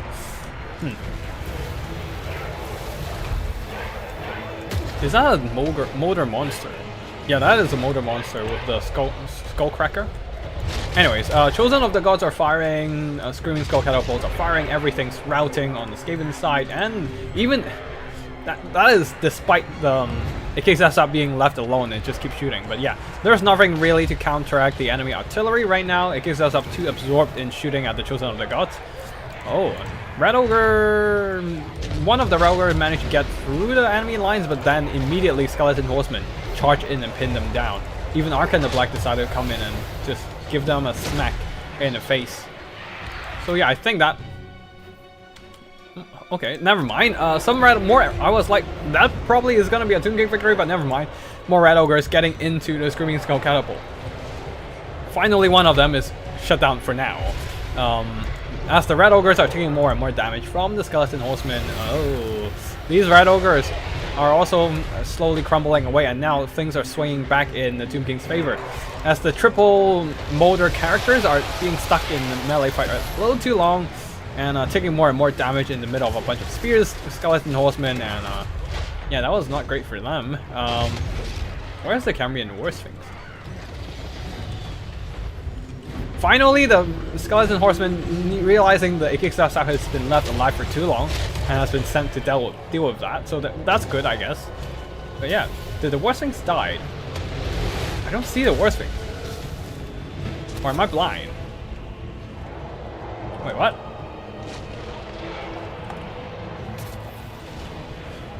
Hold the fuck up. Where's the... Oh, yeah, the War Sphinx died. Being triple teamed by a bunch of motor monsters. Yeah, it's right here, sadly lying in the dirt, in the sand, where it belongs, I suppose. But yeah, Florida and Clee unfortunately being isolated and separated and surrounded by a bunch of Skeleton Horse Archers being chased off right now. Red Ogres are trying to save him. It's gonna take some time for this super weak unit of Red Ogres to screen off the enemy Horse Archers. But yeah, even so, even with their best effort, Fraught is probably not coming back. There are just too many Horse Archers, and on top of that, Spirit Leeching draining him down from Arcane the Black. And yeah, I think it's safe to say this is going to be the end here. Skeleton Horseman cleaning up, it kicks up that. The remaining infantry are just some Night Runners who ran out of ammo. Some Red Ogres are still fighting by the Chieftain, who managed to power grab, I believe. Yeah. Wait, no, they don't have power grab. Never mind. Yeah, they just went down as well. Balance of power collapsed for the Skavens, and that shall be victory for the Tomb Kings here. With the Screaming Skull Catapult not doing a whole lot of damage, but routing a lot of Skavens. And as a result, the Skavens just don't have a lot of resources to keep pushing, as their troops were too busy running away instead of fighting. But yeah, good damage from one of the Chieftain, I guess, but it gives us out just not having a good time. Only shooting at Chosen of the Gods, and the Red Ogres being counteracted by a lot of skeleton horses, spears, just stopping them from getting to the enemy backline there. And yeah, that is going to be GG for both sides. And skeleton horsemen did some pretty decent work, and horse archers as well. Most of the Skavens were just routing away. They weren't even killed, they were just routing away. I guess some traded all the way to their death with the skeletons just fighting their way, or being chased down and eliminated. But overall, I feel like there's not a lot of damage value on either side. The Ice Wolves forgot their chariots home. That might have been the case here. They have a lot of Ice Wolves, they just forgot the chariots.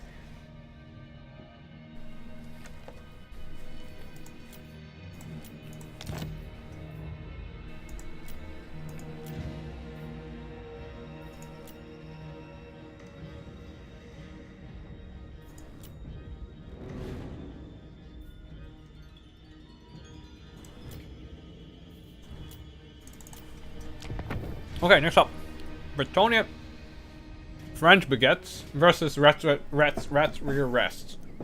Wait, Rats Rear the Rats. Phoenix King and his habit of editing save files. Not that I have anything against it though. It's fun. All right, Bretonians going a lot of peasants. 3 peasant mobs. 4 peasant men-at-arms with shields. What else? A line of archers, peasant bows with 4 of them actually, and a ton of knights. Knights Errant, 2 of them, and then 4 Knights of the Realm. Actually, a 3rd Knights Errant, the Regiment of Renowned Defenders of Fleur-de-Lys with Frenzy, Rebel Rouse, Impetuous, never mind, it's a different thing. To imbue immune to psychology around the area when it's charging. It also has immune to psychology itself, making it quite a cost-efficient Knight Errant unit. There's also Damsel of Life getting targeted by an ability. Nope, never mind. AK Clock cancelled it with unlimited power, and he cast it again, trying to shoot it, and boom! It went straight through these men-at-arms with shields and the peasant bow. And now King Luan decided to avenge for the fallen peasants and try to go after him. But Kit, being a slippery rat that he is, he just bailed out of there. Brassar onto the peasant mobs, while the Skavens going for a front line of Storm Vermin mixed in with Clanrat's shields. Storm Vermin flanking Clanrat's shields. Second line of Poison Wing Globes and a bunch of Gutter Runners with poison, and a bunch of Clanrats guarding the rear of the Skaven box.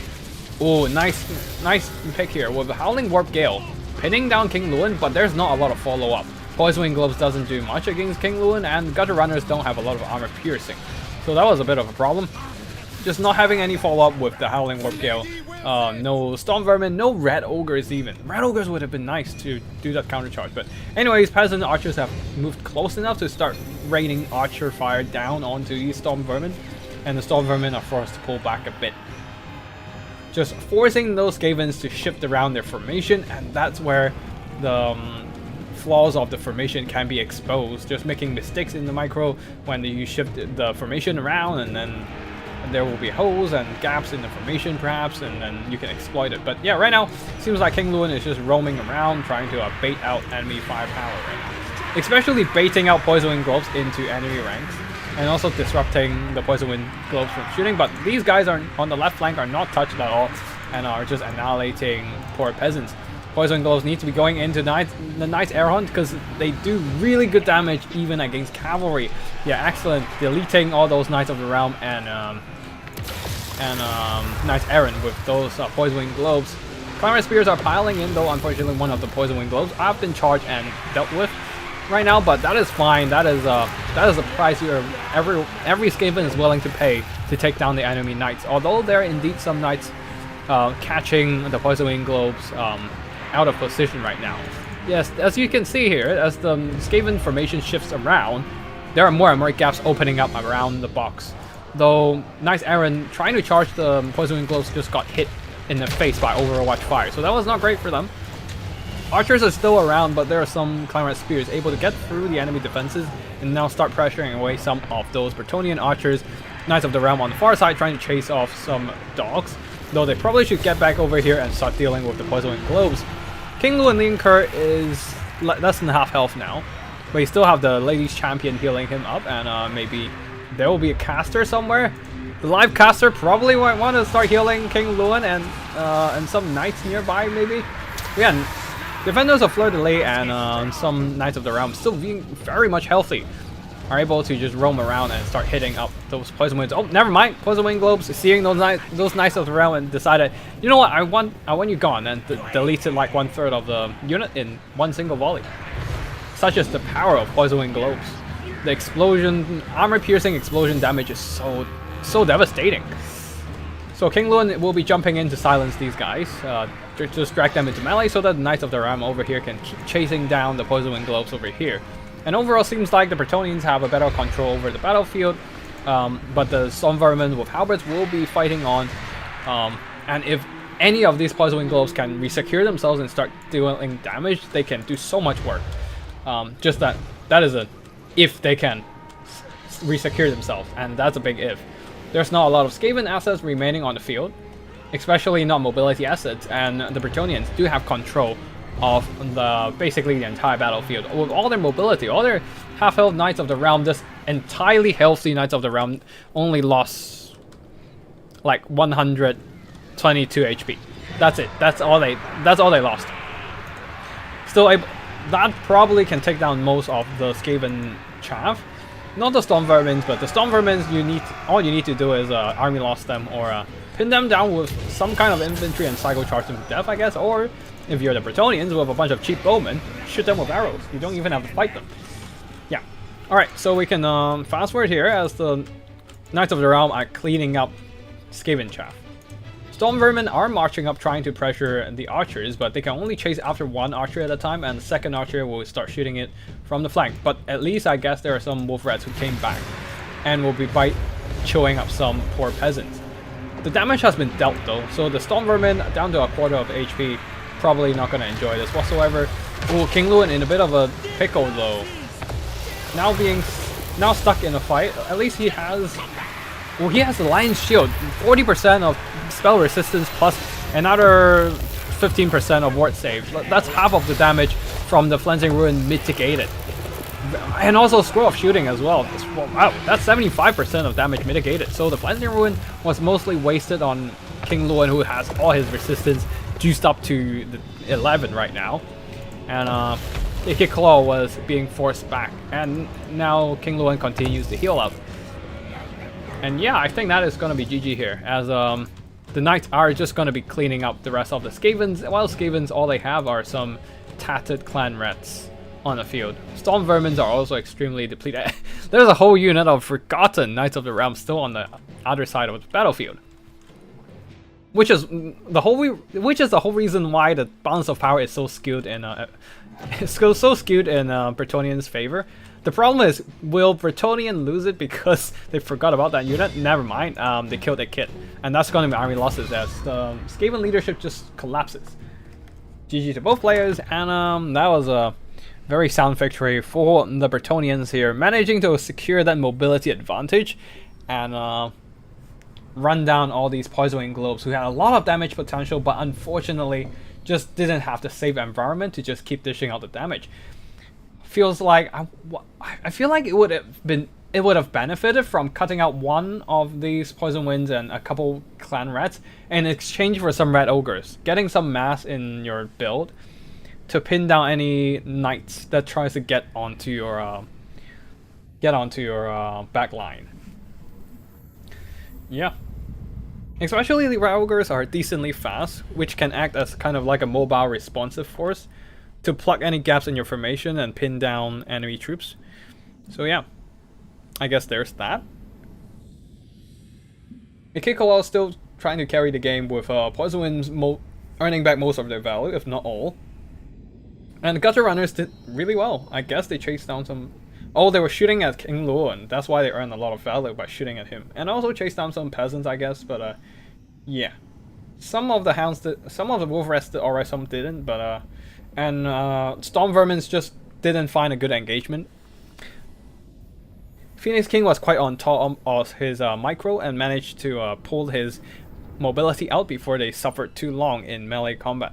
And although he did forget about this one Knights of the Realm, so there's that, I guess. That's one mistake, I guess.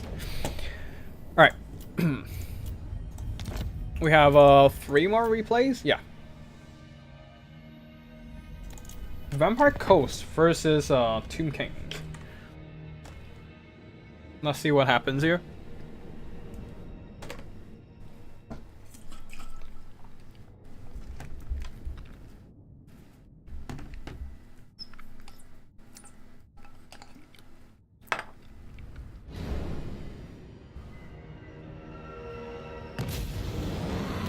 Oh, give me a pulse.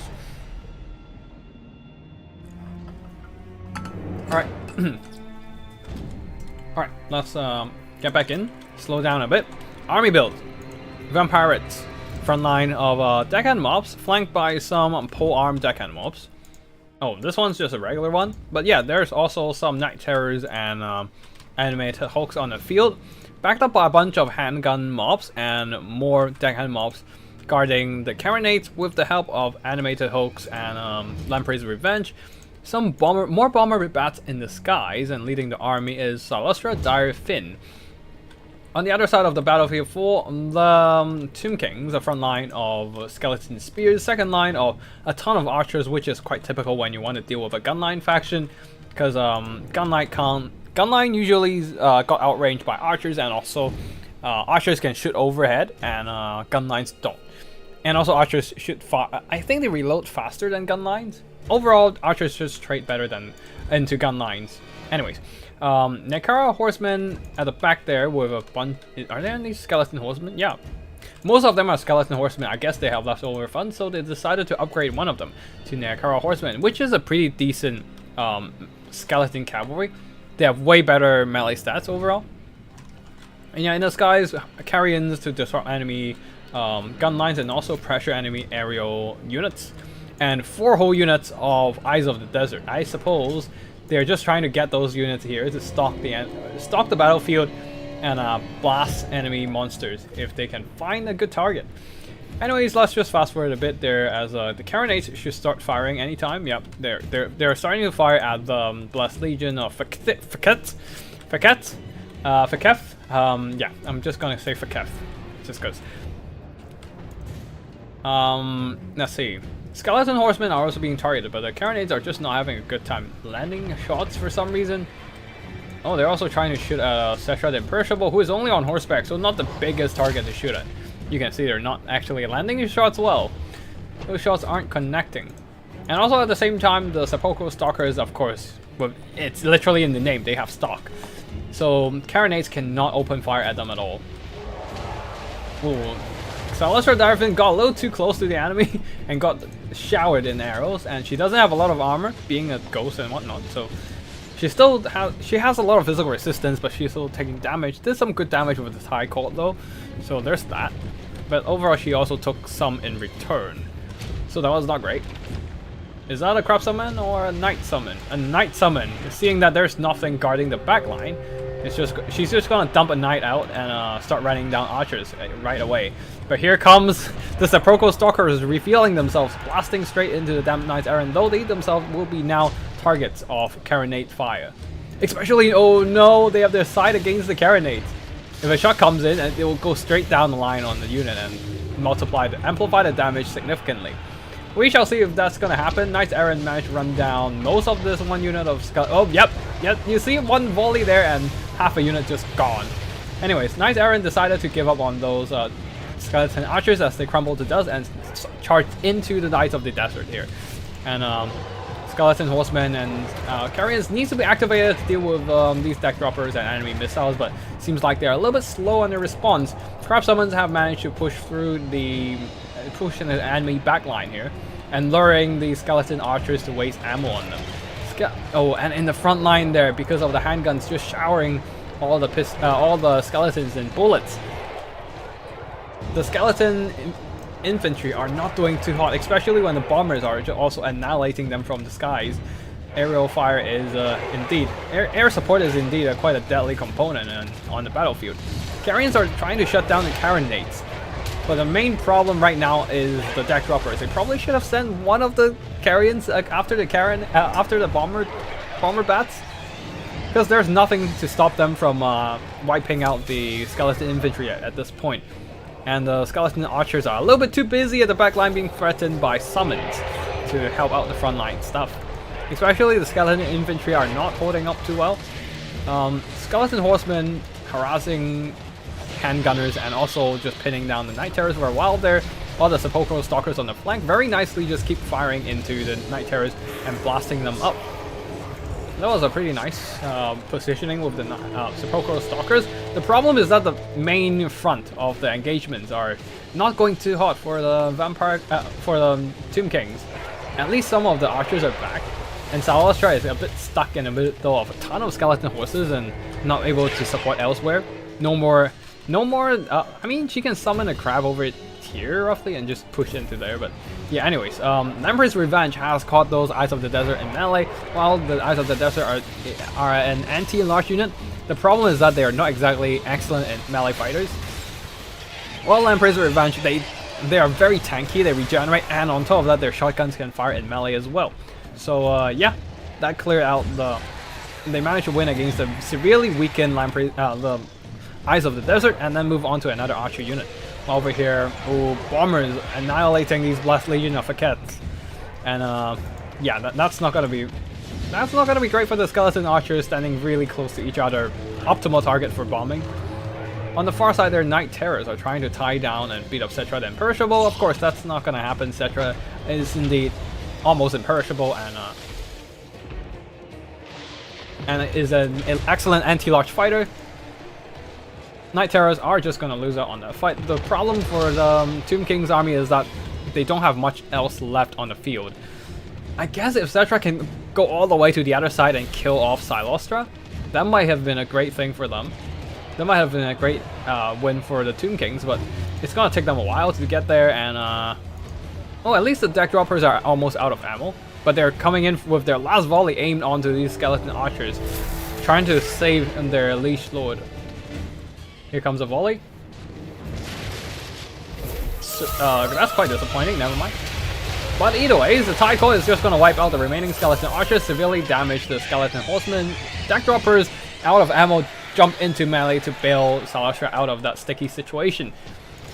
And there's only one unit of Sepulchral Stalkers still on the field. Actually two. Well, only one unit of Healthy one, and they are now under fire from all these zombie pirate handgun mobs. They probably should just jump into melee and tie them down at this point, because trading in a firefight against a handgun unit is not great for a team of constructs. So yeah, Cetra, though, now being surrounded by Emperor's Revenge, is duking it out.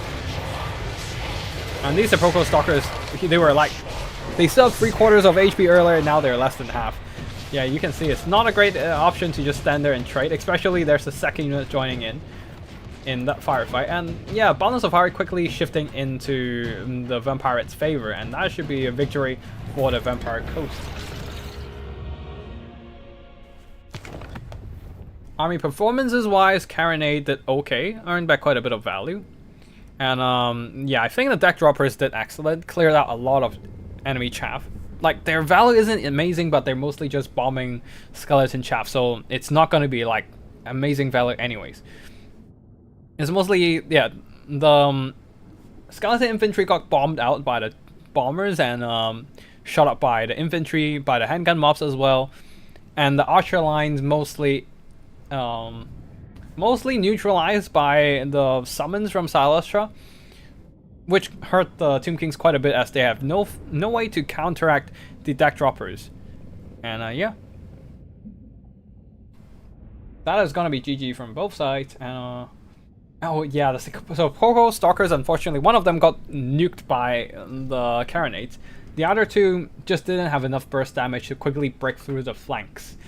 And by the time they managed to kill off a bunch of monsters, the middle fight basically have been lost due to the lack of infantry being all cleaned up by handguns and bombers, and the archers being pushed back as well.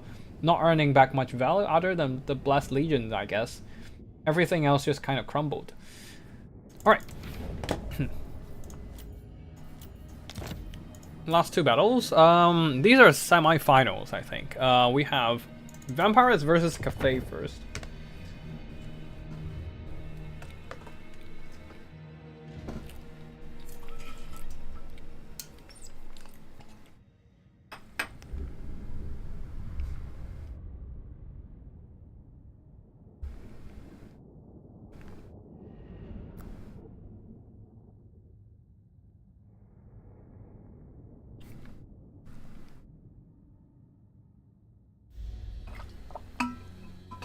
Alright, Seagulls here, going with a monster rush tactic. Sorry, I was just taking a note. Just having some snacks while trying not to die from stomach ache. Alright, Vampire is going with a front line of zombie powered deckhand mobs. With some zombie power, with some gunnery mobs, the pistol mobs on the flanks. And a lot of monsters though, so it's probably, yeah, this is definitely a melee rush tactic. Triple death guards. Something you don't see every day. Vampire, it's going on a melee rush, although it's not exactly surprising for them. Animated Hulks at the back there, providing some monstrous presence and more monsters in the form of Mongols. I feel like Seagulls have been using Mongols all the time in this tourney.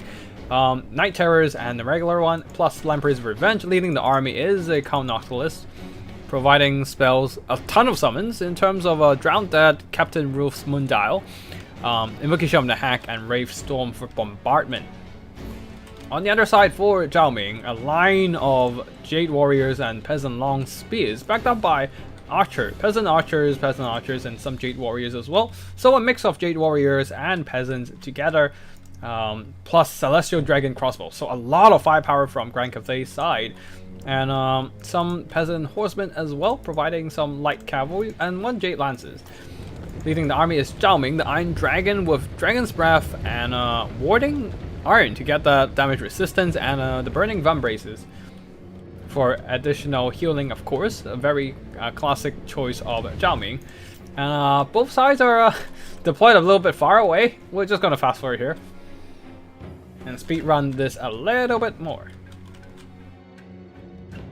You can see the Mongols and Lamprey's Revenge are moving into the forest, making sure there's nothing hiding, waiting to ambush them from the flanks, and maybe trying to ambush the other side as well.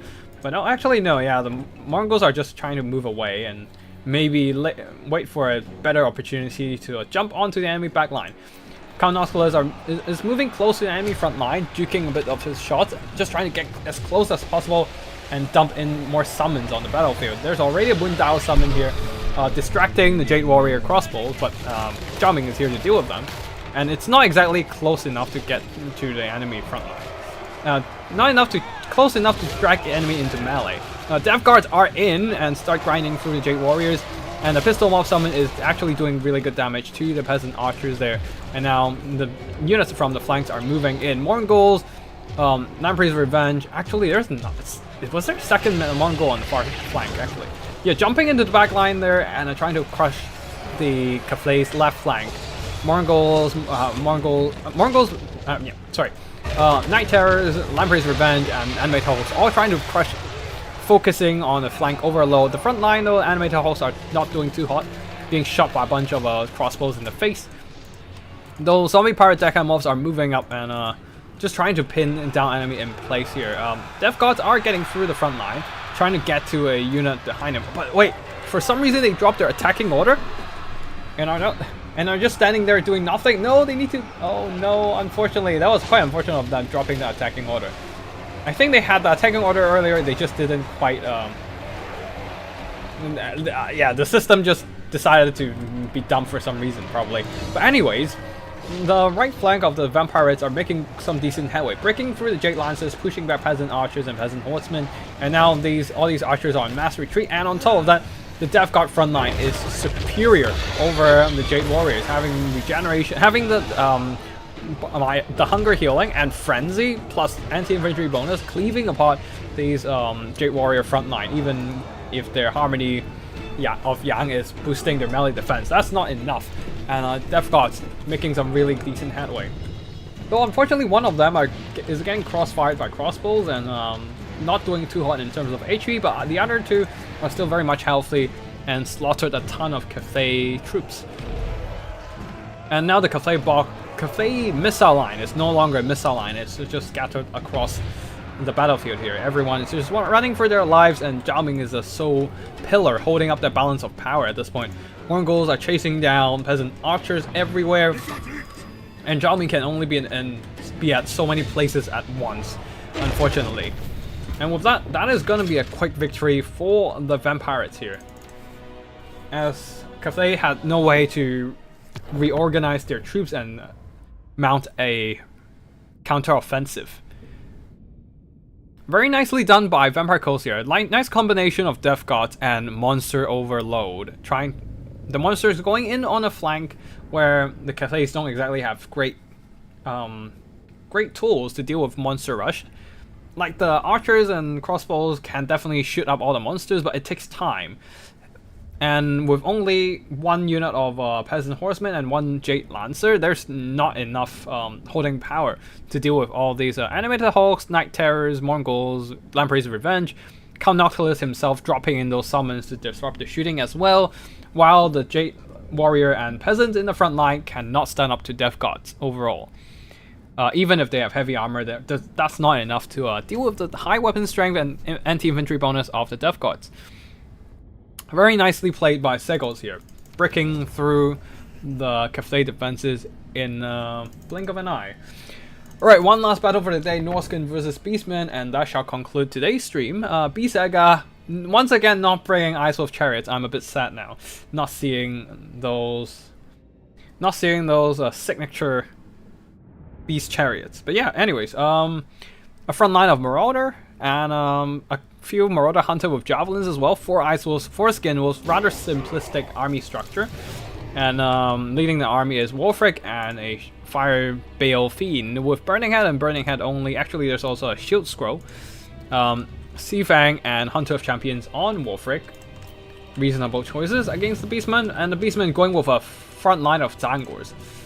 Probably trying to upgrade their front line, hoping to trade a bit better into the enemy Marauders, but the problem is, can they win the mobility fight? Because the Skin Wolves are actually really good against Beastmen due to their anti-large bonus and physical resistance and whatnot. And yeah, let's see what happens there. Norskin Ice Wolf, yeah. Wait, what else for the Beastmen actually? There's a single unit of Korok's-Men Reapers, 4 units of Throwing Axes Sandigos. I feel like I'm already worried. I'm already worrying about like these Throwing Axes against Norska, because as soon as these Norskin Ice Wolves catches them, they're just gonna get slowed down and chased down and eaten alive by the Norskins. Yeah, 95 speed on Norskin Ice Wolves. They're ever so slightly faster than the Senegals, so if the Micro and the Senegals are the slightest bit off, the Norskin Ice Wolves can get a hit onto the Senegals, and that Senegal unit is gone. It's done for, because the Skin Wolves and the rest of the Ice Wolves will just pile in and chill them up. But yeah, let's see. Let's fast forward here as we are waiting for engagements to happen. Both sides are just repositioning their army. Norskins are trying to defend this position on the capture point and move some javelins in the position of shooting at the Senegals. Oh wait, why are you running away, Norskin Ice? Oh, never mind.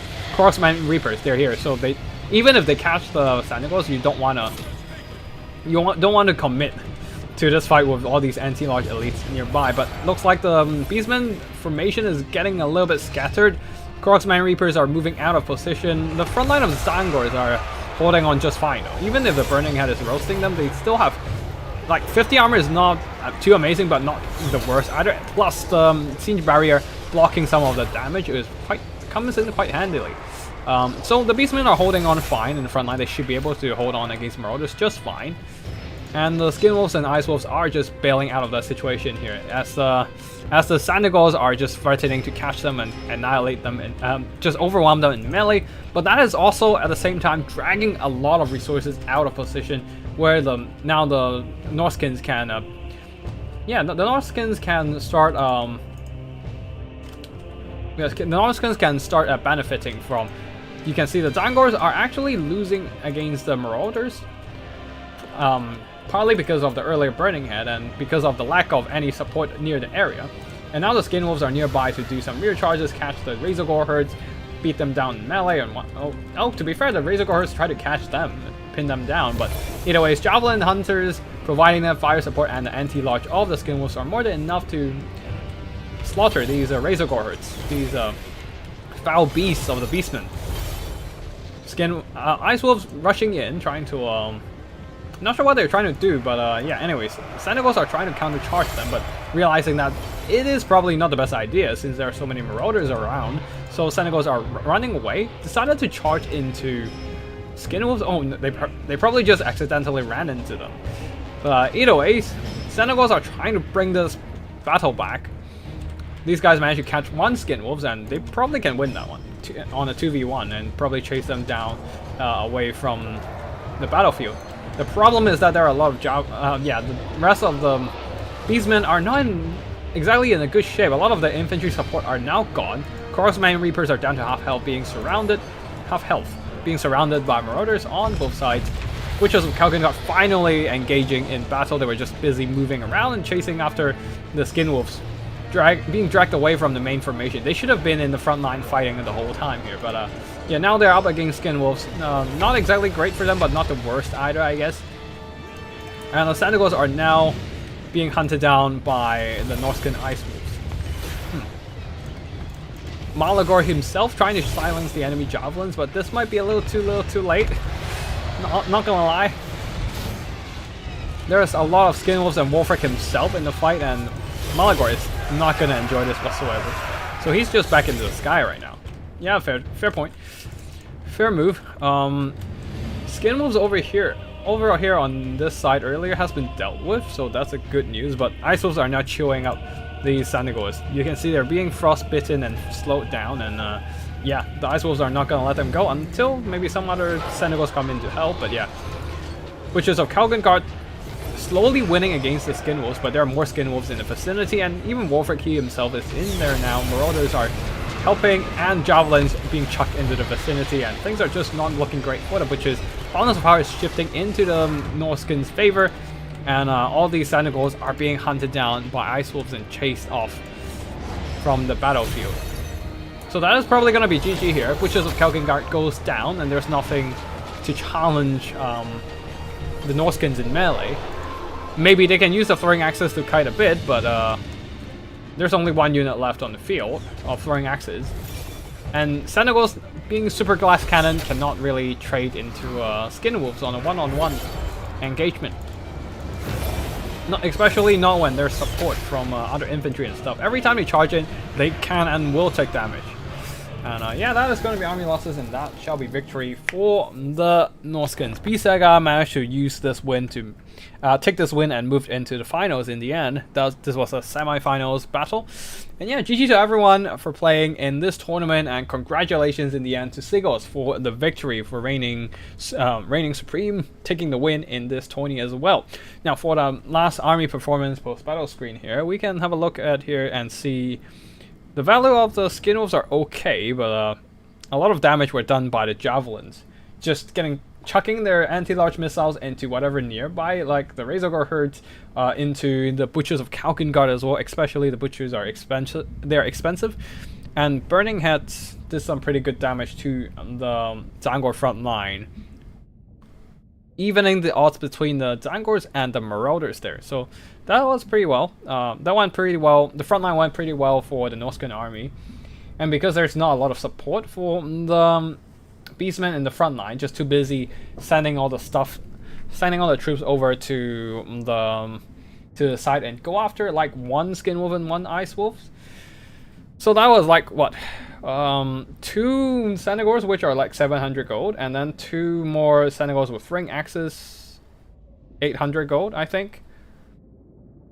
Yeah, that was like 3,000 gold, and also a Butchers of Kalgungar, which is like more than 1,500. So that's like 1/3 of your army going on a wild goose chase over around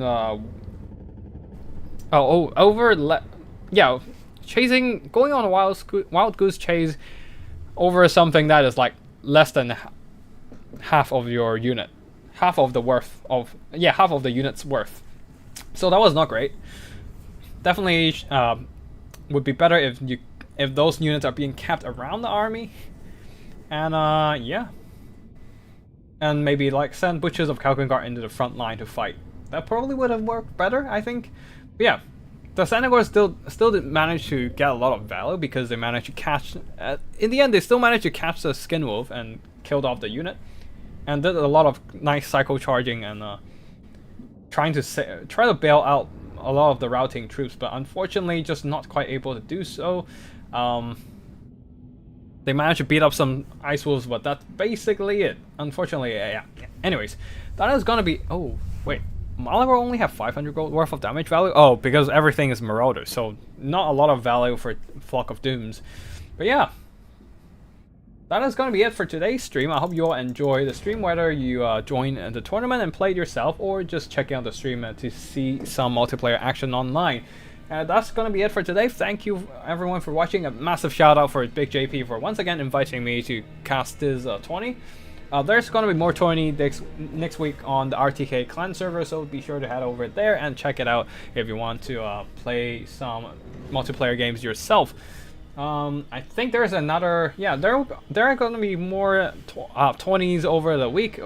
I think there's one tomorrow from Tequila Sunset, and I'll be hosting another Wednesday 20 next week as well. Yeah, we just have a... Oh yeah, and someone else...